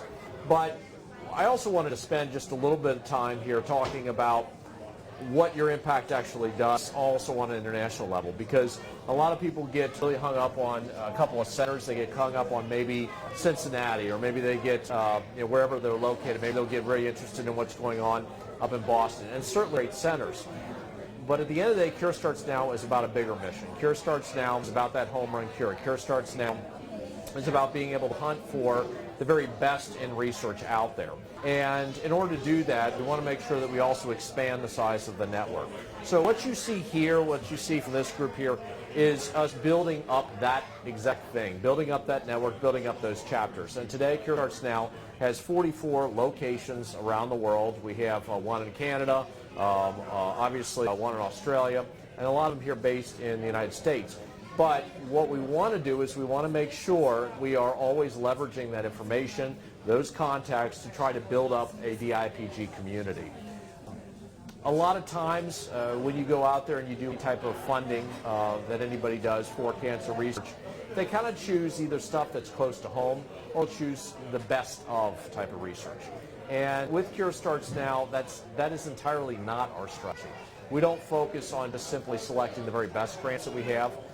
We also look for ones that have kind of this generational or this strategy to it, but we also want to look for things that are really taking from many different centers and not necessarily focused on just one or two based across the country. So you'll see folks like Ziegler, you'll see folks like Maria Sully, you'll see folks like Mark here, all phenomenal doctors, and even Dr. Marian Filate, who go out and really try to collaborate, try to work together with it. And so you have to do that from families and foundations. You also have to do that with also your doctors and through the things that we saw, for example, through like the collaborative and even beyond with that. It takes effort like this. It takes having these communities. It takes this group. And the group is, you start to count the IPG collaborative members that Heidi was talking about earlier on. You have about 30 of those. And then you have another four different chapters that are part of it. This is a network of about 75 parents that come together to really build this into an exceptional group that really focuses on some really revolutionary research that we see, whether it's in zebrafish, whether it's in various types of light-emitting elements of DIPG, or even any pediatric cancer out there. It's about those partnerships. It's about that collaboration. So with that, I also want to take a moment here because we have a little bit of surprise, a presentation that has come in the door as well. So I wanted to bring that a little bit into it and kind of focus a little bit on some of the things that also happens on an organic level within our chapter as well. If I can borrow Jeff. Yes, you. I'm going to put you on the spot here, though, if you don't mind. Okay. Okay. So this is Mr. Jeff Combs. Jeff, you obviously we know each other. Oh yeah. Okay. Yeah. Separate of this, we've been working together for a long time with it. But tell us a little bit about the club. Okay. About your. We're a small group of the Hot Rod Club out of Butler County, and we need to sit. Okay. I'm too tall. That's the problem. That's right. Because I went over top of the camera. Problem, yeah. right? Exactly. Yeah. So small group out of Butler County. Well, tell us Butler about County the Hot event Rod. first. The event is it's a cruise-in at a drive-in, an old-fashioned drive-in. There's a few of those left in the world, and we found one. Luckily, it's local, and it was our third event, third year, and we're hoping for it to grow each year. And we are proud to be a supporter of the Cure Starts Now for this event. So we were able to raise some money, and third year in a row that we've been able to do that. And that's what this is all about. I mean, we talk about these big research projects. We talk about this international focus on it. But at the end of the day, it's these types of grassroots things that people that really motivate people and really actually deliver on this. Right. Okay, so we can have a very grassroots fundraising element, a very grassroots team of foundational sponsors or volunteers. Right. But at the end of the day, this is the type of things that go internationally. Okay. Yes. And we just portrayed a couple of grants that are funded in Australia. So this event that you talk about here also helps to be able to fund brand new research that occurs out in Australia as well. That's great. So, that's wonderful. With that being said, you have the check. I'm actually holding the check from you. I have not seen it. Actually, it's a surprise. He wants to go ahead. The Butler County Hot Rod Association. That's right. That's official. Wants to go ahead and give us a amount for $1,000. Yeah. So we can go ahead and bring that into this here today. It's Great. fantastic. That's awesome. Now you guys have this event every year. Every fall. And yep. you got it coming Yep. up for this year too? It's going to be 2020. We're in the works now and trying to tweak things and make it better and better. So Okay. yeah, Hey, look hope for forward no to it. That's for no right. rain. It's always weather permitting. That's for sure. Well, yeah. this is what Yeah. it's about. I mean, we talk about golf outings, talk about events like this that are third-party events. You realize Cure Starts Now, probably just events in general, whether it's third-party events or whether it is ones that we actually run, we're probably in the ballpark of about 120, maybe 130 per year. Yeah, and that's great. That just takes a huge network, a huge group of people, frankly, a lot of folks that really care Yep. to be able to really build upon that. That's right. We're very appreciative We're, of this. we're very proud to just a little drop in the bucket for you, and anything we can do to help. And yeah, our club really does appreciate being able to donate to you guys. It's a cool event. We know every dime of that goes to the right people. So yeah. what movies did you play there? We did Smokey and the Bandit and the movie Christine. There you go. Back You hit the themes the of it. old days. Yeah, that's right. All car-related movies, so it makes it fun. Yeah. Well, thank you very much. Thank you so Jim. much. I appreciate it. Thank Appreciate you. it. Okay. And then we're going to go ahead and go to another video here, which is going to be actually about David Ziegler and about the research that's going on in Sydney here right away, so you can see the international impact. It feels like making a difference is actually finally achievable for this disease.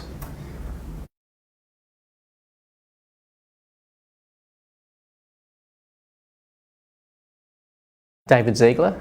I'm Associate Professor at the Children's Cancer Institute and at Sydney Children's Hospital.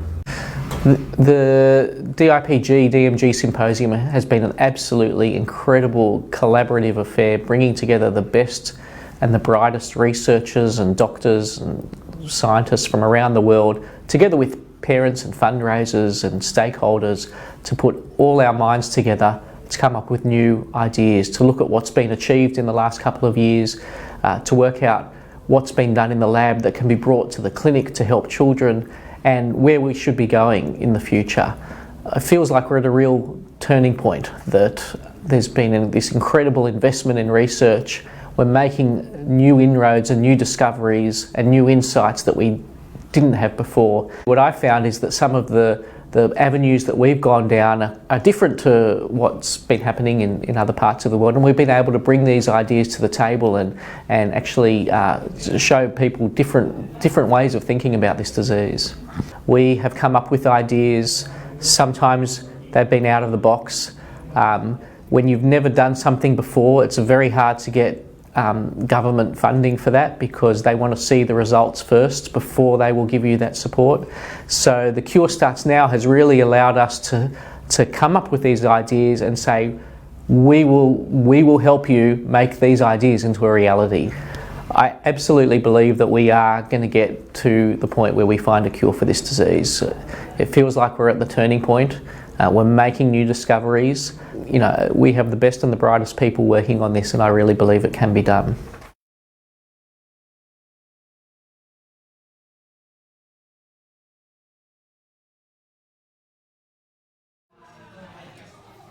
So we want to take the opportunity to go ahead and talk to you a little bit about another family and make sure that obviously this is personal. This is part of the reason why people attend this and why we go ahead and do fundraising.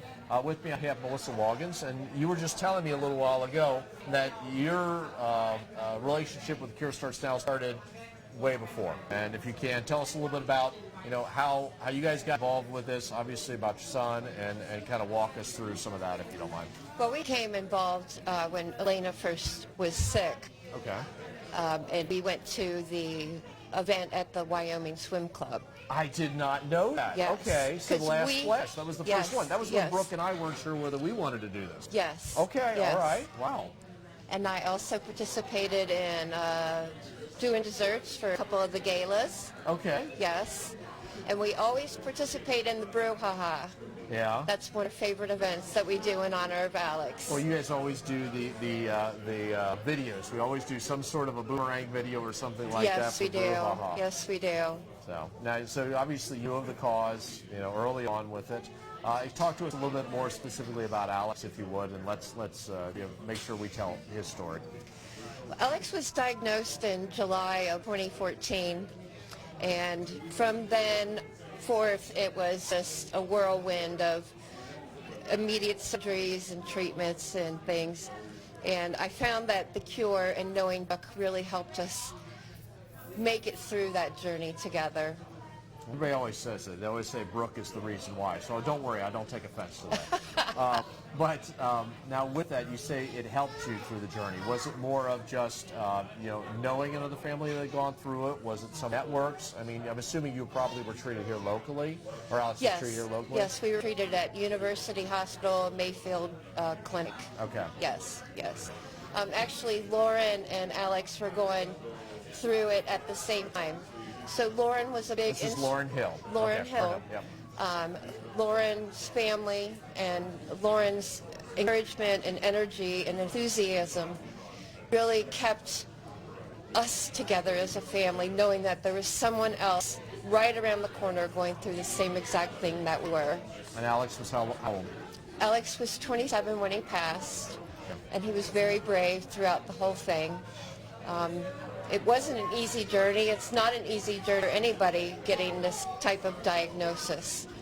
Well, and we talk a lot about child cases. We talk a lot about the 4, 5, 6, but there very much is a lot of adult cases going through pediatric cancers, brain cancer. Well, we call them pediatric brain cancers mainly because there's a lot of suggestion, belief, also some statistics that kind of guide us and say some of these are from the very beginning. It's just a matter of when they grow.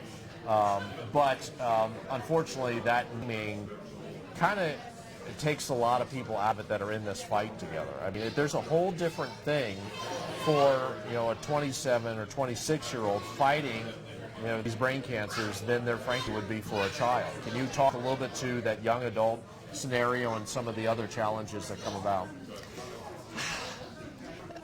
I understand that some of the things are similar, like there are less options for a younger child than there were for Alex.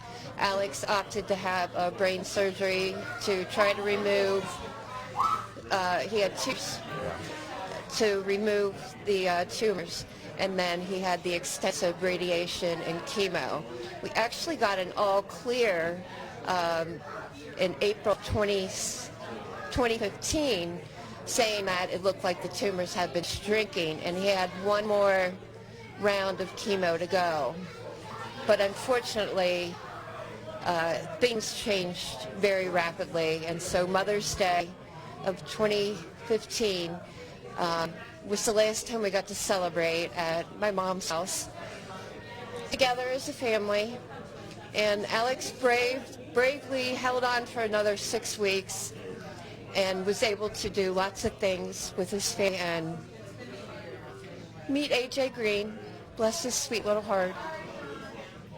Well, and you continue to come out, you continue to be part of it. Brouhaha obviously is an event, which is it's an event, Cincinnati, that focuses on kind of microbreweries around the area, and then some comedians that come in, some national acts as well, down on the riverfront here in Cincinnati. But you guys continue to come out, if I may put words in your mouth to some degree, a little bit for the camaraderie, a little bit for the sport side of it, and a lot for the fun element of it as well. And I think the other part of my family would say the beer.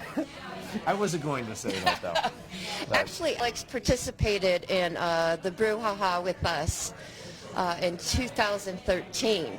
So we've only missed 1 year. So and this is your event then? Yes, this is our thing. So this goes back to the theme of these little events. And I don't mean to say it's little because the Brouhaha is, my goodness, what is it, 8,000, 10,000 people? Yes. But these events, it's every one of these events that builds this. This money just doesn't come from a big donor. It comes from small donors. You're talking Cure Starts Now. We're talking an average donation of maybe around $20, $30. So we have to really get a lot of people out there. We have to reach out. And what you do in helping us actually helps us to accomplish that kind of stuff. So thank you for coming out and talking a little bit to us. Thank you for having me, Keith. We're going to go ahead and show a video of some of our chapters, because our chapters tell a little bit of their own story. And some of their experiences with their children and why they decided involved in this this organic movement, which is the Cure Starts Now.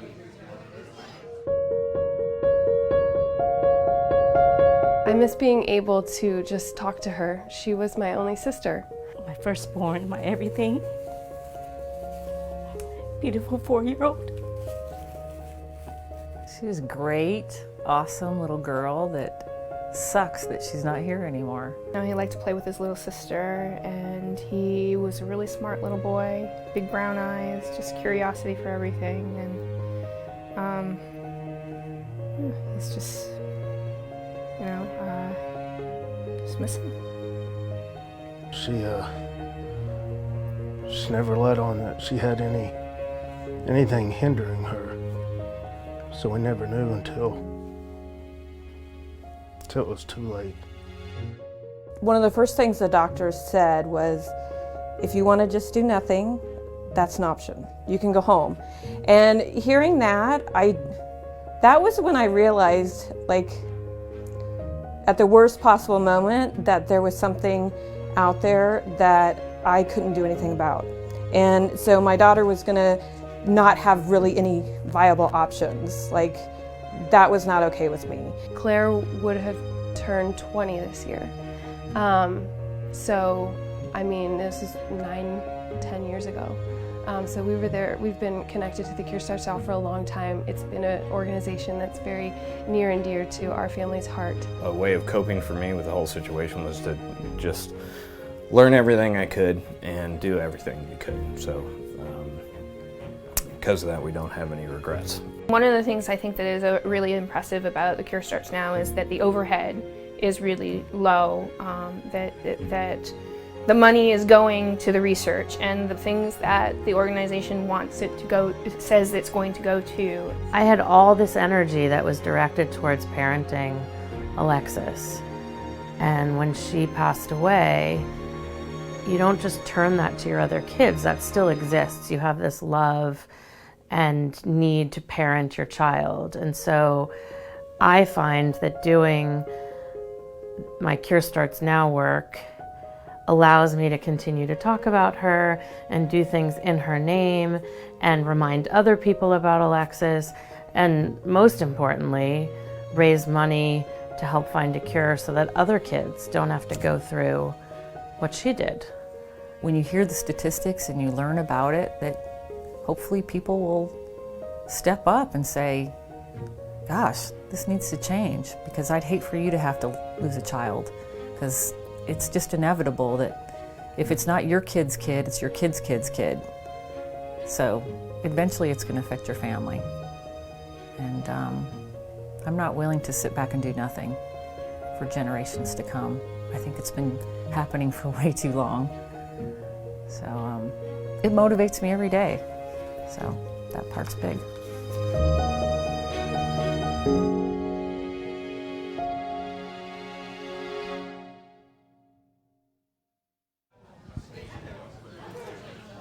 So we want to go ahead and also introduce you to obviously Kaylee's family, and we want to be able to talk a little bit about effort.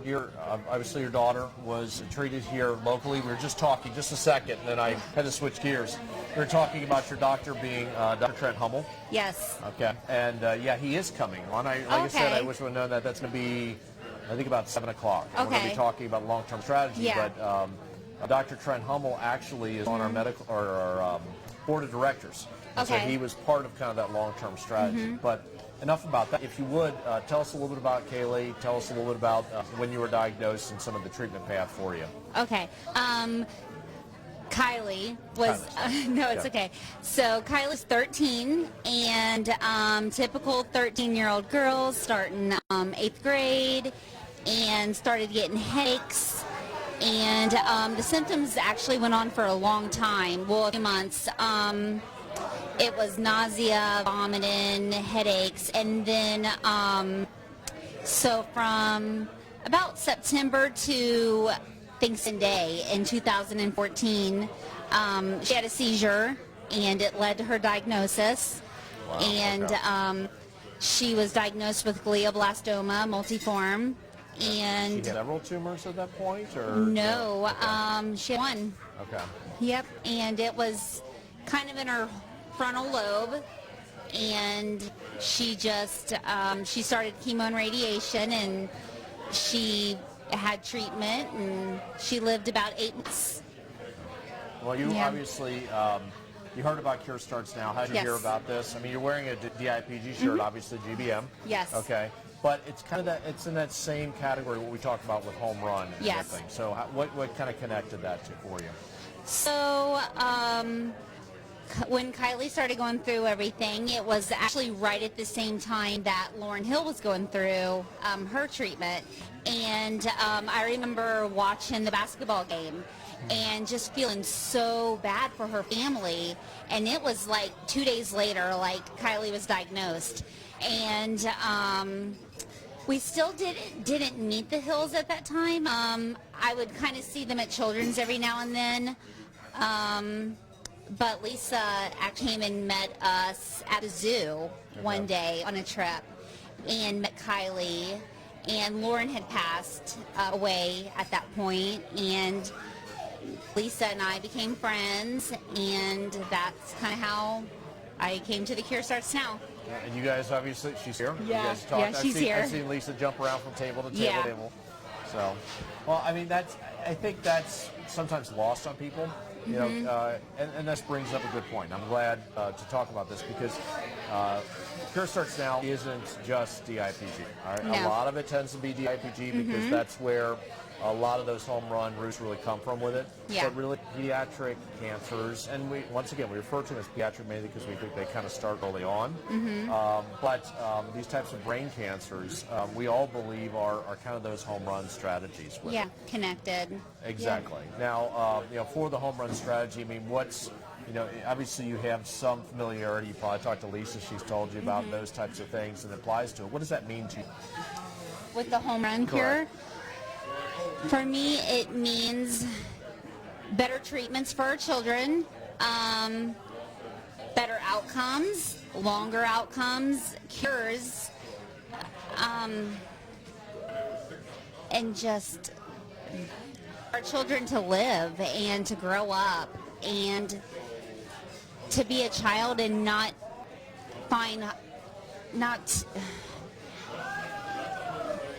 just to be a child. And and not be so sad. Well, and I think, I mean, I mean, you know, Kylie looking at this, I mean, probably would have fit in. You know, it's a very, you probably walked in this. I don't know if you were like, you know, a lot of family members that came here, they went, really want to do this. They really want to be part of it. You have that kind of thoughts in your mind, but to meet some of the families, to meet some of the kids in the fight, I think it helps. It does, yes. Little LJ. Oh my Lord! Well, I just want to eat him up. Oh, he is the cutest little thing. He is ornery. Oh yeah. Oh, yes. It's very bittersweet seeing him and some of the other little ones that are here. It brings back a flood of memories. Some of the little ones, you know, their little puffy cheeks, and that me seeing that. But it's very sweet and it touches my heart. Well, and I think, you know, the nice part about it is that here, specifically in Cincinnati, Cincinnati Children's Hospital has really been a phenomenal partner. You know, been with it pretty much from the very beginning. I remember them actually reaching out to us and saying that they wanted us to start this charity. And that's an odd conversation when they say, we'd like to have you, do this because we believe that this needs to happen, and then to say that they were going to be fully behind that type of support with it, and that came to all the way up the leadership of the hospital. I don't know if you ever met Dr. John Parenthesis. No, I don't think so. He's the head of hematology oncology, and he's been strong in this all the way from the beginning. Matter of fact, I think he's showing up here. At some point, he grew a beard, and is calling his $1 million beard so he can try to raise funds for cancer research. Obviously, Dr. Trent Hummel, who you know well, fantastic bedside manner with it, but also very straight to the point of here's what we need to do to get that. Yeah, and I hope that helps people that are apprehensive to donate to cancer research, because there are some people who believe that doctors don't want cures, or, you know, I don't know. And so you've gotten those emails too, huh? Yes. Okay, and all the cures are out there. You just have to, Yes. Right. So I'm hoping that if people are watching this and see that doctors come in and, you know, hear the backstory just now, how, you know, doctors helped and came to you and asked, you know, to be part of your organization, that they believe in this, and they want a cure too. Oh yeah, they're craving Yeah. something, and frankly, parents that advocate for those cures. Mhm. So I Yeah. applaud your effort coming out and being part of this with Mhm. it, and frankly, it's something that we need to showcase a little bit more of. So, Thank you. Thank you for having us. You're welcome. Thank Well, you. thank you for having us here. Well, obviously, we want to talk a little bit about some of our warriors. The Sextons are going to be talking about Kinley, and I want you to see a little about Kinley and a little bit about their battle. So they'll be talking to us here in the next hour.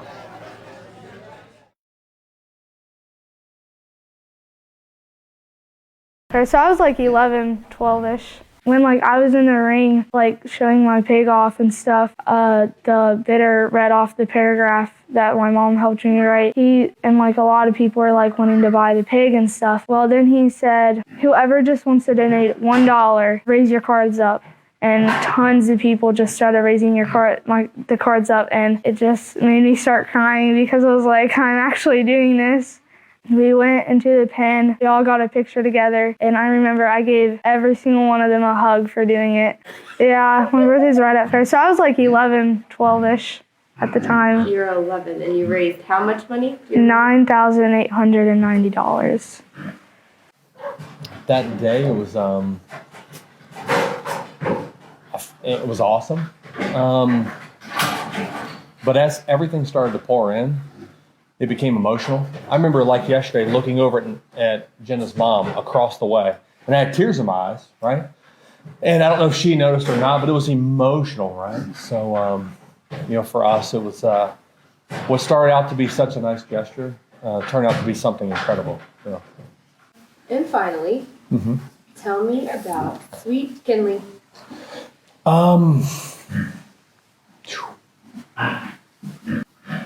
Crazy.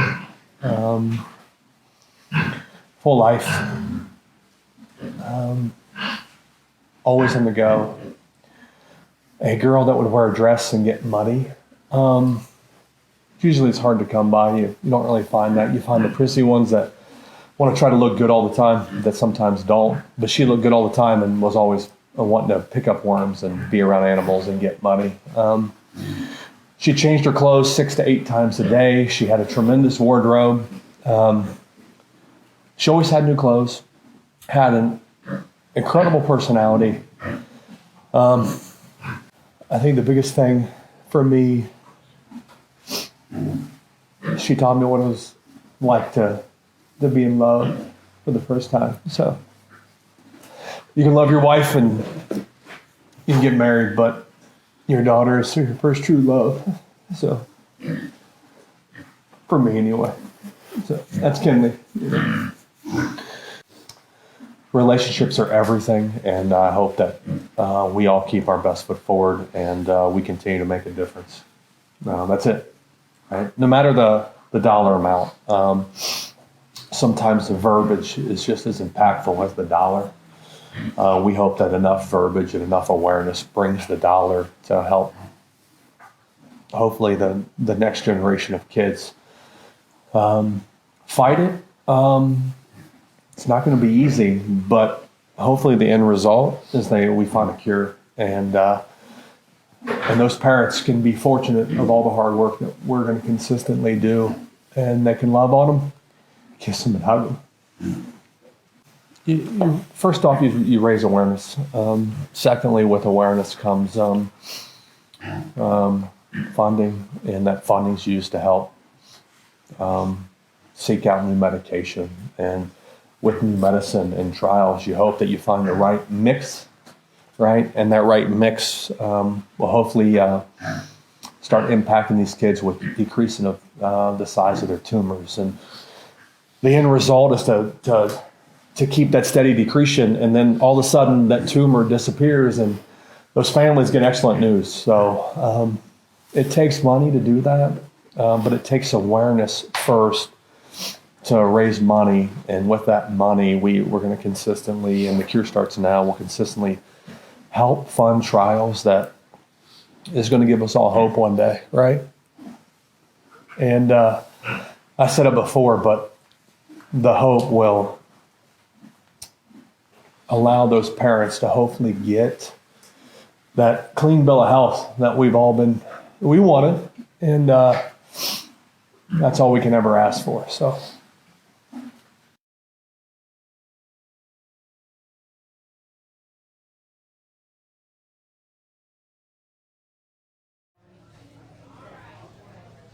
So obviously you learned a little bit about Kinley Sexton. I'm with her parents here, Brian and Ashley, and obviously that's a tough video to watch. But that being said, you can see the spirit, coming through in that. Tell us a little bit in your eyes, a little bit about Kinley, if you don't mind. Go ahead. I said it before earlier. Just a girl that, and it's tough. Full of life, smiling all the time, the best dimples in the world. Most beautiful girl in my opinion, right? Somebody that I cherished, I was deeply in love with, and would push you to the limits, always tested you, had me wrapped around her finger. It was hard for me to tell her no. The story goes on and on. It was that whole daddy-daughter thing. So, well, she had the whole room, right? The event that I was at with you guys on at the golf outing there, she had the whole room wrapped around her finger. She did. Well, obviously you guys, being on the other side of this now, that's tough.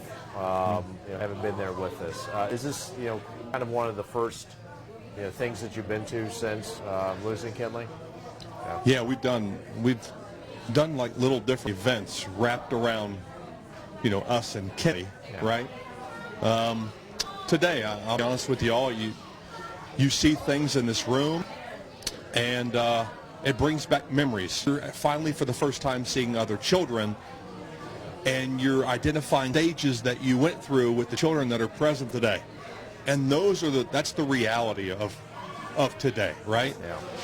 It was overwhelming at first. Like, I said, oh my goodness. Like, I remember having to hold the hand just to be able to do what was needed to be done months ago.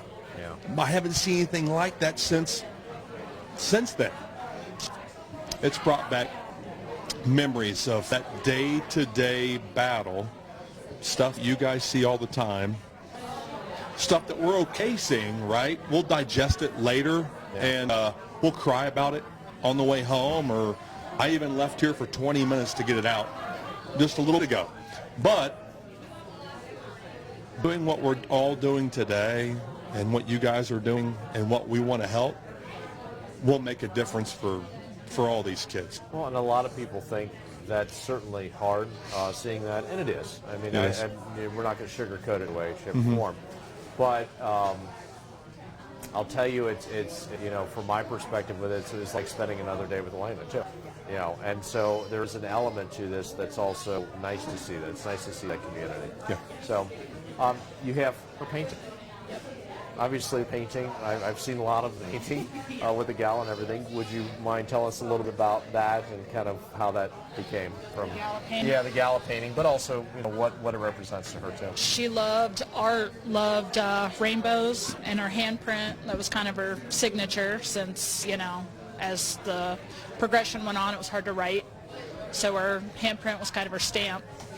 And that was the same way. It's all rainbows, it's just, and sparkles and glitter. That was Kinley. Yeah. That was Kinley. Yeah, and then obviously her painting, I think we had at our gala. Yes. With all those tiles too. And they kind of fueled people to a whole new level, really got them involved, and really made it personal. Yeah. And they understood why this was something that they needed to support, needed to come out and be part of. So, yep. You guys, I've probably obviously heard about Cure Starts Now just because of the local connection, I'd imagine, with it. But if you can talk a little bit about some of that connection, and also why, because you've seen a lot of the elements, why some of this actually translates into something tangible for these kids. I mean, we just want to cure. We don't want parents to go through what we've been through. We want there to be a change, and we just want to help make a difference, you know, and we'll fight till there's a cure or till our last breath. That's Try a promise. to make a difference. Promise we all make. I'm going to hold you to that, by the way. Absolutely. Okay, because we're going to need help. Okay, Absolutely. we need as much help as we possibly can. Cure Starts Now is not our charity. Our Cure Starts Now is our charity. Okay, Yes. and it's something that we all have to do. This is our obligation as parents with it. So we certainly can use all the help we got. Nice to see a DIPG warrior there on the shirt with it. So, this little stamp here I've got on our basketball uniforms. It's all over the entire east side of Cincinnati. Everywhere, right? It's not just on basketball. And if it's up to me, everybody would, companies would switch their uniform colors, schools would switch their whole, but I can't have it all, right? You got the shoes to match, too. We got shoes. We got our purple shoes to match, right? We got Finley's initials on our shoes or names and rainbows and the boys love it. They want everything purple, too, or at least something that has purple in it. So it's been one of a transition, but, that wardrobe transition's been kind of cool, too, But I can't keep up. That's I all right. always I want have new nothing stuff, other than right? Cure Starts Now wear all throughout it. I have a whole drawer with nothing but Cure Starts Now I get wear. you. It's trying to find a shirt that's not Cure Starts Now with it. It's all purple, too. Well, they've saw Kinley. There's some pictures of Kinley, and that's inspirational. It's not heartbreaking. It's inspirational. We don't want our kids to. We don't want you to feel sympathy for them. Yeah. What we want you to do is we want you to feel an overwhelming amount of support to try to back what they were about and try to make sure that we don't ever have to do this again. Okay, we got a long ways to go still with it. But in talking with folks that are watching this for the first time, they're watching Kinley, what would you ask them to do? Do some research. Find out what childhood cancer is. What is childhood cancer? What is DIPD? And then find out how much of your dollar and cents, government, personal, actually goes to help fight and for the funding, for the medication, whatever the case may be, and really do some hard-earned soul searching, right? Is the money you're donating today really going to the right people in the right place, right? I would love to see more people make that transition and help the youth of America, right? I want our kids to grow up. I want our kids, having a daughter, believe it or not, even though I didn't want to have a boyfriend, I one day wanted to walk her down the aisle, right? And there's more dads that feel the same way that I do, right? So it stinks. But I would love to see other parents achieve things that achieved yet. But our hard work and your hard work will help make a difference. So let's not be naive.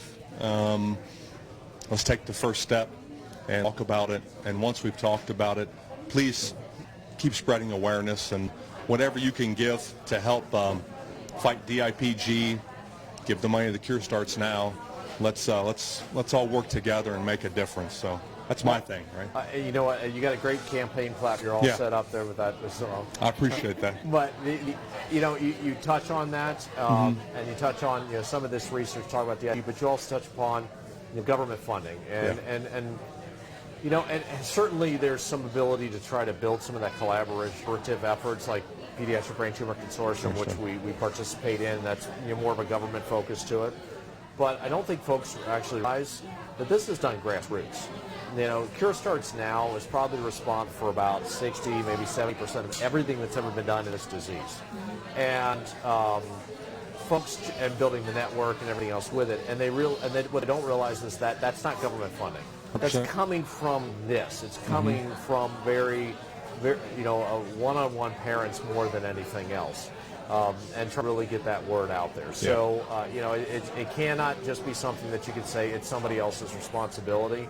It's ours. And we've done a good job of it. We're not even close to being there. So we're definitely going to take you up on that offer because you just promised me and we just recorded everything. 100%. Okay, we need your help.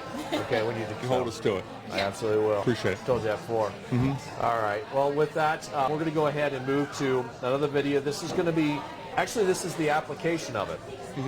This is a check presentation for Dr. Chris Jones. It was just released I think today, and you get to see us actually presenting a check live via Skype, because he's all the way over in the UK, but he is the best genomics expert in the entire world, especially in DIPG, but also in pediatric brain cancers. And so you'll actually get to see one of our chapters actually present the check to him. And by the way, one of many checks that we presented to him.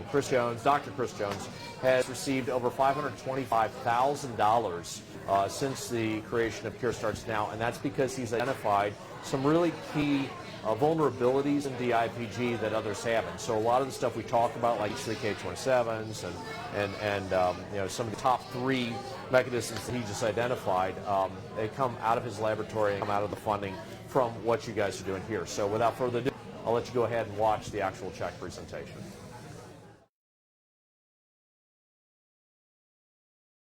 With that said, on behalf of the Cure Starts Now and the DIPG Collaborative, I would like to award you with a grant of $121,863. Thank you so much. I mean, you guys, the Collaborative, we're so really honored to be part of this and to work with you guys. It's so inspiring to meet so many families who've been through this and have dedicated their lives to raising awareness and funding for this disease. The Collaborative has been so spectacularly supportive of me and my lab for many years now. It's just a really wonderful relationship we have, and I'm just, delighted to get this award and really hope that we can turn it into something which can improve survival for kids who get this terrible disease.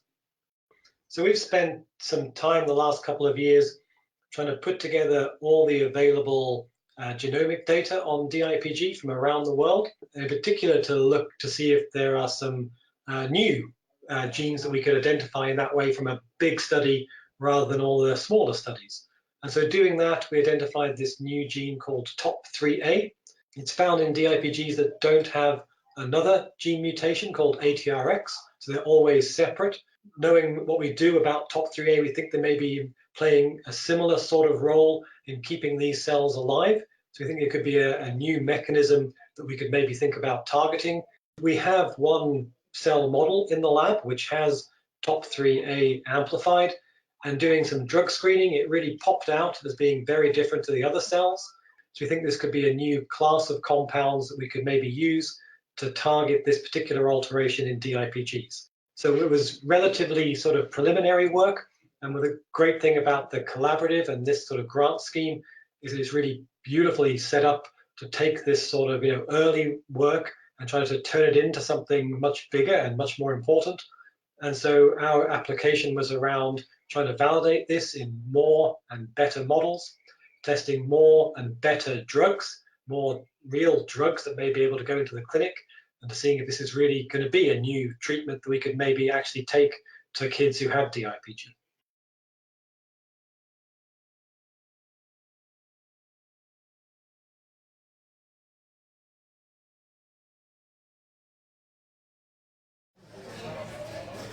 We're going to talk a little bit about L.J. Barnes, and obviously his fight. He's right there, actually.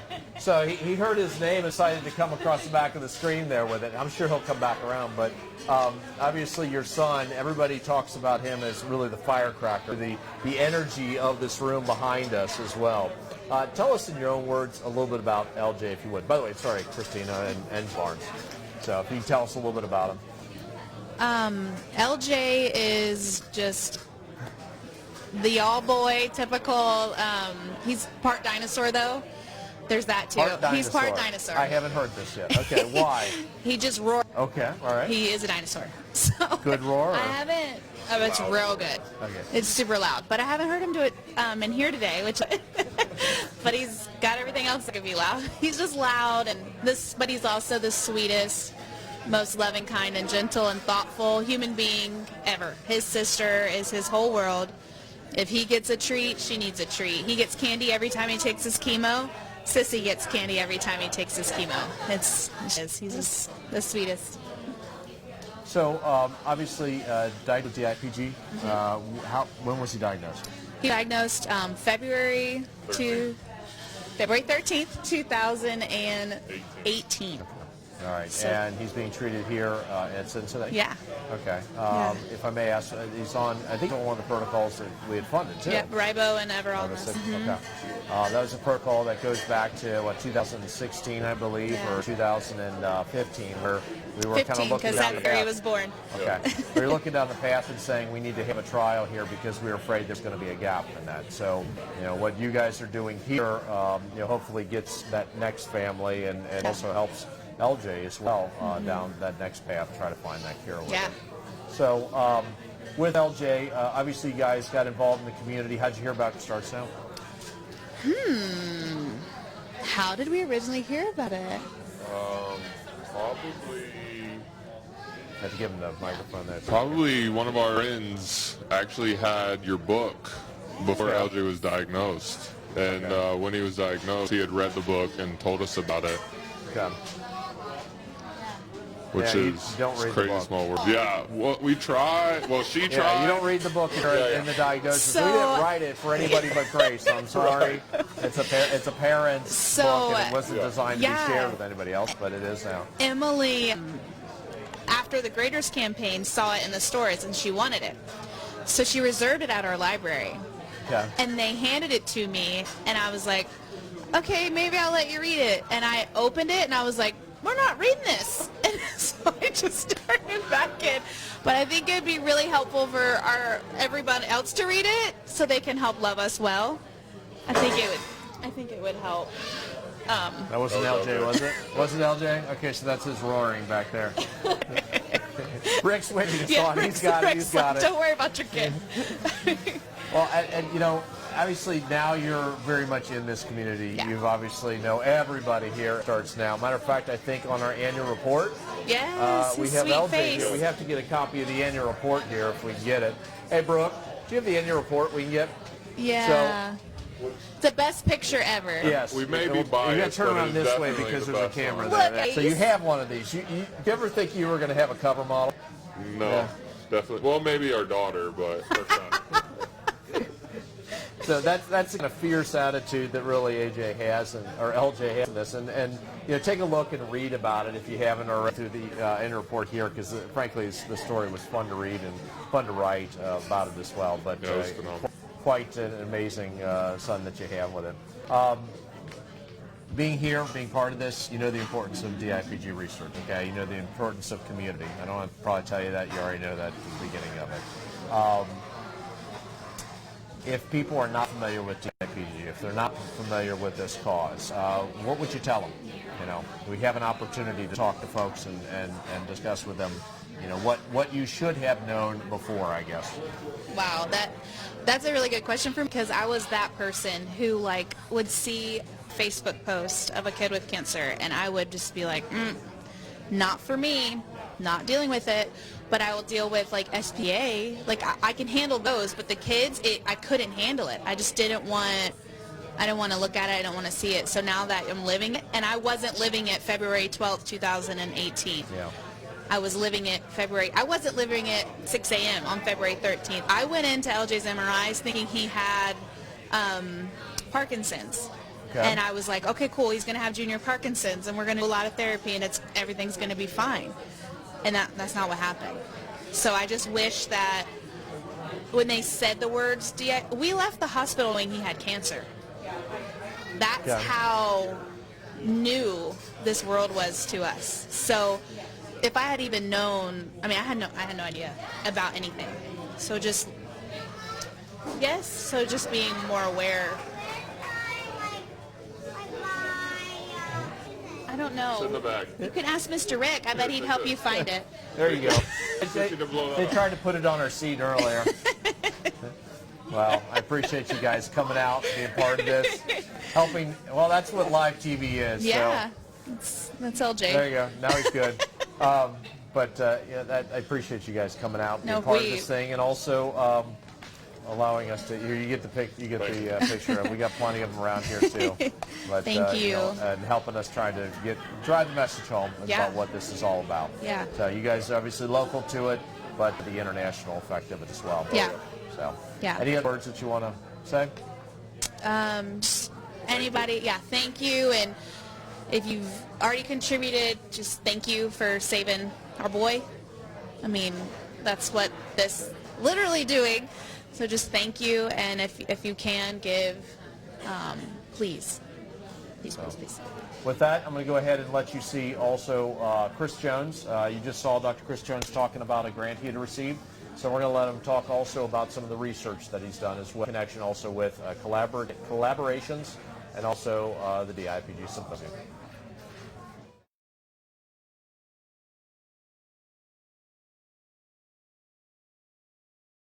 My name is Chris Jones. I am from London. I work at the Institute of Cancer Research, which is aligned with the Royal Marsden Hospital in London. Bringing together these kind of researchers and families at this sort of meeting, this is really probably my favourite meeting that I go to. It's really inspiring to see all the other researchers and clinicians hearing about what they're doing, look for obvious areas that we could work together, but also being in the same room as the families and the foundations, hearing their stories. It was just a fantastic initiative to pull together such a huge resource of clinical data and then eventually genomic data and samples and models derived from those samples worldwide. You know, linking together the international registry and the European registry really represents a unique resource to tap into to really understand this terrible disease better. Okay, so we do a lot of different things in my lab through the cell-based assays and the mouse modeling as well. But yeah, a lot of what we do is the genomics, so that involves pulling together data from around the world, from generating our own data in-house with the samples that are sent to us. We work alongside clinical trial cohorts as well, so we try to do rapid turnaround of those genomic profiles. But a lot of what we've done has been to pull this together from around the world, so that relies on the good grace of researchers worldwide to share their data, to make it publicly available, and then we have really talented bioinformaticians who try to put this together from different sources, different platforms, so we can really get the fullest possible picture of DIPG.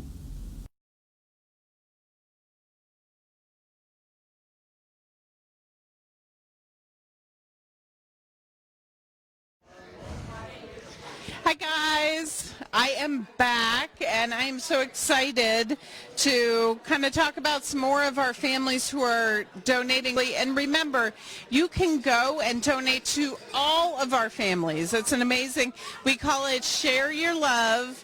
You can go and donate to every single family that is with us, 150 families strong. So you just go to donate, the number 2, csn.org, /100 strong, the number 100 strong. If you go there, you have a button that says Share Your Love. You can donate to all of the families. So please think about doing that. It's an amazing way to show all of these families that you appreciate them. Wanted to give a shout out to the DeLuger family in honor of Joshua in Illinois. They're at $693, probably more by now. The Shoemaker family in honor of Maddie in Nebraska is over $1,200. Piper's family in Colorado is over $1,825. Victor in Washington, his family has raised over $1,200. Justin Bissett, Jeff Bissett's son, in Oregon have raised over $800, and the Pacino family in honor of Braden is over $600. Thank you again to all of the families. Our 100 families strong, which is 151 amazing families who are really fundraising all through this week to try to make a true impact. So we appreciate every single minute of what they are doing. I am joined right now by Melanie from Cavelli, so known, you probably know it better as Panera here in the local community. They have been wonderful supporters of ours, and she wanted to kind of talk about what they've done in the past and what's coming up. So you want to take it away? Yeah, so of course we got connected because Lisa Hill and one of our local employees that knew her in the Southwest Indiana community, and we, just meeting on a small scale, thinking, okay, what can we do from a Panera standpoint in the local community through Cavelli Enterprises, our local franchise, to support the cure. And here I had no idea that this amazing story was behind this whole meeting, where I guess when Lauren was always a Panera mac and cheese fan, but I guess as she got further along in her battle, and they were still going back and forth to Children's, they would stop at a local Panera and get mac and cheese. And then when Lauren was further along in her fight, she was at Cincinnati Children's full time, and our mac and cheese was one of the only things that her body could still tolerate and that she still craved. And so our Coleraine Panera made it possible for the family to get it in bulk and for her to be able to have Panera mac and cheese on demand anytime that she wanted it. And so that just struck such a special chord with me. And I told Lisa, I said, give me some time, but we're going to make something happen. And so this past February, it's almost a year ago, we started the Mac a Difference campaign that was in February. And we're going to do it again this upcoming February for a week. And we'll donate back to The Cure Starts Now $1 for every mac and cheese that's sold. And last year, just for a week, we sold over 17,000 mac and cheeses in our That's a lot of mac and cheese. A lot of mac and cheese. So just that alone was a $17,000 donation. And then we had in every Panera, anytime you can walk in and there's community bread boxes. And we partnered with local charities all over for this. In the months of January and February of last year, we collected almost $7,000 for Cure in honor of Lauren. So those two together, we were able to make a donation of nearly $24,000 to The Cure Starts Now last year. So we could not be more proud, and it was so awesome to see I've been doing this job for 8 years as a marketing director for the brand, and I've never seen our employees and customers rally around something for just a week the way they did with this campaign. So I've had employees asking me lately, are we doing Mac a Difference again? Like, passionate about it, and they're very thankful to be able to have that opportunity to really make a difference. So we're excited to do Mac a Difference again in honor of Lauren. It'll be that third week in February we're still in budgeting and planning season, but that's what we're gunning for, still the same time of year that we did it last year. So And I even remember sneaking in mac and cheese into the hospital for Lauren when I went to visit. I always asked, what do you need? And it was always mac and cheese. And I would always go through the drive-thru, grab it for her, and bring it. So we really, Ellie and Panera and everything that you've done, I know you're wonderful stewards in the community for all charities, but what you've done with Mac a Difference has been amazing. So thank you so much. I am so excited. Stewards, we're just doing the work. So I'm thankful for the opportunity. Yeah, and truly the excitement of the employees made all the difference as well. So I think the stories of Lauren and also Kinley, who you guys met, her parents, she makes it make a difference. So, and mac difference. So thank you so much for coming out.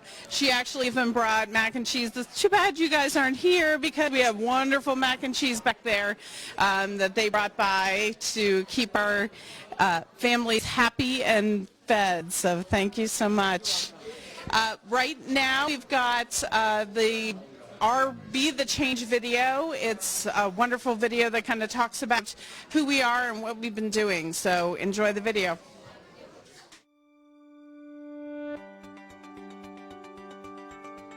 Imagine finding the cure for cancer. Not a cure for a cancer, but the cure for all cancers. Experts believe it starts with the most difficult cancers, like childhood brain cancer and DIPG. It's the Homerun Cure. But unlike other cancer charities, it's our mission. Then again, we're not like other cancer charities. The Cure Starts Now is an organized, passionate group with a single goal: cure cancer. We have a plan, a strategy, a process. We don't throw darts at a wall and see what sticks. We research the why, the what, and the how, all with the end game in mind. We innovate, we spark change, taking chances on new ideas when no one else will. We are open, we are efficient, effective. Breakthroughs cannot and do not happen in a bubble. There has to be collaboration, communication, and never duplication. And all of this is working. We have funded new drugs and treatments, bringing them to trial 3 times faster. Innovated drug delivery methods, established the first comprehensive database of childhood brain cancer, and built one of the first virtual hospitals, bringing expert treatment and care closer to patients. And it's making an impact, as survival times for the deadliest of childhood cancers have nearly doubled. So don't just imagine the cure for cancer. Be the change that finds it. The cure starts now.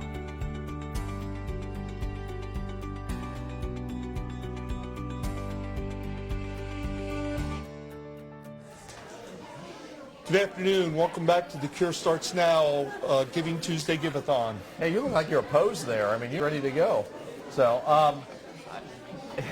we want to go ahead and obviously talk. I want to talk with, this is Rick Merck. You may have already seen him. We're also going to talk also about your son, too. But for right now, what I want to do is I want to talk a little bit about the research. Brooke had talked about getting people involved. She talked about doing the 100 strong donation, which simply go to The Cure Starts Now or donate to csn.org or .com, and then /100 strong, and you can actually donate to all the families that you've seen here, and you can participate even. And so even if you say, I want to donate $100, it'll distribute it all across every single one of them. Kind of a neat way to support every single family, and they can also see your donations. But it's one thing to talk about the donations. It's a whole other thing about impact. And I'd like to take a moment to kind of talk a little bit about what some of these keywords we throw around actually in The Cure Starts Now, because they're not just really catchphrases. And Rick and I work together not only in the capacity of The Cure Starts Now, not only as fathers that are in this fight, but also on a collaborative level, the DIPG collaborative with it. So, I mean, we talk about translation, we talk about collaborative. Let's start with collaborative. I mean, what does that mean to our organization and anything else? The collaborative is, one, it's the families who all come together and put their money together to fund the most research in the most effective way possible. And then two, it's the doctors collaborate. We get the doctor together at the symposium. They talk amongst themselves, bounce ideas on one another, challenge one another with the research they're doing, and they move the research forward by sharing the ideas coming together. And when we talk about collaboration, we talk about it more than just because we're just, let's talk about teamwork kind of thing. We talk about because it also ties into eliminating duplication. There's a very selfish reason why we want to collaborate, and that's because what's then actually not raising enough money is wasting money. And as parents in this fight and as donors to this charity, we want to make sure that those funds are not repeated anywhere else. So we go to great lengths to go ahead and survey them. Matter of fact, when a researcher fills out a grant for The Cure Starts Now, they actually have a specific element of it. They have to say whether they are asking for funding from anywhere else. And if they're asking for funding anywhere else, we actually don't want to step in that. We actually want to make sure that we're funding new and we're moving the ball forward. We've actually even had scenarios by which some researchers have gotten funding from The Cure Starts Now through grants, and then went out and asked for money again from another organization. And we've actually taken that money back. It's happened 3 times in our organization's history where we reached out to them. Then we need to get that check back because we don't want to waste it because it's just so hard to raise. It's just so hard to get to that next level. Your precious dollars, they're precious to us. It's not our money, it's your money, and you expect us to be good stewards of it. So we have to make sure that the researchers are moving it forward. We have to make sure they're not wasting it. They're not duplicating research that was done 4 or 5 years ago or whatever. Exactly. It's precious dollars. And we also, that's another reason that ties us into the thing, we talk about transparency. With The Cure Starts Now, how we fund research, we put it out there. You can see the videos where we're presenting the checks to the researchers. You can see the grants online. If you go to Cure Starts Now, you can actually pull up the grants awarded and see what we funded. What's interesting that you'll also find is you'll see there's a pattern to it. We're funding certain things along the lines of making sure that we just don't drop the ball when it goes from translation, which is test tube, to clinical, which is actually being able to deliver it to patients. And we do that all in a transparent manner because it also benefits the duplication model. We go out and we tell all other foundations what we're funding and we put it out there. The hope is that each of these other foundations go out and they do something else because they don't waste the money as well. And sometimes that works, sometimes it doesn't. But by building collaborations with folks like the DIPG Collaborative, other separate foundations, we help to really build that to next level with it.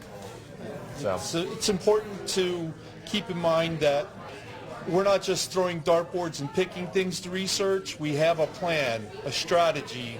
We started with the DIPG registry to collect as much information on DIP could. We got all the registry over 1,000, 1,400 tumors. Between about 11 and 1,400, yeah. 1,400 tumor in the DIPG registry. So all that data is there and available for these researchers who collaborate with us to get to research with. And how to get past the blood-brain barrier as part of it. How to get past the blood-brain barrier and get the medicine to the tumor. That's a part of what our strategy is. Well, and if you look at it, I mean, Rick touches on something that's also very important of how we do it. We look at research funding completely different. I mean, really, when Cure Starts Now was created, this is not just another cancer charity. We just did not want to go out and just fund DIPG or fund pediatric brain cancers. There had to be a specific reason why this organization was created. Because when we first, people were asking us to do it, Brooke and I came into it with a totally different perspective. We didn't want empire building. Frankly, we didn't want to have to create another company.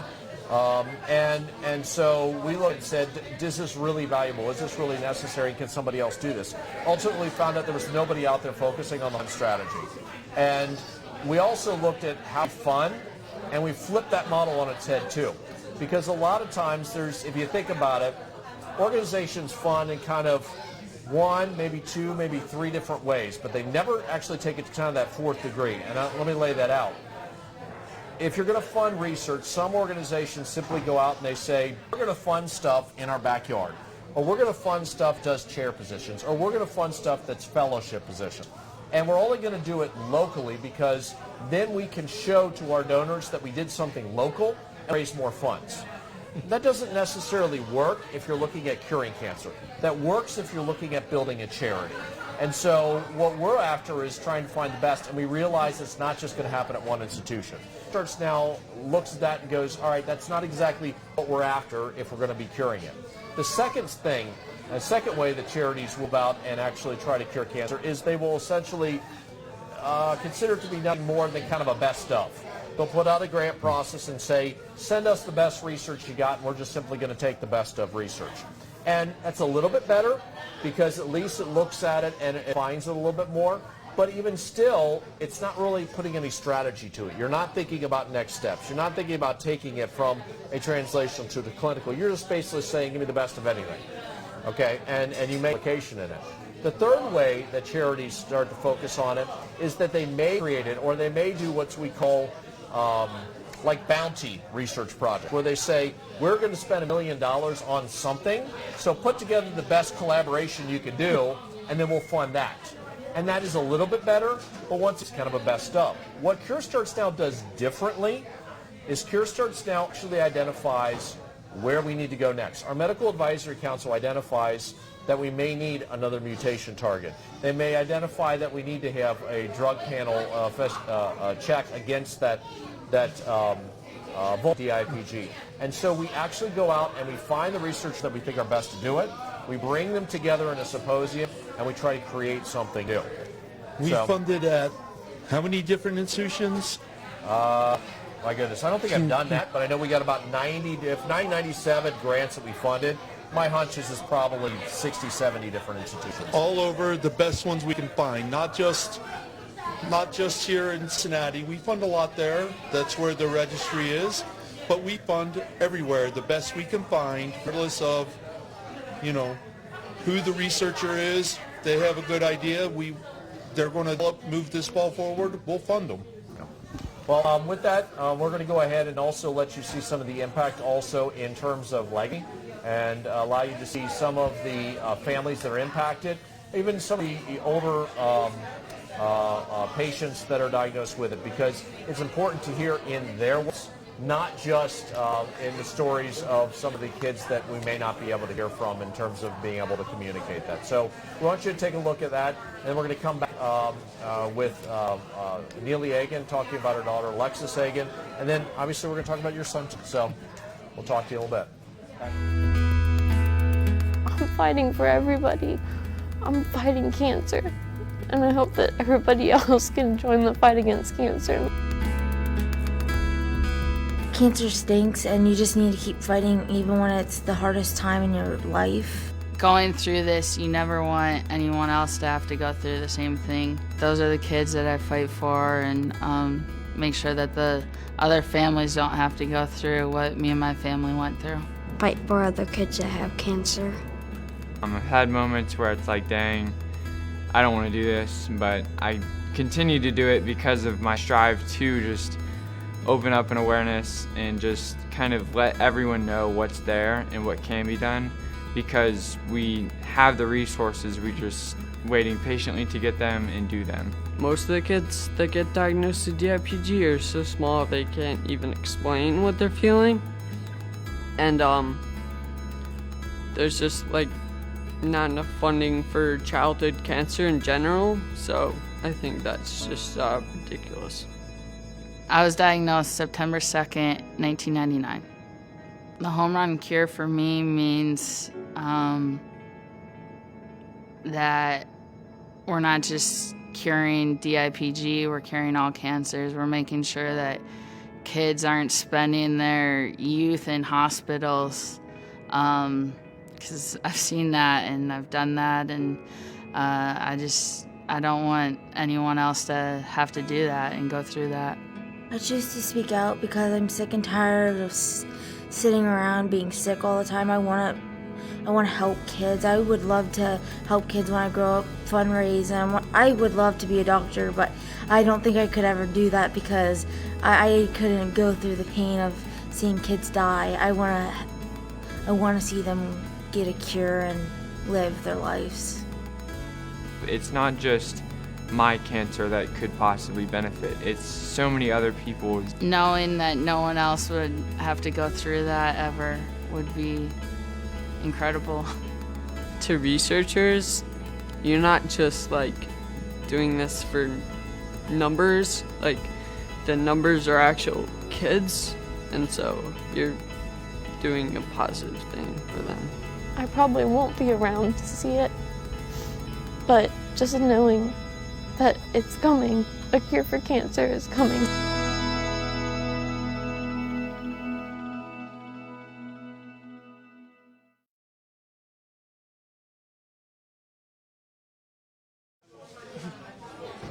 Hi guys, we are up to $95,000. We are less than $5,000 away from maxing out our $100,000 match. So please continue to donate. I know a lot of people are going home from work and starting to settle down after dinner. So please, eating mac and cheese here from Panera and some Eli's Barbecue and some Jersey Mike's all donated. So amazing food here. But please continue to donate so that we can hit and max out that batch. I've got with me Neely Agan. She is from our DC chapter, and her daughter is Alexis. She's been a chapter for, she'll tell you, 10 years. She was one of our first chapters, and she's been a main partner for so long. So I wanted to let Neely tell you about Alexis's story and a little about what she's been doing there at DC. Thanks, Brooke. So as Brooke said, I have been part of the Cure Arts Now since 2009. My daughter Alexis was diagnosed with DIPG in April of 2008, and we met Brooke and Keith sometime in 2008, maybe early 2009, when they came and visited DC. And we were one of the first chapters to form. Alexis was 2 when she was diagnosed, and she battled for about 3 years. She passed away in 2011. So we did a 5-day race. We were the first race against the odds, which then became the national race against the odds when more race against the odds developed and were formed across the country. So we did the first race against the odds in 2009, and Alexis was with us that race, and following 2 more years, and then sadly she passed. We did another 3 more years of the 5K, and then we switched it up, and we now do a night to beat the odds casino night, which is coming up. Super fun. So if you're anywhere near the Maryland, Virginia metro area, please consider coming out in February 8th, 2020, so not that far away. So Alexis was 2 when she was diagnosed. She battled for about 3 years. So it was just 2 weeks before her 5th birthday when she passed away. And yeah, we miss her every day, but I love being a part of The Cure Starts Now to honor her memory and continue in the fight on her behalf and to raise money for kids like Alexis.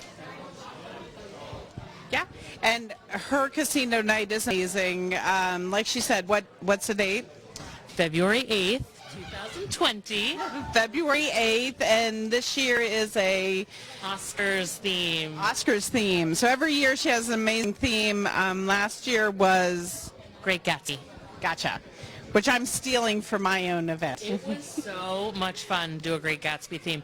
The reason we decided to do the Oscars for this year was because Great Gatsby worked out so well with people dressing up, like fancy dress up. I think that really made people feel in the mood, donate and spend money and raise money for obviously a very important cause, but also just be dressed up. And so we came up with the Oscars theme to have similar ability to dress up, maybe a little bit old school Hollywood, and be dressed up and fancy. So Neely, you were able to our DIPG symposium in Australia. Do you want to talk a little bit about kind of what that was like and that whole experience? Sure. So I guess I could take the mic from you. Megan Miller, who is my chapter co-director in DC, and I traveled to Australia and got to participate in this symposium and travel around Australia, which was pretty cool. The flight was killer, but the symposium, it was well worth it to meet a lot of the researchers, newer ones that I hadn't met so far, other researchers who I've known throughout the years, get to know them on a more personal level, hear about the research that they've been doing, connect with other families, with other organizations that are part of the collaborative, and just kind of all come together and hear about what's going on and what's being done and the progress that's been being made. Because you've been in this battle almost as long as we have, and to see kind of the range of how DIPG research has evolved in the years is just incredible. So yeah, I mean, to think back to when Elena and Alexis battled, the way we would find whether there were clinical trials that were available. I mean, I would spend hours on clinicaltrials.gov and scour for trials that maybe Alex was eligible for. And I remember bringing to Alexis's neuro-oncologists printouts of 25 different trials that she was technically eligible for, and it was like just throwing a dart against a big fat wall, because one trial was just as good as another because there was no research that suggested anything. We knew nothing about the biology of the tumor, and so whatever was being used was just a guess at, this worked in this cancer, so maybe we'll try it in the IPG. And now to see where we are today is really remarkable. And, you know, that, like you talked about, just targeted therapies that we never had back then. Thank you for coming and talking with you. Maybe we'll wrangle you in later to talk as well, because she and I can talk forever. Up next, we have an interview with an actual adult DIPG patient. His name's Ray, and he's from the Pittsburgh area, and he kind of... he's actually currently battling, and he's out there fundraising for us and trying to make things happen, but it certainly hasn't, DIPG hasn't dampened his spirit for helping himself and for helping other kids and also being there for his family. So enjoy.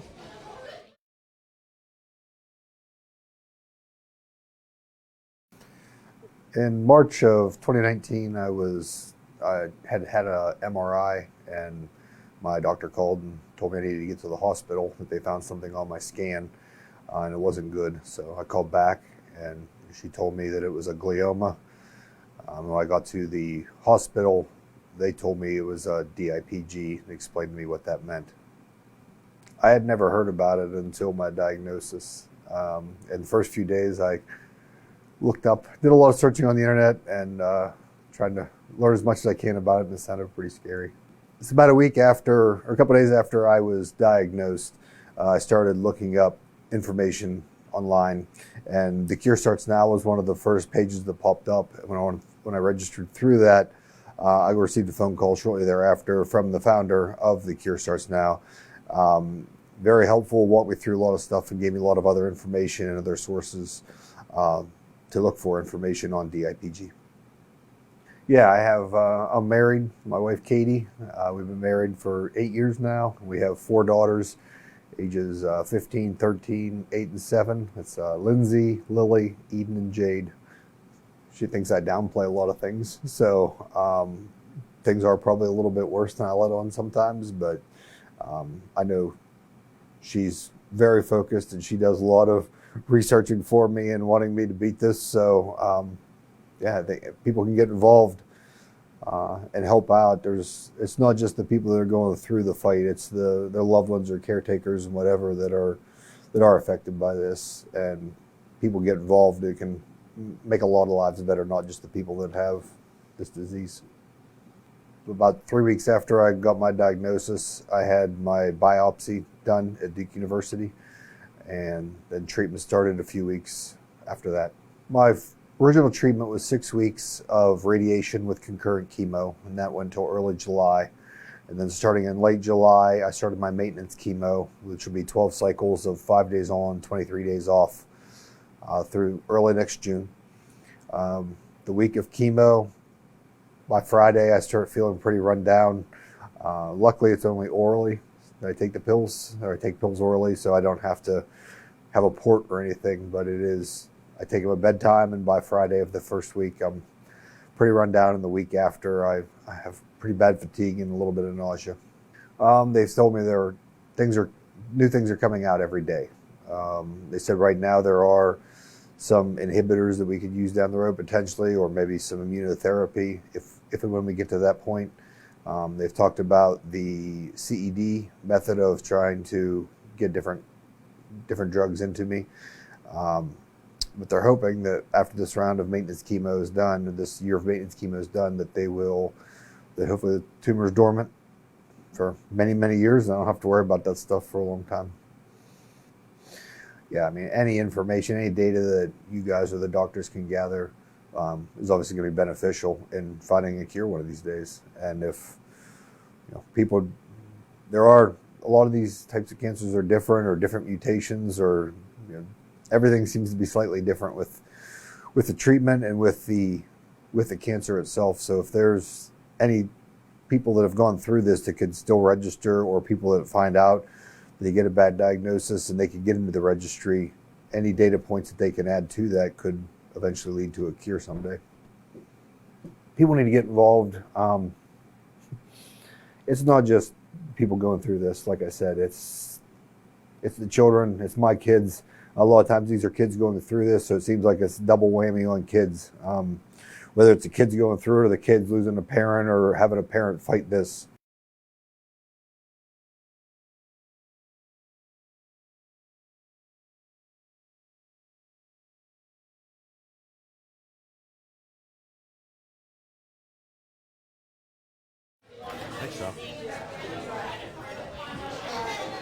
Yes.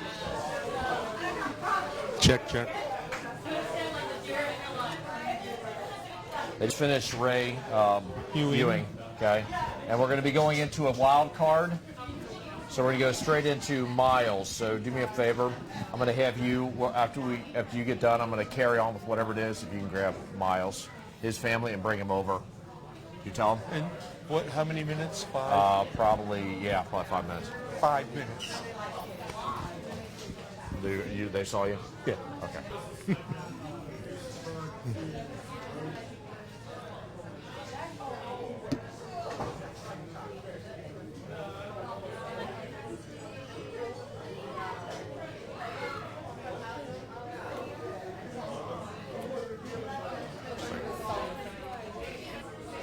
I'm Keith. Good to see you. You guys are up at about 6 o'clock. Okay. And what we'll do is there anybody else? Just you or just you? Okay. We're going to talk a little bit about Mean Beer, talk a little bit about the campaign to it. I'm also going to bring in Vicky. She's here.